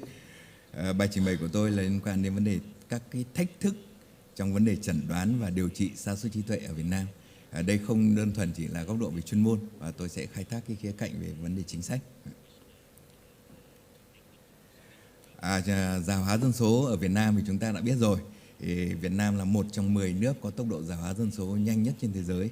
Và theo cái số liệu mới nhất của Tổng cục Thống kê năm ngoái đấy, thì trong cái tổng dân số của Việt Nam là 98,28 triệu người thì có đến 12,58 triệu người cao tuổi, chiếm 12,8% tổng dân số, đúng không? Và thì khi tuổi thọ cao như vậy, số người cao tuổi nhiều như vậy thì nó sẽ thay đổi cái mô hình bệnh tật. Một mặt chúng ta vẫn phải đương đầu với các cái bệnh nhiễm trùng Thế nhưng mà vì sống lâu như vậy thì chúng ta phải đương đầu đến một cái nhóm bệnh mới là các cái nhóm bệnh về mãn tính, nhóm bệnh về thoái hóa, mà sa sút trí tuệ là một cái điển hình. Vậy thì sa sút trí tuệ là gì? Đây là một cái hội chứng lâm sàng, và nó gây nên rối loạn một hoặc nhiều cái lĩnh vực nhận thức, ví dụ như là trí nhớ, ví dụ như là sự chú ý, rồi thì vấn đề chức năng điều hành, vấn đề ngôn ngữ, nhận thức xã hội, hay là vấn đề tiếp nhận vận động. Và các cái suy giảm này nó đủ nặng để ảnh hưởng đến cái chất lượng sống cũng như là các hoạt động hàng ngày của bệnh nhân. Và vì là một hội chứng cho nên nó do rất nhiều nguyên nhân gây nên. Và đối với người cao tuổi của chúng ta thì cái lẽ nguyên nhân hàng đầu là bệnh Alzheimer. Rồi thứ đến là các cái nguyên nhân về bệnh sa sút trí tuệ do mạch máu, rồi sa sút trí tuệ thể Lewy body, rồi sa sút trí tuệ thùy trán thái dương. Sa sút trí tuệ thì thật sự nó là một cái vấn đề quá lớn đối với người cao tuổi, và nó xảy ra trên toàn cầu. Và trên cái số liệu ở đây của tổ chức Alzheimer quốc tế thì chúng ta thấy là cái tỷ lệ tăng đến chóng mặt của số người bị sa sút trí tuệ trên toàn cầu. Ở đây chúng ta có thể thấy là năm 2019 thì có như vậy chúng ta nhìn đây là 55 triệu người, năm 30 đến 78 triệu người, và đến năm 50 đến 130 triệu người. Và nếu mà tính thì cứ trung bình 3 giây thì chúng ta có một người mắc sa sút trí tuệ. Và cái hậu quả về góc độ kinh tế cũng là rất là lớn. Thì chúng ta thấy là chi phí hàng năm cho sa sút trí tuệ trên toàn thế giới có thể là đến 1,3 nghìn tỷ đô la đấy, trên cái quy mô toàn cầu. Thế ở Việt Nam thì như nào? Rất tiếc là Việt Nam chúng ta chưa có cái số liệu về quốc gia. Tuy nhiên từ những cái số liệu nhỏ, ví dụ đây là một cái nghiên cứu thực hiện bởi Viện Lão khoa Quốc gia ở một cái cộng đồng Ba Vì năm lâu rồi, năm 2007, thì chúng ta thấy là cái tỷ lệ mắc sa sút trí tuệ ở cộng đồng là 4,6%. Nhưng mà cái điều đáng nói là cứ sau mỗi 5 năm thì cái tỷ lệ này tăng lên gần gấp đôi, tức là tăng lên 1,78 lần. Như vậy là tuổi càng tăng thì cái số người mắc về sa sút trí tuệ càng lớn. Như vậy rõ ràng tuổi thọ càng cao thì chúng ta sẽ phải đương đầu trong tương lai với số lượng người già mắc sa sút trí tuệ rất nhiều. Vậy thì nó có mấy cái vấn đề mà chúng tôi thấy nó là thật sự là cái thách thức. Trước hết là vấn đề chẩn đoán hội chứng sa sút trí tuệ. Thì chúng ta biết chẩn đoán hội chứng sa sút trí tuệ thì người ta dựa vào khám hỏi bệnh và khám lâm sàng, đặc biệt là khám lâm sàng thần kinh như bình thường. Rồi chúng ta làm các cái xét nghiệm thường quy cũng không có gì đặc biệt. Cái đặc biệt ở đây là chúng ta có sự bổ sung của các cái trắc nghiệm thần kinh tâm lý. Đấy. Và ở cộng đồng chủ yếu là như vậy thì chúng ta thấy nó cũng không có vấn đề gì quá khó, chỉ trừ trong những trường hợp mà phức tạp, ví dụ như là bệnh nhân có biểu hiện sa sút trí tuệ không điển hình, hay sa sút trí tuệ ở người trẻ, hay sa sút trí tuệ mà tiến triển nhanh, thì chúng ta mới cần chuyển bệnh nhân lên các cái đơn vị trung ương, các cái khoa chuyên khoa, đúng không? Và khi đó thì chúng ta sẽ có sự trợ giúp của các cái biomarker để chẩn đoán nó chính xác hơn. Nhưng mà tôi nhắc lại vấn đề chẩn đoán sa sút trí tuệ về cơ bản là chẩn đoán lâm sàng, và nó ở tuyến dưới, nó ở tuyến dưới. Đây là các công cụ đánh giá nhận thức, đúng không? Thì chúng ta thấy có hai cái nhóm. Một là cái nhóm các công cụ sàng lọc, ví dụ như mini mental state hay GP-COG hay mini-COG hoặc là MOCA. Thì tất cả cái này thì ở bệnh viện Lão khoa chúng tôi đều triển khai, đều nghiên cứu và đã triển khai trên thực tế rồi. Sau khi sàng lọc thì chúng ta có nghi ngờ có thể tiến hành các cái trắc nghiệm thần kinh tâm lý chuyên sâu, đánh giá từng lĩnh vực nhận thức một. Ví dụ như là trí nhớ chúng ta có một bộ riêng, ngôn ngữ có một bộ riêng, vân vân. Thì toàn bộ, nếu mà đánh giá toàn bộ các này nó mất khoảng độ 1 tiếng rưỡi thì chúng ta làm xong tất cả cái chỗ này. Thế nhưng mà vấn đề chẩn đoán lâm sàng hội chứng sa sút trí tuệ thì nó chỉ là như vậy thôi, nó không phải cái gì quá ghê gớm khó. Nhưng tại sao cái tỷ lệ chẩn đoán bệnh nhân sa sút trí tuệ mà được chẩn đoán lại quá thấp? Đây là cái số liệu của tổ chức về Alzheimer quốc tế, chỉ cho thấy 75% bệnh nhân sa sút trí tuệ không được chẩn đoán, đúng không? Và ở những nước mà thu nhập thấp thì thậm chí con số này lên đến 90%, nghĩa là chả ai được chẩn đoán cả.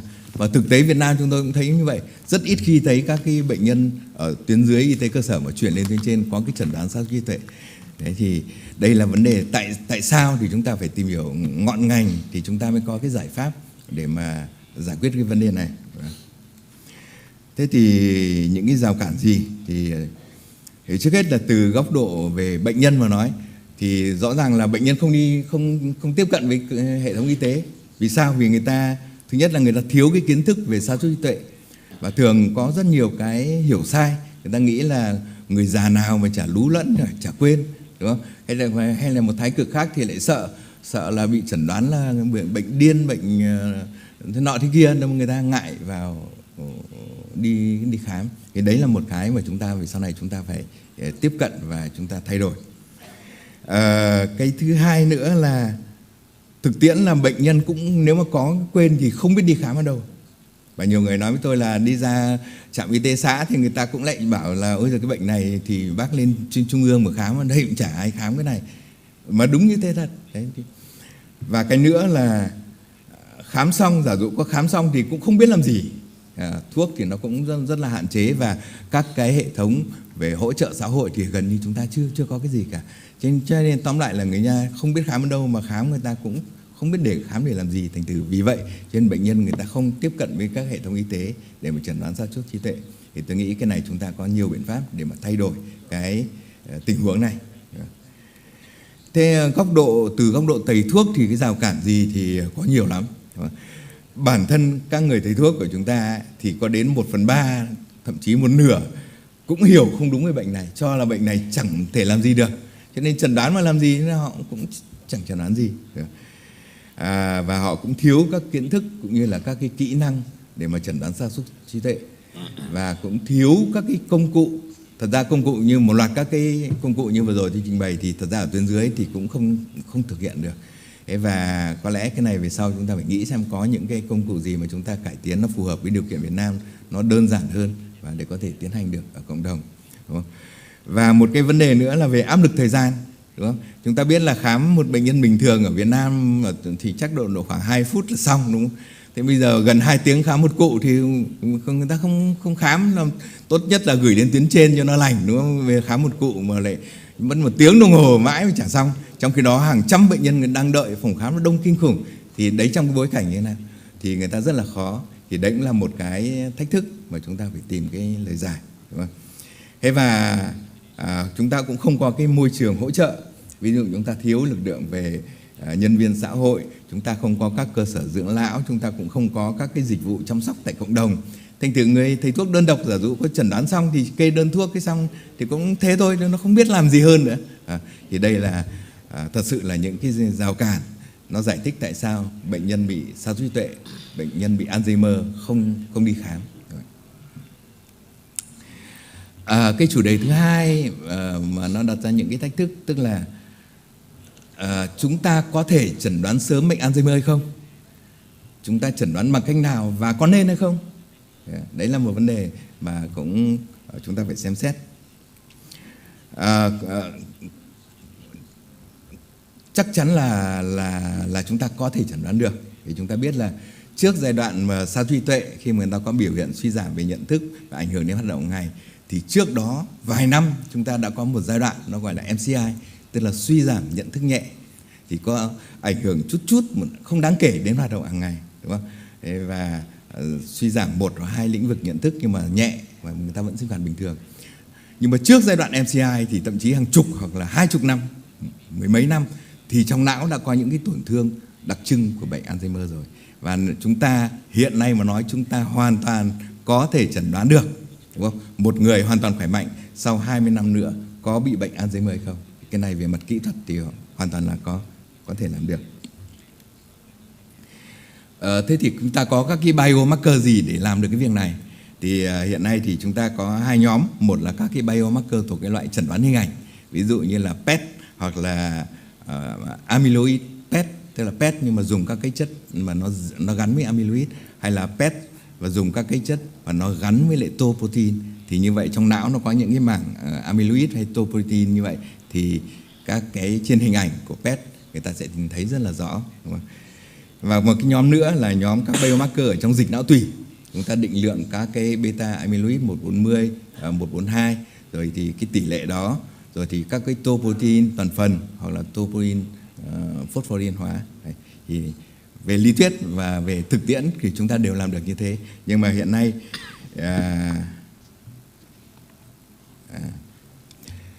và vì cái kỹ thuật nó tiến bộ như vậy cho nên là người ta đã tiến đến các cái phân loại chẩn đoán Alzheimer như ở trên bảng. Thì cái này nó hơi chuyên sâu một chút. Chúng tôi có lẽ là chúng tôi sẽ trình bày vào phiên ngày mai trong cái phần tiến bộ về điều trị, để cho ngày hôm nay phiên chính sách thì chúng tôi xin phép lướt qua những cái. Thế là các biomarker mà trong dịch não tủy thì nó quá phiền phức. Một người đến khám bình thường, bây giờ chúng ta lật ngửa ra chúng ta chọc dịch não tủy xong rồi chẩn đoán thì nó cũng không tiện lắm và nó cũng lích kích. Cái thứ hai là những cái biomarker về chẩn đoán hình ảnh thì là không phải đơn vị nào cũng có PET. Thành thử ra cả hai cái xu hướng đó đều không khả thi nhiều ở trong điều kiện những cái nước như chúng ta, đúng không? Thế nhưng mà năm kia thì nó bắt đầu xuất hiện một loạt các cái biomarker ở trong máu. Ở đây theo tôi thật sự nó sẽ là một bước ngoặt, và là những người chính sách chúng ta phải nhìn được vấn đề này, bởi vì sắp tới đây khi mà cái này nó vào Việt Nam ấy, thì chỉ bằng một cái xét nghiệm máu như bình thường chúng ta chẩn đoán được ấy, thì sẽ có rất nhiều người muốn biết mình hay là người nhà mình có bị bệnh Alzheimer không, đúng không? Thế thì cái biomarker mà đưa ra trong cái hội nghị lão khoa năm kia đấy là cái tau protein, thì nó ở trong máu, tau protein 217 thì nó có độ chẩn đoán chính xác là tương đối cao, và nó phát hiện ra các cái đặc trưng bệnh lý của bệnh Alzheimer có thể sớm đến 15-20 năm trước, khi mà con người ta hoàn toàn chưa có triệu chứng gì. Thế thì ở Việt Nam thì vấn đề sử dụng các biomarker này như thế nào thì hiện nay mà nói thì chúng ta chưa khởi động gì cả. Đúng ra là có một tí gọi là ở Viện Lão khoa Trung ương chúng tôi ngày xưa thì năm 2008 thì chúng tôi có một cái dự án, thì và chúng tôi có một cái dự án là định lượng các cái biomarker ở trong dịch não tủy. Thì cái này phối hợp với trường Đại học Y Hà Nội, trong labo của giáo sư Tạ Thành Văn. Và cái này cũng là một phần trong cái luận án tiến sĩ của Phó Giám đốc Lực.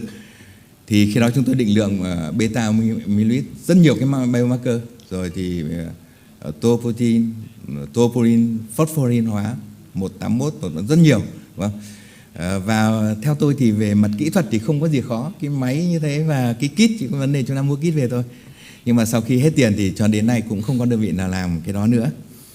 Thế ngoài ra chúng tôi cũng có phối hợp với Bệnh viện Bạch Mai làm một cái đề tài cấp bộ về PET FDG, tức là vấn đề chuyển hóa glucose ở trong não. Thì tóm lại là mới dừng lại ở mức đó. Thế còn về các cái cơ sở hạ tầng để mà chẩn đoán các cái biomarker này thì về chẩn đoán hình ảnh thì chúng ta có một vài trung tâm lớn thì chúng ta có trang bị PET.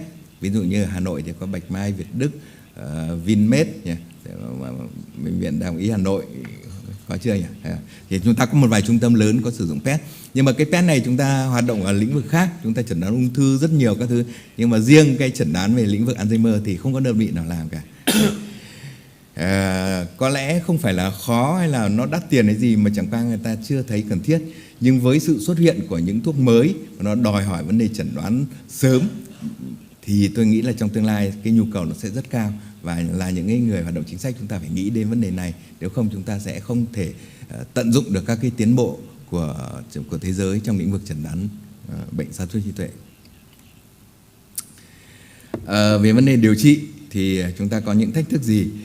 Thì vấn đề điều trị hiện nay thì chúng ta không có gì khác so với lại các nước, bởi vì các nước hiện nay cơ bản điều trị vẫn là điều trị triệu chứng, đúng không? Chúng ta có các cái nhóm, thì nhất là nhóm ức chế acetylcholinesterase và memantine. Thì những cái này ở Việt Nam chúng ta đều có hết. Xin lỗi tôi không đi vào chi tiết. Ví dụ như là ức chế acetylcholinesterase thì chúng ta cả 3 thuốc, donepezil, rivastimin và galantamine chúng tôi đều có. Nhưng hiện nay cái rivastimin thì đã đâu mất rồi, chắc là không bán được, đi mất rồi. Bây giờ chúng ta còn 2 loại thuốc. Nhưng mà ở Việt Nam có cái hay là nghèo thế nhưng mà chẩn đoán 2 thuốc này là bảo hiểm y tế chi trả, đúng không? Và chúng ta cũng không giới hạn giai đoạn gì cả, tức là bác sĩ cứ kê là bảo hiểm y tế chi trả. Cái này là rất khác, nhiều nước là ví dụ như tôi biết ở Pháp là không có chi trả kiểu đấy, đúng không? Và nhiều nước thì cũng chỉ chi trả cho giai đoạn nhẹ và trung bình, thì còn nặng thì không cho dùng. Nhưng mà chúng ta dùng thì tương đối thoải mái. Thế còn memantine thì thị trường Việt Nam có dùng toàn hàng xách tay, nhưng mà bảo hiểm y tế thì hiện nay chưa chi trả. Thì đó là toàn cảnh cái điều trị nội khoa của sa sút trí tuệ ở Việt Nam.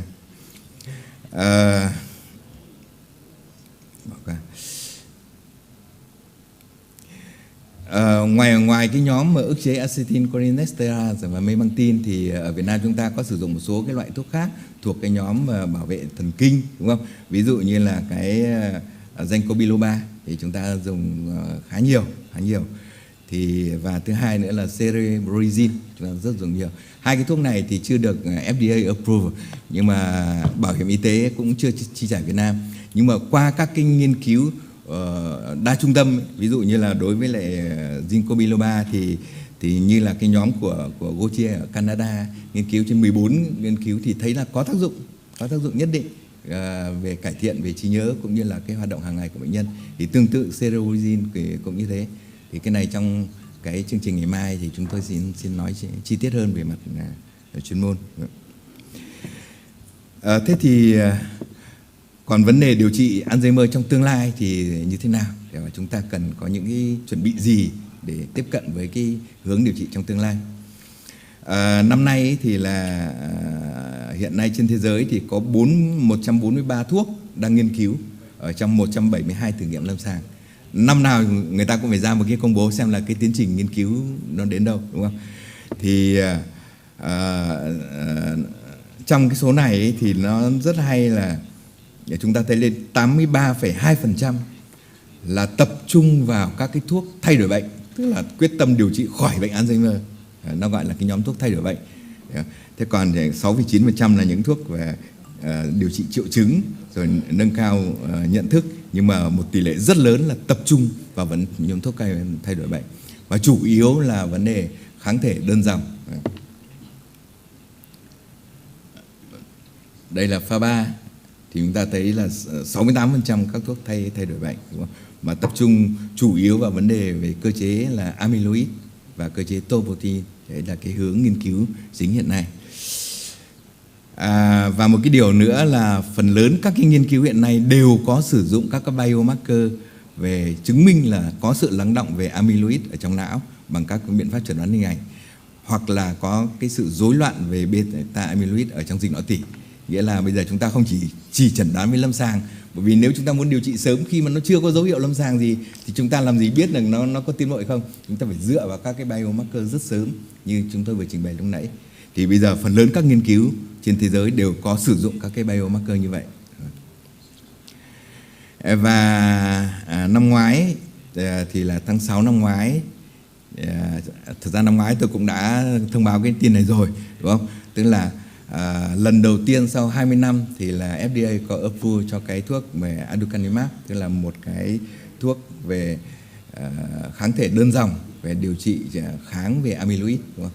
Thì đây là một cái vấn đề mà nó gây ra một cái tranh cãi rất là nhiều, đúng không? Một số người thì ủng hộ, một số người thì cho là approve cái thuốc như này nó chưa gọi là chưa hợp lý. Vì bản chất nó như này, tức là trong cái nghiên cứu này người ta đã chứng minh được cái thuốc này nó làm giảm rõ rệt các cái mảng amyloid ở trong não. Cái đấy không có gì phải bàn cãi nữa, cực kỳ rõ.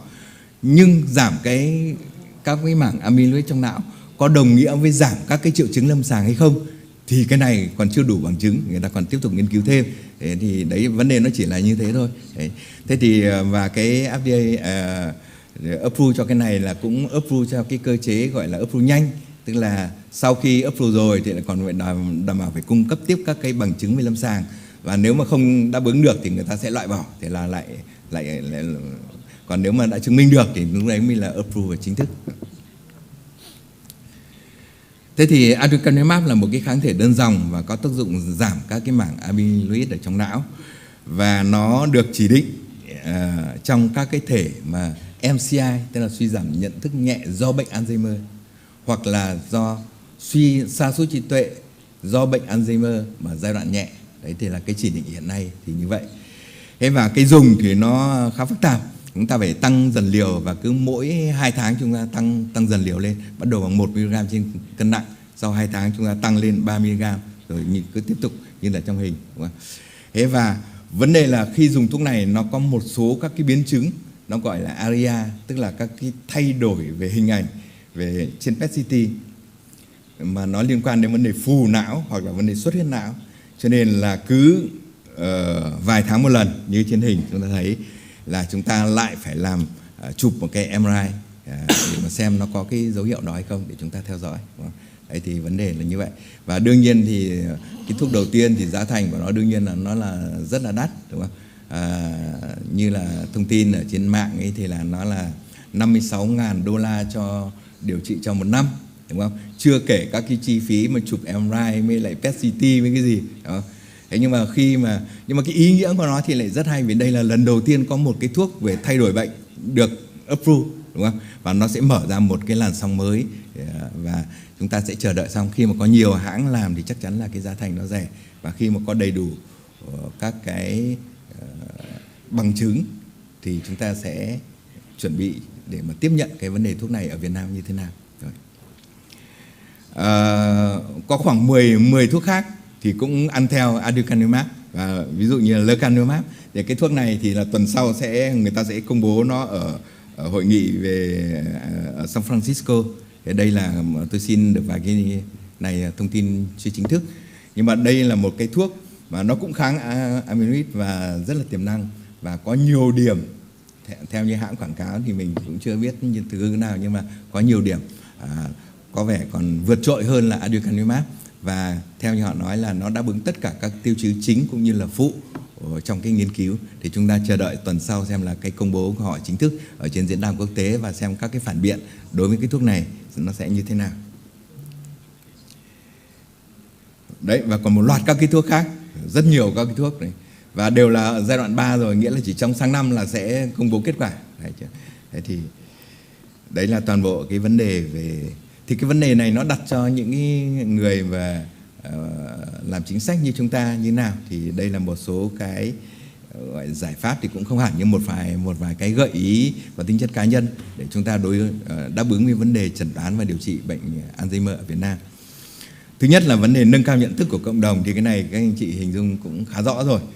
Do bệnh nhân thiếu kiến thức rồi thì thiếu các cái như chúng tôi vừa phân tích ở trên, thì có lẽ chúng ta nên phát triển các cái chương trình truyền thông và có sự tham gia của cả bệnh nhân và người chăm sóc và các cái tổ chức xã hội, làm nào tạo nó thành một cái chiến dịch,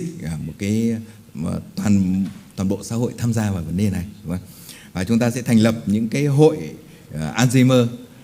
Đây không phải là cái hội Alzheimer về chuyên môn như là hội Alzheimer của phân hội Alzheimer của thần kinh mà chúng tôi cũng có tham gia, mà đây là cái hội mà chúng ta quy tụ tất cả những ai liên quan đến Alzheimer: bệnh nhân, người chăm sóc, các tổ chức xã hội, các nhà dưỡng lão, các nhà hảo tâm, các thầy thuốc, y tá, điều dưỡng, tất cả mọi người tập hợp lại và chúng ta tham gia vào cái hội Alzheimer quốc tế. Ngày xưa khi mà chúng tôi làm thì thường năm nào chúng tôi cũng tham gia cái hội đó, và quỹ của nó họ cũng rất lớn, và nó là một cái nguồn để cung cấp các thông tin và các hoạt động, và tôi thấy là chúng ta tham gia được cái đó thì nó sẽ có phần nâng cao cái hiểu biết của bệnh nhân Alzheimer cũng như là gia đình cũng như toàn thể xã hội về căn bệnh này.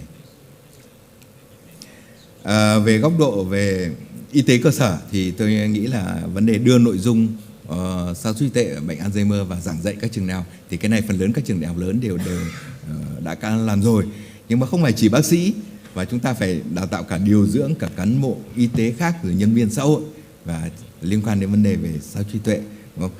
Và xây dựng các cái gói nâng cao năng lực ở tuyến cơ sở. Phát triển các cái mô hình bác sĩ gia đình hoặc là các cái phòng khám trí nhớ.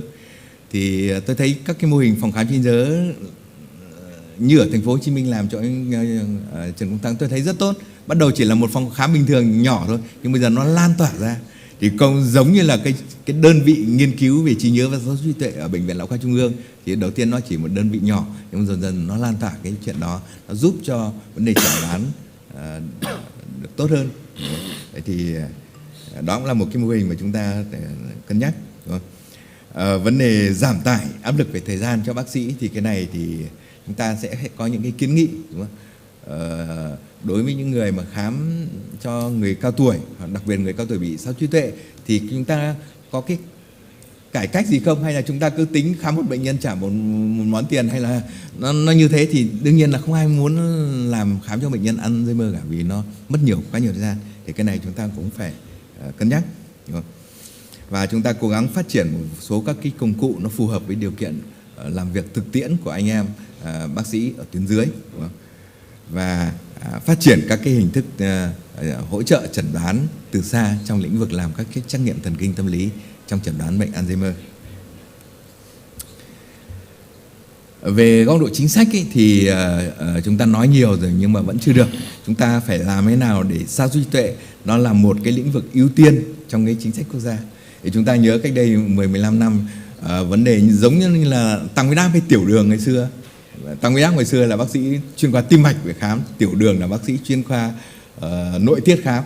Thế nhưng mà khi nó đưa vào cái chương trình mục tiêu quốc gia, bây giờ toàn bộ cả xã hội đều tham gia vào, và tất cả các bác sĩ, tất cả các tuyến đều có thể làm được cái việc nhiệm vụ như thế.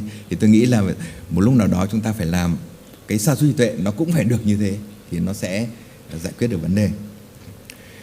Rồi chúng ta phải phát triển hệ thống ghi nhận và quản lý sa sút trí tuệ để có các cái bằng chứng khoa học.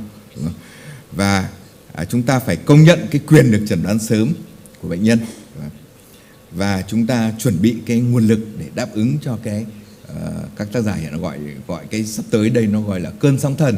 Bởi vì khi mà chúng ta có cái thuốc thay đổi bệnh và chúng ta có công cụ chẩn đoán sớm thì sẽ rất nhiều bệnh nhân đến đi khám sa sút trí tuệ. Thế chúng ta phải đón cái làn sóng này. Tôi nghĩ là nếu mà doanh nghiệp nào làm thì chúng ta nghĩ Việt Nam hiện nay có khoảng độ 1 triệu người bị bệnh sa sút trí tuệ, đúng không? Nếu tính cả MCI thì độ 2-3 triệu. Đấy là một khối lượng rất lớn. Và cái nhu cầu khám, nếu mà chúng ta đầu tư là các cái biomarker hay là chúng ta đầu tư các cái dịch vụ liên quan đến mảng này thì chắc chắn là chúng ta đón trước cái làn sóng thì nó sẽ là vấn đề rất là tốt. Thế đối với các cái thuốc thay đổi bệnh như tôi vừa trình bày ấy, thì thật ra thì chúng ta vui, đúng không? Và chúng ta sẵn sàng chờ đón, nhưng mà cũng không gọi là không quá gọi là tự tin quá, bởi vì thật ra chúng ta đã thất bại nhiều rồi. Thì bây giờ nó có những cái thuốc mới như vậy thì chúng ta cố gắng xem xét các cái bằng chứng sắp tới họ sẽ đưa ra rất là nhiều, đúng không? Nhưng mà mặc dù vậy thì chúng ta vẫn phải có cái công tác chuẩn bị. Chứ nếu không có, chúng ta không chuẩn bị các hệ thống, các biomarker, chúng ta không chẩn đoán cái gì để mà chẩn đoán thì đến lúc có cái thuốc chúng ta cũng không thể đáp ứng, chúng ta không sử dụng được. Đúng không? Thì đó là toàn bộ cái nội dung mà chúng tôi muốn truyền tải đến các quý vị đại biểu. Mặc dù là vấn đề chẩn đoán giải quyết vấn đề sa sút trí tuệ nó là vấn đề rất là khó, nhưng mà dù sao như trong cái hình ảnh ở đây chúng ta vẫn thấy le lói đâu đó ở phía chân trời có một chút ánh sáng. Đây là cái hình ảnh này là tôi rất thích, là một cái quần thể tượng nó ở Oslo, chuyên về người già, nó quần thể rất đẹp và rất là nổi tiếng. Thì tôi xin lấy cái hình ảnh này để kết thúc bài báo cáo của tôi. Xin cảm ơn sự chú ý của quý vị.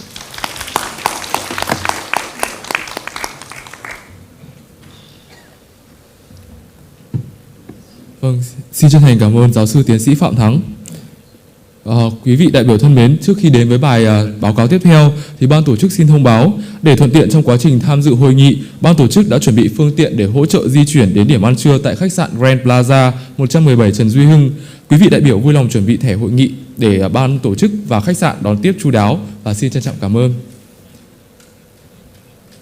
Tiếp theo chương trình, xin kính mời giáo sư Susan Kern, Đại học Sydney, Úc với bài báo cáo dự phòng sa sút trí tuệ. Xin trân trọng kính mời.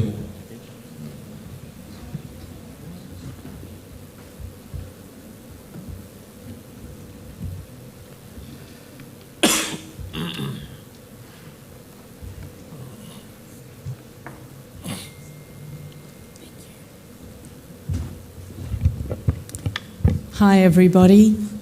Thank you very much for having me.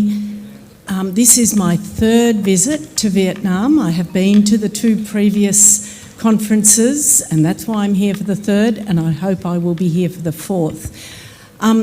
Thank you to Professor Pham for the lead-in to my talk. You were talking about the tsunami that is coming, and so I think it's very important for everyone in this room, and I'm looking at all the young ones in this room, that we start thinking about dementia prevention. This is not just for our patients, although it is, but also for everybody, for all of us and our families, because we can see, as Professor Pham said, we can see what's coming. And it's not very nice. I speak from personal experience as well as being a geriatrician, but my mother had dementia and my grandmother had dementia, so I have lived with it for many, many years. And I think we need to do everything we can to put off getting dementia. We've already heard about the large numbers, 55 million people in the world, many of them undiagnosed with dementia. Quite a lot of younger people with dementia as well, and I think that's very important. Certainly in the ageing societies, of which Vietnam, but also Australia, is an ageing society. And we still in Australia, like Vietnam, our life expectancy is going up. Every year, we're still adding a few weeks, unlike perhaps some other countries whose life expectancy is actually going down. Now, currently there is no cure for Alzheimer's disease, vascular dementia, dementia with Lewy bodies, and frontotemporal dementia. And you've seen from Professor Pham's talk, those are the commonest causes of dementia. In fact, with Alzheimer's disease, we still don't know what causes it. We know what we see, and we know there is a bit we can do about it, but what actually causes Alzheimer's disease? And it is now 116 years since Professor Alzheimer first described Alzheimer's disease. That's a very long time. So because of the large numbers, if we don't have a cure, maybe on the horizon, we've heard about aducanumab and lecanemab, but I think we're going to be waiting a while. So it's very important that we look at how do you delay dementia, or hopefully, how do you prevent dementia? In 2017, the Lancet Medical Journal conducted a commission on dementia prevention, intervention and care.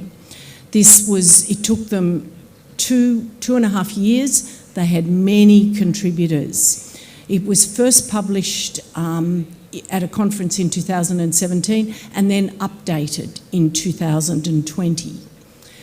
And that particular commission, that group of people and that information made it very clear that 40% of cases of dementia, so Alzheimer's disease, vascular dementia, the other dementias, 40% are due to 12 modifiable risk factors.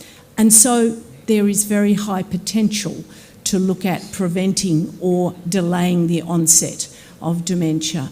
And remember, with Alzheimer's disease, you have the disease in your brain for 20 to 30 years before you get the symptoms. And so it's quite important that we do these various prevention techniques to push out the time that the symptoms appear. So, the 12 modifiable risk factors are low physical activity, and that's really important because it's easy to address and it's very cheap. Less education, a little harder to deal with, but we'll talk about that. Hypertension seems to be a risk factor for just about everything. Smoking, a really big risk factor. Hearing impairment, something that we didn't know so well till about 5 or 6 years ago. Obesity, depression, diabetes, so you can see the NCDs, there's plenty of them. Low social contact, so loneliness. Do you know that loneliness has the same level of risk for heart disease as smoking? So we worry about smoking, we should also worry about loneliness. But it's not just heart disease, it's also stroke, depression, dementia. Loneliness is a risk factor for all of those. Excess alcohol consumption, traumatic brain injury, and we are hearing much more about that in Australia and the US with what we call footballer's brain, that repeated hits to the head, as occurs in some forms of football, is very bad for you.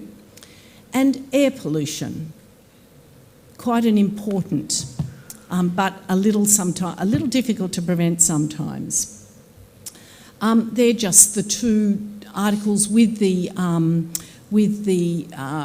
addresses, the web addresses, and they're freely downloadable. All these papers are open access. This is the diagram from the 2020 Lancet article. Now, to me, it looks like a dragon. In some cultures, dragons are good. In maybe the Australian culture, dragons are often bad. But this diagram, which is actually not a dragon, but it's the life course, and it tells us where the risk factors start. And if you look at the very top, the beginning of life or early life, you can see that less education is there. So immediately that's it's telling us what we should be doing about that risk factor in terms of getting education increased at very early age. And you can see all the way down the life course trajectory with hearing loss, traumatic brain injury. So you can see where in the life course we need to be thinking about intervening, and it's quite early. We mustn't leave this till people are middle-aged or older. It's important to do things now.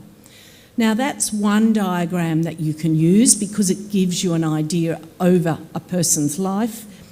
I find this particular pictogram from Alzheimer's Disease International is really a good one to use. And again, you can get this off the web. The web address is at the bottom, www.alz.org. I use this a lot in my talks to community groups and to physiotherapists, medical students when I do my teaching, because I think this particular diagram summarises really well what we should be doing. And you can see the top, number one, is physical activity. And then I've already mentioned the various risk factors, but you can see them very clearly here, what they are.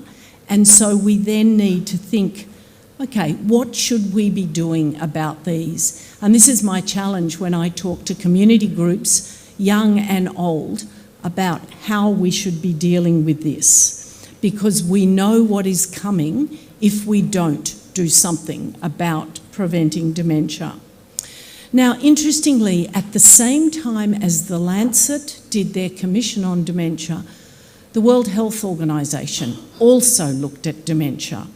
And in 2019, they published their particular monograph on prevention of dementia. And they again identified 12 modifiable risk factors, although they were just very slightly different.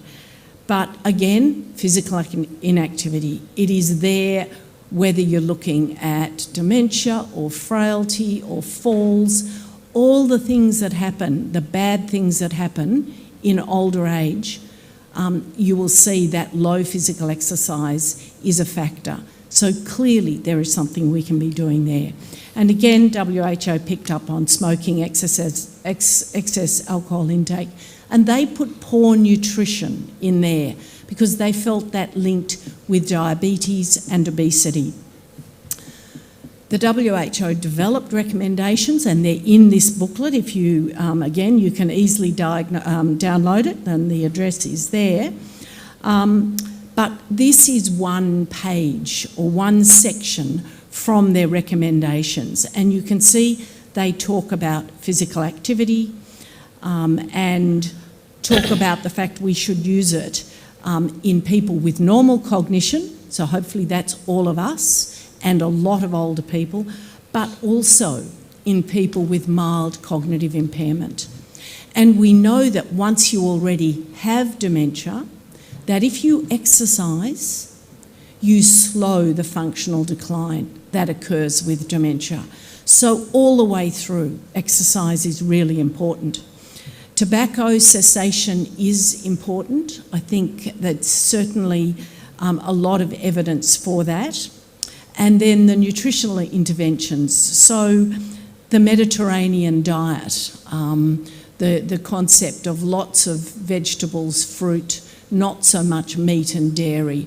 So we were looking at the Vietnamese, well, the traditional diet, it's hard to know because we only eat in Vietnamese restaurants, but the Vietnamese, what you see is it's quite healthy because there is a lot of fresh vegetables. And it's important that we look at those. And the idea of the healthy, balanced diet. So you can see two quite different organisations, the Lancet Group and the World Health Organization, have come up with, thank goodness, very similar guidelines. So what should we be doing? How should we be targeting it? And I said when we saw the dragon diagram, you should be starting prevention very, very early. And really, it's in childhood even, but at a population level and at an individual level. So as individuals, what should we be doing? Increasing physical activity, and the prescription is simple. 30 minutes of brisk exercise. You have to get a little bit puffed 5 times a week. And it can be walking, jogging, swimming, dancing, cycling, but you need to get puffed. Stop smoking, very clear. Reduce alcohol intake to less than 21 drinks, standard drinks a week. Address hearing loss. That's very important. In Australia, many people, older people, have hearing aids, but they're not in their ears. They stay in the drawer. And only 20% of people who have hearing aids actually use them. And we're now encouraging them to use them more because it's such an important factor to reduce dementia. Treating high blood pressure is really important. Getting the systolic blood pressure down to below 130 millimetres of mercury in midlife is really important. Reducing obesity is important, and of course that will also help you manage diabetes, one of the other major risk factors, and avoiding head injury. And I do see more people on their motorbikes here in Vietnam wearing helmets. Hopefully, if they do hit the ground or something else, that will help a little bit to prevent the head injury. So that was individuals. At a population level, what should we be doing? Prioritising childhood education. Get in early, because we know that is really, really important for preventing dementia later on. Looking at public health policies that reduce smoking and reduce exposure to smoking, because that's equally as bad, what we'd call passive smoking. And encouraging what we call the Quit for Life, which is in Australia the smoking cessation program. Addressing causes of air pollution, that may be easier said than done, but it is very important that we reduce air pollution. And introduce public health policies. So this is at the government level, to improve physical activity at all ages and encourage social interaction, because we talked about the effect of loneliness.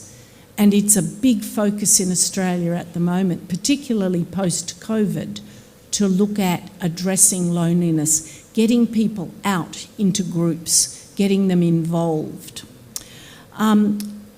Addressing hypertension at a national level is really important to raise awareness. We know that pretty close to half of high blood pressure is not treated. Reduce the risks for hearing loss, so occupational health, wearing ear muffs when you're doing loud noise, and reducing the risks of head injury. This tells us how those risk factors, by modifying them, this is where we do the good. So you've got, and this is from the Lancet Commission paper, you've got two ways of preventing dementia in theory. Reduce the neuropathological, so it's this one, it's that one, the first one, sorry. And then, so reducing the damage to the brain, and below that, increasing and maintaining cognitive reserve. So two different mechanisms. And if you look at the diagram, you can see that treating diabetes and hypertension, stopping smoking, reducing air pollution, that impacts on the neuropathological damage to the brain. And you can see treating hearing impairment and maintaining social contact and improving education is good for cognitive reserve. But if you look at the box in the middle, we'll try again, this one here, again, frequent exercise, avoiding depression and avoiding excess alcohol, that feeds into both those mechanisms. So I always think that's a really important place to start. So increase your exercise, treat depression, and avoid excess alcohol. Again, they are not expensive interventions, but they can have a very big effect on preventing dementia. Does it work? Can you prevent dementia? I guess we won't know for a while, but we do have some very useful evidence now, probably over the last 15 years from cohort studies, but also the one study I want to mention is probably the first prevention study. It was called FINGER, the Finnish geriatric, and it was quite a long title, study. But basically they used the CADE risk score, which we've heard about today, to select people who were at risk of developing dementia, and looking at a multi-component intervention of exercise, diet, cognitive activity, brain exercises, and watching vascular risk factors. And after 2 years of that study, you had a group in the intervention group doing that and a group in the control group. After 2 years, the difference in cognitive abilities between the groups was very clear. So in 2 years, you were much better if you were in the intervention group. And so really they couldn't continue the trial ethically because it was clear that there were benefits. Now, the FINGER study has had many, many children. You will find studies, SINGER study is the Singapore study. There are the same prevention studies all over the world as we speak. So we will have results of those soon. However, when you look back at cohort studies, like the Framingham study in the US and a number of studies in the UK and Europe, when you look at the incidence of dementia in one group and then the next group, it is decreasing. So there are more people with dementia because there are more older people, but not so high a percentage will have dementia. And we think that's because of control of risk factors, better education, and remember we're looking back 10, 20, 30 years, but better education, better control of blood pressure. And, you know, that certainly the higher education and possibly the exercise are really important. Just finally, this is a study that's going on as we speak. In fact, they're analysing the results. This is a study that's being done in Australia, and it's called Maintain Your Brain, and it's a randomised trial, so randomised to 2 groups, and it's an online study. So it was very handy. It began before COVID, but it has not been affected too much by COVID because it was always going to be online. And it's looking at physical inactivity, low cognitive activity, depression, obesity, and poor diet. And it's a group of people 55 to 77. And as I said, the results are being analysed at the moment, but it's very similar to the finger study and all the other prevention studies that are going on at the moment. So hopefully, maybe even next year, we will have some more results from this, which will help us, I guess, tailor our attempts to prevent dementia. Thank you.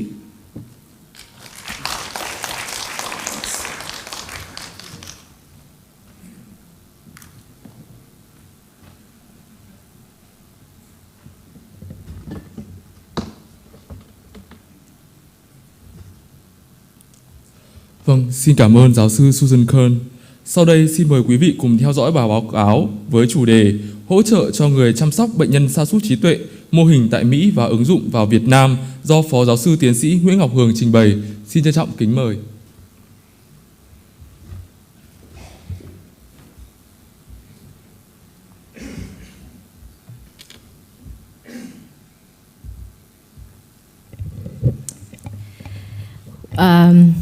I know you're all very hungry, and so I'll try to be very quick. And I want to apologize in advance to the international speakers that I'm going to speak in Vietnamese. Yes, to my fellow Vietnamese citizens, because this message means more to the Vietnamese audience. Thì tôi có nói rằng là tôi sẽ, thứ nhất là tôi biết là các bạn đều rất là đói rồi, nên là tôi sẽ cố gắng nói nhanh. Vì nếu mà tôi nói chậm và lâu quá thì có thể là sẽ có nhiều người rủa tôi trong đầu. Và tôi cũng xin phép là tôi được xin phép các bạn quốc tế là tôi sẽ nói tiếng Việt. Thế thì cái bài trình bày của tôi ngày hôm nay á là trước hết là từ sáng đến giờ mà tôi nghe đó thì tôi thực ra thì tôi không phải là người ngành y, tôi là người về công tác xã hội, và từ sáng đến giờ khi mà tôi ngồi tôi nghe thì tôi cảm thấy rất là ngưỡng mộ những người trong ngành y. Thế và tôi thì là gọi là phó giáo sư cô, tức là vừa là phó giáo sư nhưng vừa là sư cô, cho nên là kiếp sau nếu như mà không tu hành thì chắc là sẽ làm ngành y. Thế thì cái bài trình bày của tôi ngày hôm nay á, thì trước hết là tôi sẽ nói một chút về tổng quan về tình trạng người chăm sóc bệnh nhân sa sút trí tuệ tại Mỹ và Việt Nam. Sau đó thì nói một chút về bức tranh chung về can thiệp cho hỗ trợ cho người chăm sóc tại Mỹ và Việt Nam, và sau đó thì tôi giới thiệu một chương trình can thiệp cho người chăm sóc được áp dụng từ Mỹ và Việt Nam. Và cái chương trình này thì nó có tên là Reach Việt Nam, và là cái chương trình mà tôi và giáo sư Latson cùng với cả các đồng nghiệp ở Bệnh viện Lão khoa Trung ương đang triển khai. Và xin được nói rất là nhanh trong cái phần tổng quan này thôi. Thế thì theo cái báo cáo năm 2020 về chăm sóc tại Mỹ đó, thì hiện nay là 53 triệu người Mỹ, tức là tương đương khoảng 21% dân số, đang là người chăm sóc ở trong gia đình. Nghĩa là gì? Cứ 5 người Mỹ thì có 1 người là đang phải chăm sóc cho người thân ở trong gia đình. Thế và người ta cũng nhận thấy rằng là trong số những người chăm sóc này thì 61% là phụ nữ, và 61% thì phải vừa đi làm vừa phải làm công việc chăm sóc, cho nên là cái gánh nặng chăm sóc là rất là lớn. 23% trong số người này là đang chăm sóc cho bệnh nhân sa sút trí tuệ. Thế và những cái thách thức của người chăm sóc thì ở đây thì tôi chỉ đi rất nhanh thôi, nhưng mà có một cái mà tôi muốn lưu ý, tức là 21% những người mà đang phải chăm sóc thì tự nhận là có sức khỏe kém hoặc trung bình, 72% không giữ được các cuộc hẹn với bác sĩ bởi vì không có thời gian, và 63% ăn uống không đúng giờ, nhưng mà đặc biệt là 40 đến 70% là có các triệu chứng trầm cảm do quá vất vả ở trong chăm sóc. Thế thì đấy là bức tranh tại Mỹ, còn người chăm sóc tại Việt Nam thì sao? Hiện nay thì như các báo cáo trước cũng đã nói là chúng ta có rất ít các dữ liệu về người chăm sóc tại Việt Nam. Nhưng mà theo theo cái nghiên cứu Reach Việt Nam của chúng tôi, và trên một cái mẫu rất là nhỏ thôi đó, thì chúng tôi nhận thấy là người chăm sóc tại Việt Nam thường sống ở trong các gia đình đa thế hệ. 85% là phụ nữ, tức là cao hơn ở Mỹ. Và 65% là con dâu trưởng hoặc là con gái, 28% thì là vợ hoặc chồng, tức là vợ chăm cho chồng hoặc là chồng chăm cho vợ đang bị sa sút trí tuệ. Tuổi trung bình của người chăm sóc là khoảng 59 và học vấn trung bình là khoảng 8 năm. Và số năm chăm sóc trung bình cũng là khoảng 8 năm. Và bệnh nhân sa sút trí tuệ thì đa phần là trên 80 tuổi. Và một điều nữa, đây là những cái người mà chăm sóc ở trong gia đình thì chưa chắc là người được ra quyết định về việc chăm sóc. Ví dụ như con dâu trưởng chăm sóc cho bố mẹ ấy, thế nhưng mà người ra các quyết định về chăm sóc thì lại là ông chồng. Cho nên là cái này nó đưa đến rất là nhiều, nó là một phần nó đóng góp vào những cái căng thẳng về chăm sóc. Tức là mình là người biết việc nhưng mình lại không phải là người được ra quyết định về mặt chăm sóc. Thế thì bây giờ sau khi mà có cái tổng quan đó thì xin được nói một chút về các cái can thiệp và những cái chương trình hỗ trợ cho người chăm sóc tại Mỹ và tại Việt Nam. Thì ở đây tôi chỉ xin đưa được ra một số cái con số để cho các bạn hình dung được. Tại Mỹ hiện nay đó thì nghiên cứu can thiệp cho người chăm sóc tại Mỹ nó đã trải qua khoảng 50 năm và nó đi qua 3 làn sóng. Người ta đã tổng kết rằng là tại Mỹ có khoảng hơn 200 chương trình can thiệp hỗ trợ cho người chăm sóc, mà đây là chỉ tính những can thiệp mà đã đến pha thứ 3, tức là pha thử nghiệm về cái hiệu quả rồi, còn những cái pha trước ấy thì không tính. Và các can thiệp cho người chăm sóc được xây dựng theo mô hình bệnh lý disease model đó, tức là người ta thấy rằng khi cái bệnh sa sút trí tuệ này nó tiến triển từ giai đoạn đầu đến giai đoạn cuối thì cái nhu cầu của người bệnh nó thay đổi và cái nhu cầu của người chăm sóc vì thế cũng thay đổi theo. Cho nên là các cái can thiệp để hỗ trợ cho người chăm sóc nó cũng đi theo cái mô hình là cái tiến triển của bệnh như thế này.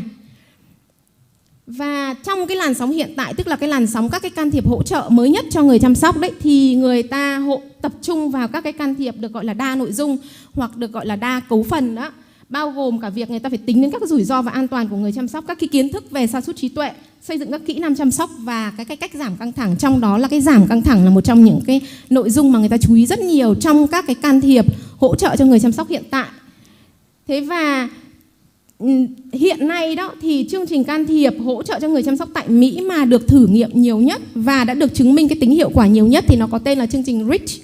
Và đấy cũng chính là cái chương trình mà chúng tôi đã gọi là Việt hóa đó và đưa vào thử nghiệm tại Việt Nam. Thì trong cái phần tiếp theo đây tôi sẽ xin được trình bày rất là vắn tắt về cái chương trình REACH này để các bạn có một hình dung mà có thể từ đó mà các bạn có một số những cái gợi ý. Nếu ở đây có những ai mà quan tâm đến việc phát triển các cái chương trình can thiệp hỗ trợ cho người chăm sóc thì các bạn có thể dựa trên đó để có một cái hình dung. Tại Việt Nam, và chỗ này thì chỉ để so sánh với việc là ở Mỹ người ta cho đến giờ người ta đã có hơn 200 chương trình can thiệp khác nhau để hỗ trợ cho người chăm sóc. Thì tại Việt Nam trước khi mà dự án REACH của chúng tôi bắt đầu ấy, thì khi mà chúng tôi tra cứu tài liệu ấy, chúng tôi không tìm thấy bất kể một cái chương trình can thiệp nào, mà đây tức là can thiệp có bằng chứng đó, để hỗ trợ cho người chăm sóc sa sút trí tuệ tại Việt Nam. Thì như vậy là chúng ta thấy là có một cái khoảng cách rất là lớn giữa Mỹ và Việt Nam, cũng như là hoặc là nói rộng hơn, tức là giữa cái cộng đồng quốc tế với Việt Nam trong cái việc là hỗ trợ cho người chăm sóc. Và ở đây tôi chỉ nói là người chăm sóc ở trong gia đình cho bệnh nhân sa sút trí tuệ. Thế thì xin được giới thiệu rất là vắn tắt về cái chương trình REACH này, một cái chương trình mà chúng tôi thử nghiệm gọi là Việt hóa đó, Việt hóa từ Mỹ và Việt Nam. Thì nó là một chương trình can thiệp mà mục đích lớn nhất của nó là giúp cho người chăm sóc giảm cái căng thẳng ở trong lúc chăm sóc. Chúng tôi đã Việt hóa và thử nghiệm chương trình này từ năm 2016 dựa trên hai cái dự án mà chúng tôi được tài trợ tiền từ Viện Sức khỏe Hoa Kỳ là dự án R21 và sau đó thì đến dự án R01. Cái R21 thì chủ yếu là chúng tôi chỉ Việt hóa và chúng tôi thử nghiệm xem là liệu một chương trình từ Mỹ đó thì nó có phù hợp với văn hóa của Việt Nam hay không. Và trong giai đoạn tiếp theo đấy, khi mà chúng tôi chứng minh được rằng là văn hóa Việt Nam tiếp nhận được cái chương trình này thì chúng tôi bắt đầu thử nghiệm xem là nó có hiệu quả hay không. Thế thì phần này thì tôi có thể bỏ qua, nhưng mà về cơ bản thì đối với cái R21 đó, khi mà chúng tôi thử nghiệm độ thích ứng với cái văn hóa Việt Nam thì chúng tôi chỉ thử nghiệm trên 60 người chăm sóc ở trong gia đình tại Sóc Sơn thôi. Còn hiện nay thì chúng tôi đang tiến hành thử nghiệm với 350 người chăm sóc tại Hải Dương. Và ngày hôm nay thì tôi biết là có đội ở Hải Dương, các bạn đang làm can thiệp trực tiếp cho chúng tôi trong dự án này ở Hải Dương lên đây, và có cả bác sĩ Biên là trưởng khoa lão khoa của Bệnh viện Hải Dương. Phần này thì tôi sẽ bỏ qua, cũng hồi nãy thì giáo sư Larson cũng có giới thiệu rồi. Có giáo sư Larson và tôi là đồng chủ nhiệm đề tài, và từ phía Bệnh viện Lão khoa Trung ương thì có giáo sư Thắng và giáo sư Trung Anh và Dr. Trung Anh là đồng chủ nhiệm đề tài. Thế thì như tôi đã nói, cái can thiệp REACH nó làm gì? Nó là một chương trình can thiệp ngắn, tức là nó có giới hạn thôi chứ nó không phải là kéo dài mãi.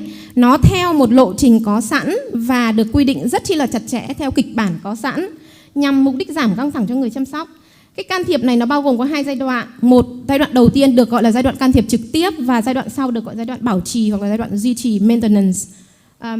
trong cái giai đoạn can thiệp trực tiếp á, thì nó sẽ gồm có 4 đến 6 buổi can thiệp lõi. Và mỗi một buổi can thiệp này sẽ kéo dài từ 45 phút cho đến 1 tiếng.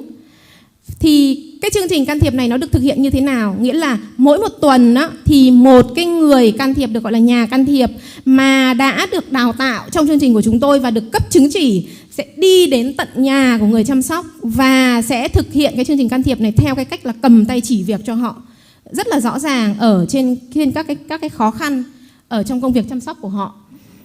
Và có một cách khác đấy là nếu như mà trong trường hợp mà không đến tận nhà được thì cũng có thể là gọi điện thoại để làm can thiệp. Và hiện nay là chúng tôi đang bắt đầu thử nghiệm một cái chương trình do Covid đó, mà không đến nhà được thì chúng tôi bắt đầu thử nghiệm một cái chương trình là hoàn toàn chỉ can thiệp qua điện thoại. Và chúng tôi đang bắt đầu thử nghiệm tại Thạch Thất để xem là can thiệp qua điện thoại thì nó có hiệu quả tương tự hay không.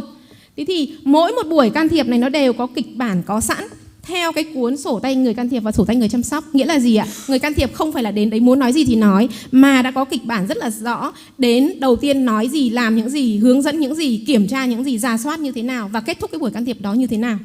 Thì nó theo một cái kịch bản có sẵn để chúng ta có thể kiểm tra được về độ hiệu quả. Các cái nội dung chính ở trong cái chương trình can thiệp này thì thứ nhất là chúng tôi cung cấp cho người chăm sóc các cái kiến thức về sa sút trí tuệ, bởi vì chúng tôi nhận thấy rất là rõ một cái phần rất lớn cái đưa đến cái gánh nặng của người chăm sóc ấy là vì họ không hiểu về bệnh sa sút trí tuệ, cho nên là họ nhận thấy bố mẹ mình á, có tất cả các cái biểu hiện như thế. Họ nghĩ rằng là chỉ già thôi mà tại sao bố mẹ mình lại già không giống như những người khác, và vì thế cho nên họ cảm thấy rất là căng thẳng. Trong cái căng thẳng đấy có phần không hiểu mà có phần cảm thấy là tội lỗi hoặc là có lỗi gì đó, hoặc là có những cái phần tự ti mặc cảm. Thế thì vì thế cho nên trong cái can thiệp của chúng tôi, cái phần giáo dục về kiến thức sa sút trí tuệ này nó rất là quan trọng.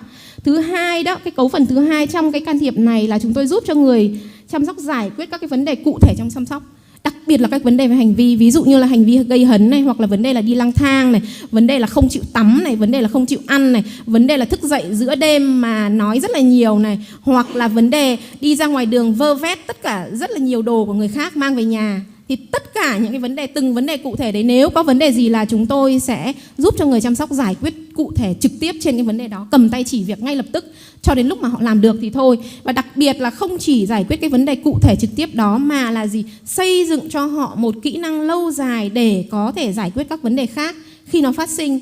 Nghĩa là sao ạ? Không phải là chỉ đưa cho họ con cá mà sẽ cung cấp cho họ cái cần câu và dạy cho họ cái cách đi câu nữa.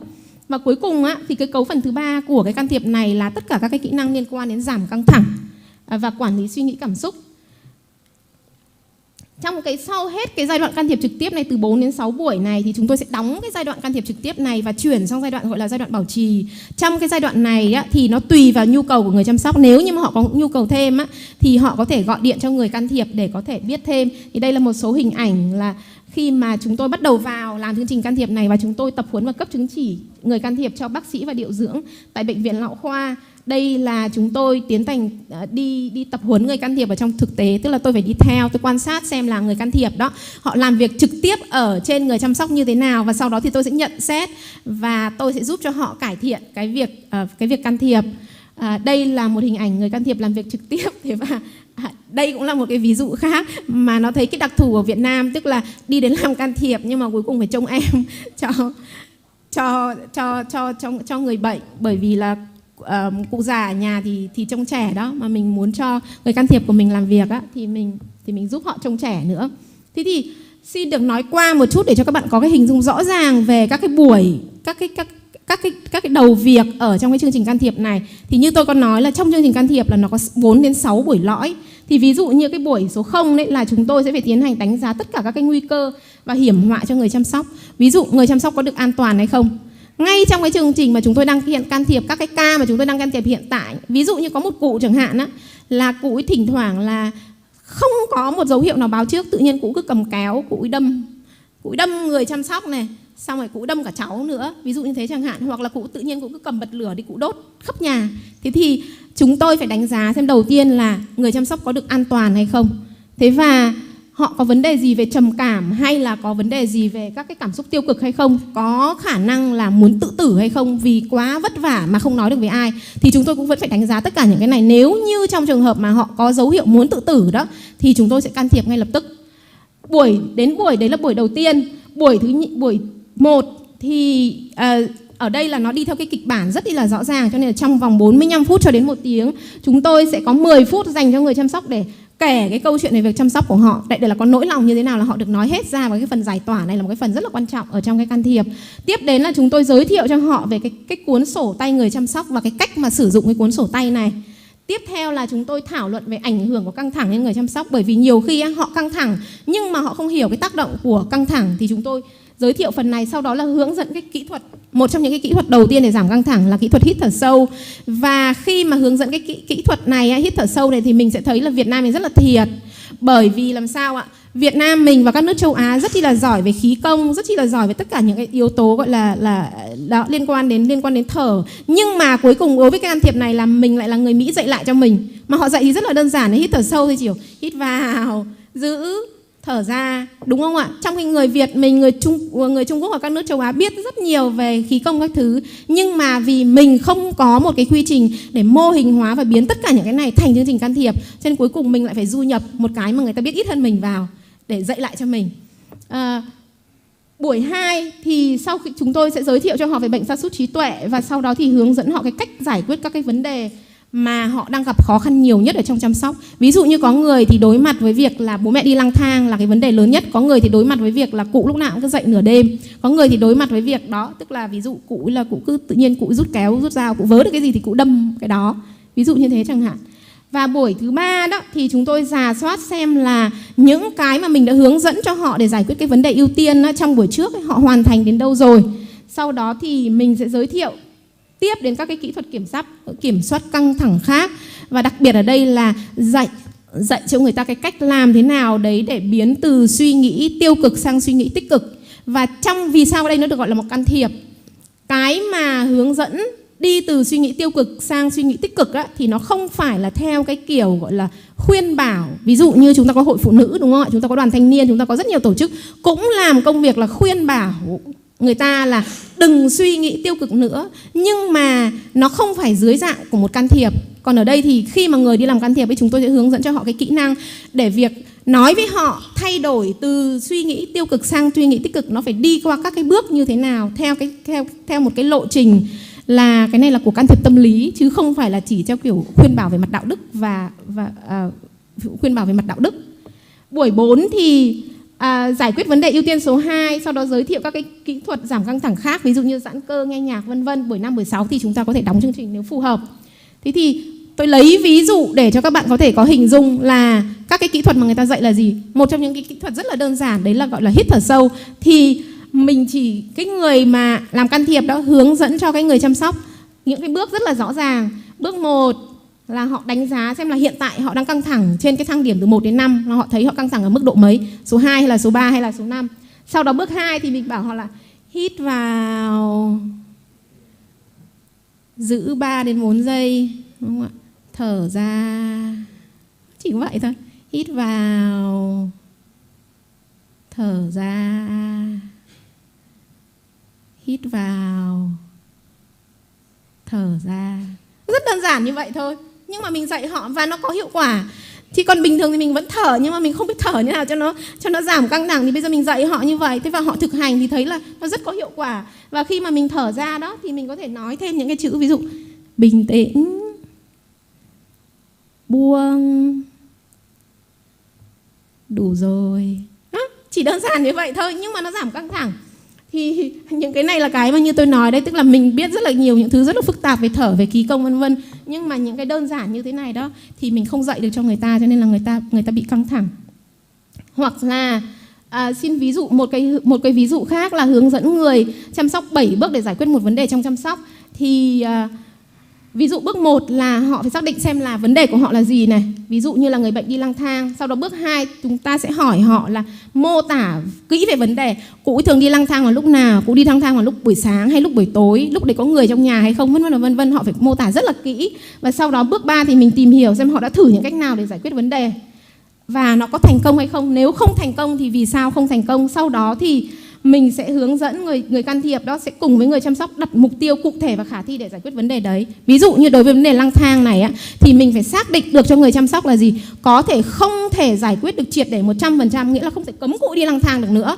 Nhưng bây giờ mình sẽ cố gắng là ngày trước ngày nào cụ cũng sẽ trèo tường đi ra khỏi nhà, thì bây giờ cố gắng là 3-4 ngày cụ đi ra một lần. Đúng không ạ? Thì bản thân là khi mình đặt ra một cái mục tiêu mà nó khả thi như vậy đó, thì người chăm sóc người ta cũng đã thấy bớt căng thẳng đi rồi. Còn rất nhiều khi cái căng thẳng của họ nó đến từ việc là gì? Họ có một mục tiêu không khả thi. Tức là gì? Họ cứ muốn giải quyết triệt để cái bây giờ làm nào cho bố em hay là mẹ em bây giờ phải như các cụ khác, hoặc là quay lại từ cái thời mấy năm trước mà không có sa sút trí tuệ, thì cái mục tiêu đấy gì nó không khả thi, và chính cái không khả thi đấy họ tự đặt gánh nặng lên trên mình và họ rất là căng thẳng.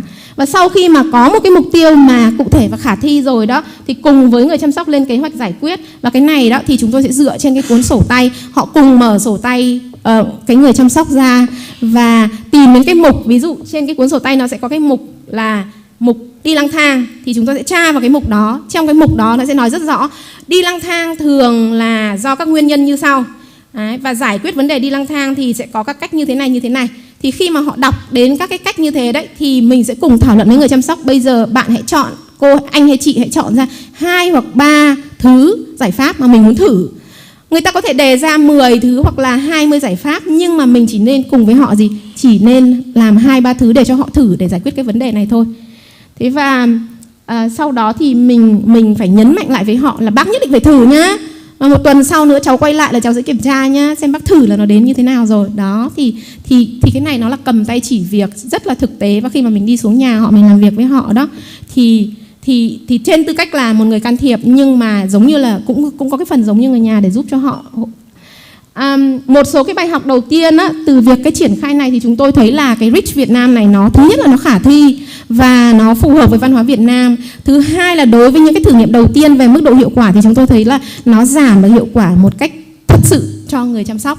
Thế thì bây giờ đó là nó đến cái giai đoạn là làm thế nào mà nhân rộng, thì chúng tôi vẫn đang chỉ ở cái giai đoạn là chúng tôi đang thu thập trên 350 bệnh nhân, trên 350 người chăm sóc, thì hiện nay chúng tôi đang làm được một nửa rồi. Thì chúng tôi đã có những cái kết quả ban đầu như thế này, nhưng mà đứng về mặt khoa học thì chúng tôi vẫn còn phải chờ những cái kết quả cuối cùng để có thể là chúng tôi sẽ còn phải điều chỉnh thêm. Bởi vì như chúng tôi trong đội của chúng tôi cũng nói với nhau là cái chương trình này á, nó hiệu quả, nhưng mà đối với Việt Nam như bây giờ đó, thì nếu mà mình phải đào tạo tập huấn người can thiệp để mà đi làm được như thế á, thì nó tốn quá, tốn người can thiệp quá, mình không có đủ người can thiệp để làm đâu. Thì có thể mình còn phải Việt hóa nữa cơ thì mới có thể làm được những cái này. Nhưng mà chúng tôi cũng rút ra là gì, nếu muốn xây dựng các cái chương trình hỗ trợ cho người can thiệp, người chăm sóc tại Việt Nam đấy, thì nó phải là cầm tay chỉ việc thực tế, và mình phải rất chú ý đến những cái quan hệ gia đình mà gây căng thẳng, chứ nó không trực tiếp từ cái việc chăm sóc đâu. Tức là gì ạ? Người chăm sóc của mình á, mức độ chịu khổ là vô biên, tức là khổ mấy cũng chịu được, khó mấy cũng chịu được, nhưng mà cái căng thẳng của họ rất nhiều khi nó đến từ những cái nhùng nhằng ở trong cái quan hệ giữa vợ, giữa chồng, giữa con, giữa cái, giữa anh chị em trong cái việc phân công chăm sóc đó. Thì cái đấy là cái mà mình phải rất là chú ý. Thế thì đây là, và vì thế cho nên là nhóm can thiệp, người đi can thiệp giảm căng thẳng cho người chăm sóc, nhưng mà cũng bị căng thẳng bởi vì người ta, khi mà cái người chăm sóc người ta căng thẳng quá, người ta đổ hết lên mình đó, thì cuối cùng là sao ạ? Đây là hình ảnh tôi đã từng dẫn các bạn người can thiệp đi qua chùa, đi sang chùa để các bạn ấy cũng học giảm căng thẳng, giảm căng thẳng cho người can thiệp. Chùa này ở bên Thái, thì tôi cũng đang làm sư cô ở bên Thái. Thì một số rất là ngắn gọn, một số gợi ý về xây dựng chương trình can thiệp hỗ trợ cho người chăm sóc gia đình tại Việt Nam đó, thì tôi nghĩ là mình có 3 hướng. Thứ nhất là mình Việt hóa những cái can thiệp đã được chứng minh là có hiệu quả ở các nước. Thế vì ví dụ như tại Mỹ chẳng hạn, bây giờ là có 3 cái can thiệp mà người ta thấy là hiệu quả nhất, thì Rich là cái mà chúng tôi đã làm rồi, chúng tôi đã Việt hóa và đang thử nghiệm rồi. Cái chương trình thứ hai là chương trình RDAT đó, nó là Reducing Disability in Alzheimer's Disease. Thế và chương trình thứ 3 là chương trình SCP đó, The Savvy Caregiver Program. Thì đây là 3 cái chương trình mà được chứng minh là rất là có hiệu quả. Còn ngoài ra thì nó có một loạt các cái chương trình khác nữa, thế nhưng mà tôi không có đề cập ở đây. Thứ hai á, cái hướng thứ hai là mình có thể Việt hóa các cái can thiệp mà từ các cái nước mà có cái văn hóa tương đồng với mình, ví dụ như Trung Quốc, Đài Loan, Nhật Bản, vân vân ấy, thì các cái nước châu Á họ có những cái tương đồng. Và cuối cùng thì cái phương pháp thứ 3 là mình tự trồng những cái, tức là mình tự xây dựng những cái can thiệp mà nó là đặc thù và phù hợp với văn hóa của Việt Nam. Thế thì chắc là cũng muộn rồi và nhiều rồi, cho nên là tôi sẽ kết thúc cái bài nói chuyện của tôi ở đây, và cũng xin được ghi nhận là những cái chương trình này của chúng tôi là do bên NIH tài trợ, và xin được cảm ơn.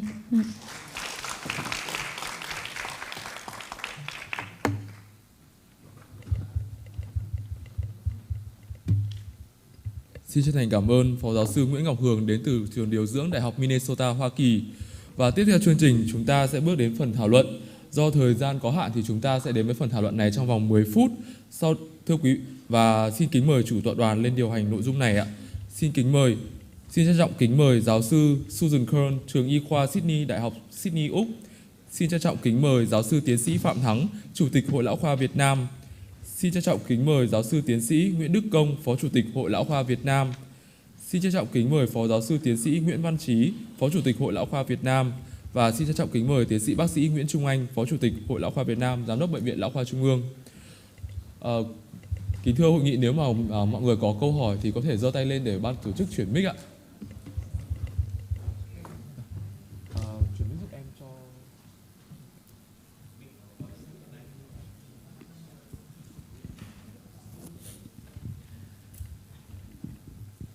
Vâng, xin mời Phó Giáo sư Nguyễn Tuấn Anh ạ.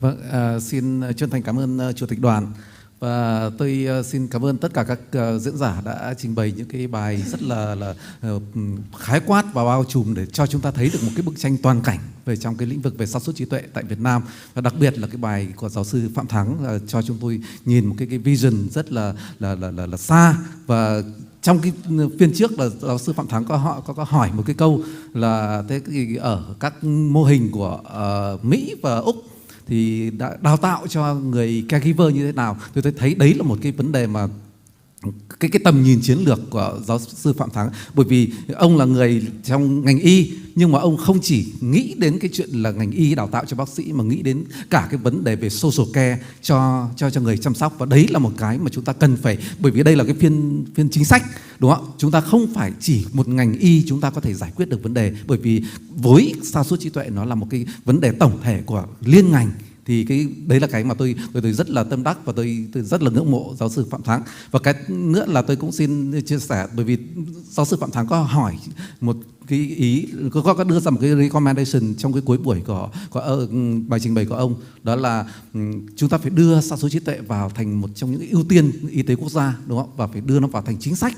Thì tôi cũng xin chia sẻ với lại tất cả các quý vị đại biểu ở đây là dưới sự lãnh đạo của giáo sư Phạm Thắng là chúng tôi đã kết hợp và hợp tác cùng với giáo sư Phạm Thắng, và trước đây là cùng với lại Phó Giáo sư Phạm Lê Tuấn là Thứ trưởng của Bộ Y tế đã xây dựng cùng với lại Phó Giáo sư Kim Bảo Giang của trường Đại học Y Hà Nội của giáo sư Tạ Thành Văn đấy, là đã có được cái dự án về Nafosted để xây dựng cái kế hoạch quốc gia phòng chống sa sút trí tuệ của Việt Nam. Và rất là vui mừng khi mà chúng tôi chia sẻ là 29 tháng 1 năm nay là Thủ tướng Chính phủ đã ký quyết định 155 phê duyệt cái sa sút trí tuệ là một cái nội dung chính trong cái kế hoạch hành động quốc gia phòng chống các bệnh không lây nhiễm và sức khỏe tâm thần. Như vậy có nghĩa là dưới sự lãnh đạo của giáo sư Phạm Thắng là chúng tôi đã đưa được cái sa sút trí tuệ vào là một trong những cái nội dung chính trong cái kế hoạch 5 năm sắp tới của Việt Nam. Thì tôi cũng chỉ muốn xin chia sẻ với một số những cái điều mà chúng tôi đã đạt được dưới cái sự lãnh đạo của giáo sư Phạm Thắng. Xin hết. Và xin cảm ơn cái chia sẻ của giáo sư Tuấn Anh. Thì anh Tuấn Anh thì giúp cho bệnh viện rất nhiều.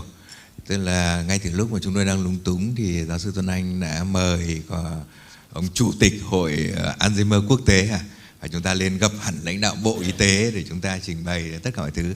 Thì tôi nghĩ là từ những cái việc nhỏ như thế dần dần nó cũng đạt được cái thành quả như ngày hôm nay. Và xin cảm ơn cái sự hỗ trợ thường xuyên của Phó Giáo sư Tuấn Anh. Xin mời các quý vị đại biểu trong khán phòng vai. Xin mời giáo sư Trí ạ. Tôi rất ấn tượng với bài báo cáo của giáo sư Susan. Có rất nhiều cái cách để dự phòng sa sút trí tuệ.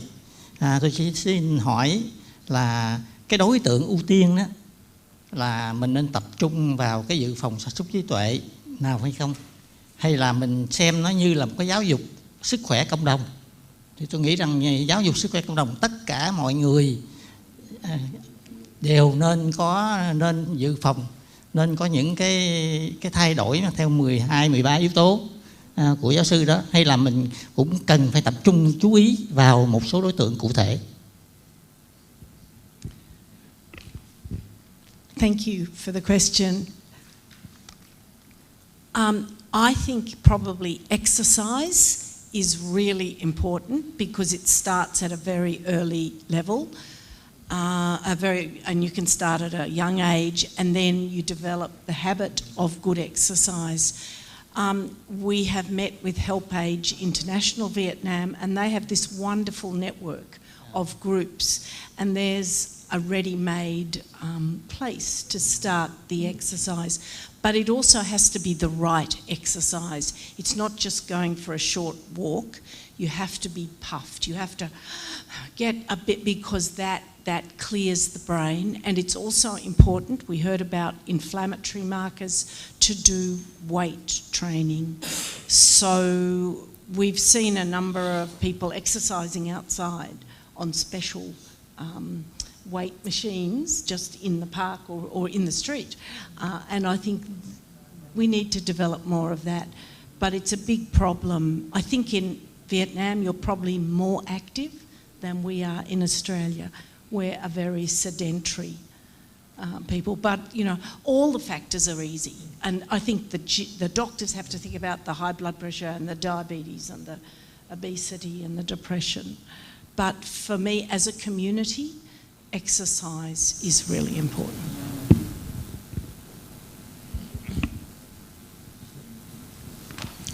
Vâng, xin cảm ơn câu trả lời rất rõ ràng của giáo sư.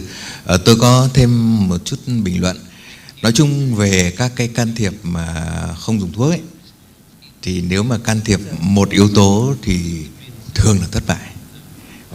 Và bây giờ người ta tập trung vào can thiệp nhiều yếu tố, như là trong cái nghiên cứu Finger hay là nghiên cứu Worldwide Finger bây giờ, tức là nó có mấy yếu tố. Một là can thiệp về chế độ ăn, hai là chế độ luyện tập, ba là trí nhớ, và bốn là kiểm soát các cái yếu tố nguy cơ về tim mạch. Thì chúng ta hình dung là tất cả 5 yếu tố đấy bản thân nó đã ở trong các cái chương trình quốc gia về phòng chống các bệnh lây nhiễm rồi. Nó gần như là hết. Cho nên vấn đề ở đây chúng ta về mặt chính sách mà nói, chúng ta khéo lồng ghép cái chuyện nội dung của chúng ta là câu chuyện nó thành công, đúng không? Thì đó cũng là một cái nội dung mà một nghiên cứu của bệnh viện hiện nay cũng đang thử theo cái hướng đấy, mà không biết kết quả như thế nào thì sao. Tôi có một câu hỏi, xin lỗi anh, một câu hỏi cho bà Susan và các cái giáo sư khác. 12 yếu tố về giáo dục trí tuệ thì trong Lancet công bố thì rõ rồi. Thì tôi đang tự hỏi, không rõ lắm nhưng mà phân vân là không biết là liệu mắc Covid-19 sẽ là một yếu tố nguy cơ trong tương lai cho bệnh Alzheimer không? Hình như là cũng anh có chuyện này anh thấy ngặt mũi đúng không? Nó cũng hơi giống. Thì tôi nghĩ không biết có ai có thông tin gì về cái vấn đề đó. Về góc độ mà điều tra mà nói thì là có một vài nghiên cứu, tức là rất sơ lược thôi, tức là mới thống kê ở Đan Mạch ấy, thì người ta thấy là cái nhóm mà bị Covid thì hình như nó cũng cao hơn. Thì không biết là các giáo sư có ai bình luận về cái vấn đề này không?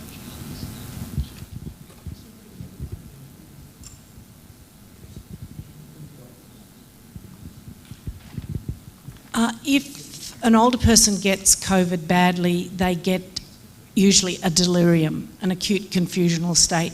We know that often uncovers dementia that's there or is a risk factor for developing dementia. So I think the delirium story is part of it, but also the isolation and the loneliness, we know that's a risk factor, and the fact that if you're at home, you don't get out and exercise. So you miss out on the exercise, on the social interaction, going to the doctor to get your blood pressure checked. That didn't happen. So yeah, I think COVID definitely had an effect. How much? We have to wait and see. I'd be interested in other people's comments. Tôi cũng thấy rằng là người ta nói rất nhiều đến hội chứng sương mù gọi là não sương mù sau khi bị Covid, thì tôi nghĩ rằng là chúng ta chưa thể có thời gian dài để chúng ta đánh giá cái thực chất của nó, nhưng mà trước mắt mà nói nó cũng có ảnh hưởng đến cái vấn đề là giống như sa sút trí tuệ, đúng không ạ? Thế nên tôi nghĩ rằng là lâu dài mình cần phải nghiên cứu, có thể nó cũng là một yếu tố. Nhân đây tôi cũng xin hỏi ý kiến của Phó Giáo sư Nguyễn Ngọc Hường tí là nói về cái chương trình RIC rất là hay. Thế thì không biết là ý của Phó Giáo sư có muốn gọi là triển khai nó ở rộng rãi hơn, rồi là có thể có những cái video để giảng, rồi là để triển khai giúp ở các cái cơ sở khác hay không ạ? Nếu có thì cho chúng tôi cũng rất là mong muốn được hưởng gọi là cái kết quả của cái chương trình này ạ. Dạ. Vâng, xin cảm ơn câu hỏi của thầy. Đấy là cái mong muốn rất là lớn của chúng tôi. Thực ra thì đấy là cái câu hỏi tiếp theo của chúng tôi khi mà chúng tôi kết thúc cái dự án R01 này á. Bởi vì là cái dự án này thì được tài trợ bởi NIH, mà một trong những cái vấn đề mà NIH rất là đau đầu cho đến bây giờ, tức là có rất nhiều các cái nghiên cứu của chúng ta, đúng không ạ, thì chủ yếu là dừng ở mức là thử nghiệm là nó rất thành công. Nhưng mà thành công xong rồi bây giờ đưa vào trong đời sống như thế nào mà để nó bền vững được và nó tự sống được, thì đấy là một câu hỏi rất là lớn. Thế và riêng đối với ở Việt Nam thì bây giờ sau cái R01 này của chúng tôi, giả sử như chúng tôi làm sau 350 người chăm sóc ở Hải Dương mà chúng tôi tin là sẽ chứng minh được nó hiệu quả, thì bây giờ câu chuyện tiếp theo là làm thế nào đưa được vào trong, đưa rộng rãi hơn. Đấy là cái mong muốn rất là lớn của chúng tôi. Nhưng mà làm thế nào thì đấy chính là chỗ mà chúng tôi cần phải rất là mong muốn có sự phối hợp để có thể làm được điều đó. Thế thì ít nhất là ở góc độ của chúng tôi thì chúng tôi đã xây dựng cái website sa sút trí tuệ Việt Nam, và để phổ biến tất cả những cái kiến thức liên quan đến cái RIC này. Nhưng mà ở một cái cấp độ lớn hơn thì chúng tôi rất là mong muốn, ví dụ như là sẽ đưa nó vào trong một cái cấu phần đối với giáo dục, là ví dụ như các trường y này, các trường điều dưỡng này, đúng không ạ? Nếu như đưa được cái chương trình này, hoặc là cái module của nó thôi vào trong giảng dạy cho điều dưỡng, hoặc là trong các trường về cái chương trình can thiệp này để giúp cho người chăm sóc, thì đấy là một điều rất là tốt. Thứ hai là nếu như mà làm thế nào đấy mà từ trên bộ mà khuyến cáo để đưa được cái RIC này vào trong chương trình quốc gia về sa sút trí tuệ cũng là một điều rất là tốt. Và cũng như là đưa vào trong cái chương trình, ví dụ như là bên chỗ phòng đào tạo và chỉ đạo tuyến của chỗ thầy Thắng, nếu mà phổ cập mà đưa được về các nơi thì là quá tốt. Và đấy là một cái mà chúng tôi rất chi là mong muốn. Chỉ có mỗi sợ là không có cơ chế để làm. Chỉ còn đấy thực sự là mong muốn của chúng tôi. Xin cảm ơn.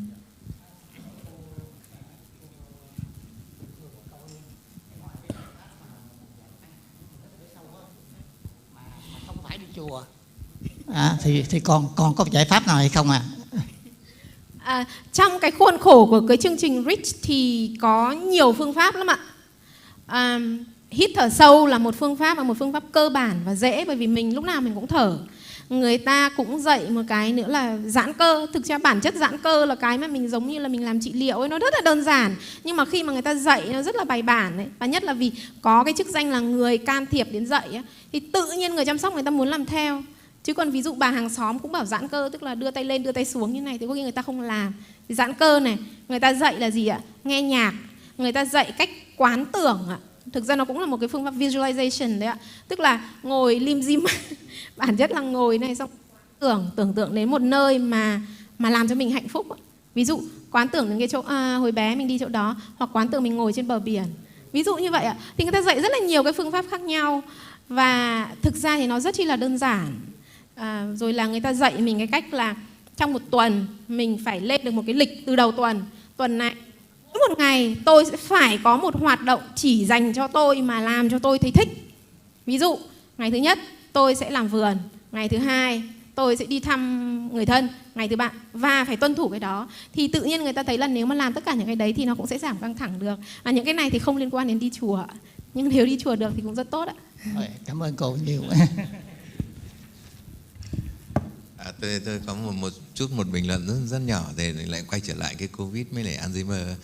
Thì tôi thì trong cái RIC thì tôi thuộc cái nhóm là chuyên cái hội đồng chấm các cái đề cương của tất cả các bác sĩ trên toàn quốc, để mà chúng tôi chấm cái nào được thì là apply, và là RIC sẽ cung cấp một phần tiền nhỏ để các bạn nghiên cứu. Thì năm nay chuẩn bị làm thì là tôi cũng gợi ý nếu mà bạn nào thích làm cái vấn đề về Alzheimer ở bệnh nhân mà nhiễm Covid ấy, để ta có nhóm Covid hay nhóm không mà chúng ta đánh giá thử sàng lọc xem cái vấn đề Alzheimer và giảm trí nhớ nào, thì đấy là một cái, nếu mà tôi chấm thì tôi sẽ chấm cái đó đấy, nhưng mà không phải mình tôi quyết, còn hội đồng nó có nhiều người, nhưng tôi thì rất thích cái chủ đề đó, để nhường lời cho giáo sư. Vâng, ở cái chỗ mà về phổ biến thì tôi nghĩ rằng là có lẽ là Phó Giáo sư Hường nên làm các cái video là thành các cái bài, ví dụ như là một series được khoảng 5 hay 10 bài, sau đó là có thể phát trên các cái chương trình giáo dục, ví dụ chương trình O2 TV, rồi các cái chương trình giáo dục sức khỏe. Và nếu cần thì tôi nghĩ rằng là cũng có thể là giáo dục ở các cái trường, bởi vì chúng tôi trong cái chương trình mà làm việc với Nhật Bản về vấn đề Kaigo, chúng tôi có làm một loạt các video và có thể phổ biến rộng rãi và bây giờ rất được ứng dụng rất tốt. Vâng, xin trân trọng cảm ơn. Cái này tôi còn luôn, thì cái này để cùng với nhóm của Tuấn Anh ngày mai sẽ trình bày một cái, tức là nhóm can thiệp mà thông qua một cái app ở trên điện thoại, cũng can thiệp nhưng mà làm 8 riêng phía Việt Nam ấy, cái này 4 nước làm, riêng phía Việt Nam làm hơn 82 cái đoạn video ngắn, tức là từng cái tình huống một, thì chúng tôi đang triển khai cùng với chỗ Tuấn Anh, thì cái đấy là trong cái khuôn khổ của dự án Lapus. Thì chắc là sang năm thì sẽ có cái kết quả bước đầu. Có lẽ là thì thời gian chắc là cũng quá muộn rồi, vì nó quá giờ mất một chút, thì là cái phiên thảo luận của cái section này thì tạm dừng ở đây. Thì nếu mà các quý vị nào mà tiếp tục có ý kiến tham luận hoặc là hỏi về các vấn đề này thì chúng tôi xin trả lời sau. Xin cảm ơn các thầy và cảm ơn tất cả các anh chị. Vâng, xin chân thành cảm ơn chủ tọa đoàn và xin chân thành cảm ơn các báo cáo viên và các vị đại biểu tham dự hội nghị ngày hôm nay ạ. Kính thưa hội nghị, như vậy ngày thứ nhất của Hội nghị Lão khoa Quốc gia lần thứ 3 đã diễn ra thành công tốt đẹp. Ban tổ chức xin thông báo lại với quý vị đại biểu về lịch làm việc tiếp theo của hội nghị. Hội nghị sẽ diễn ra vào cả ngày mai, bắt đầu từ 7 giờ 45. Kính mong quý vị tham dự đầy đủ vào đúng giờ. Xin trân trọng cảm ơn. Sau đây xin kính mời quý vị đại biểu và quý đồng nghiệp di chuyển theo hướng dẫn của ban tổ chức để đến điểm ăn trưa. Và xin mời toàn thể tất cả các quý vị đại biểu tham gia hội nghị phiên sáng hôm nay, chúng ta sẽ di chuyển đến điểm ăn trưa. Ban tổ chức xin lưu ý, quý vị đại biểu xin lưu ý, ban tổ chức đã chuẩn bị xe để hỗ trợ quý vị đi di chuyển đến điểm ăn trưa tại khách sạn Grand Plaza số 117 Trần Duy Hưng ạ. Xin trân trọng kính mời tất cả quý vị ạ.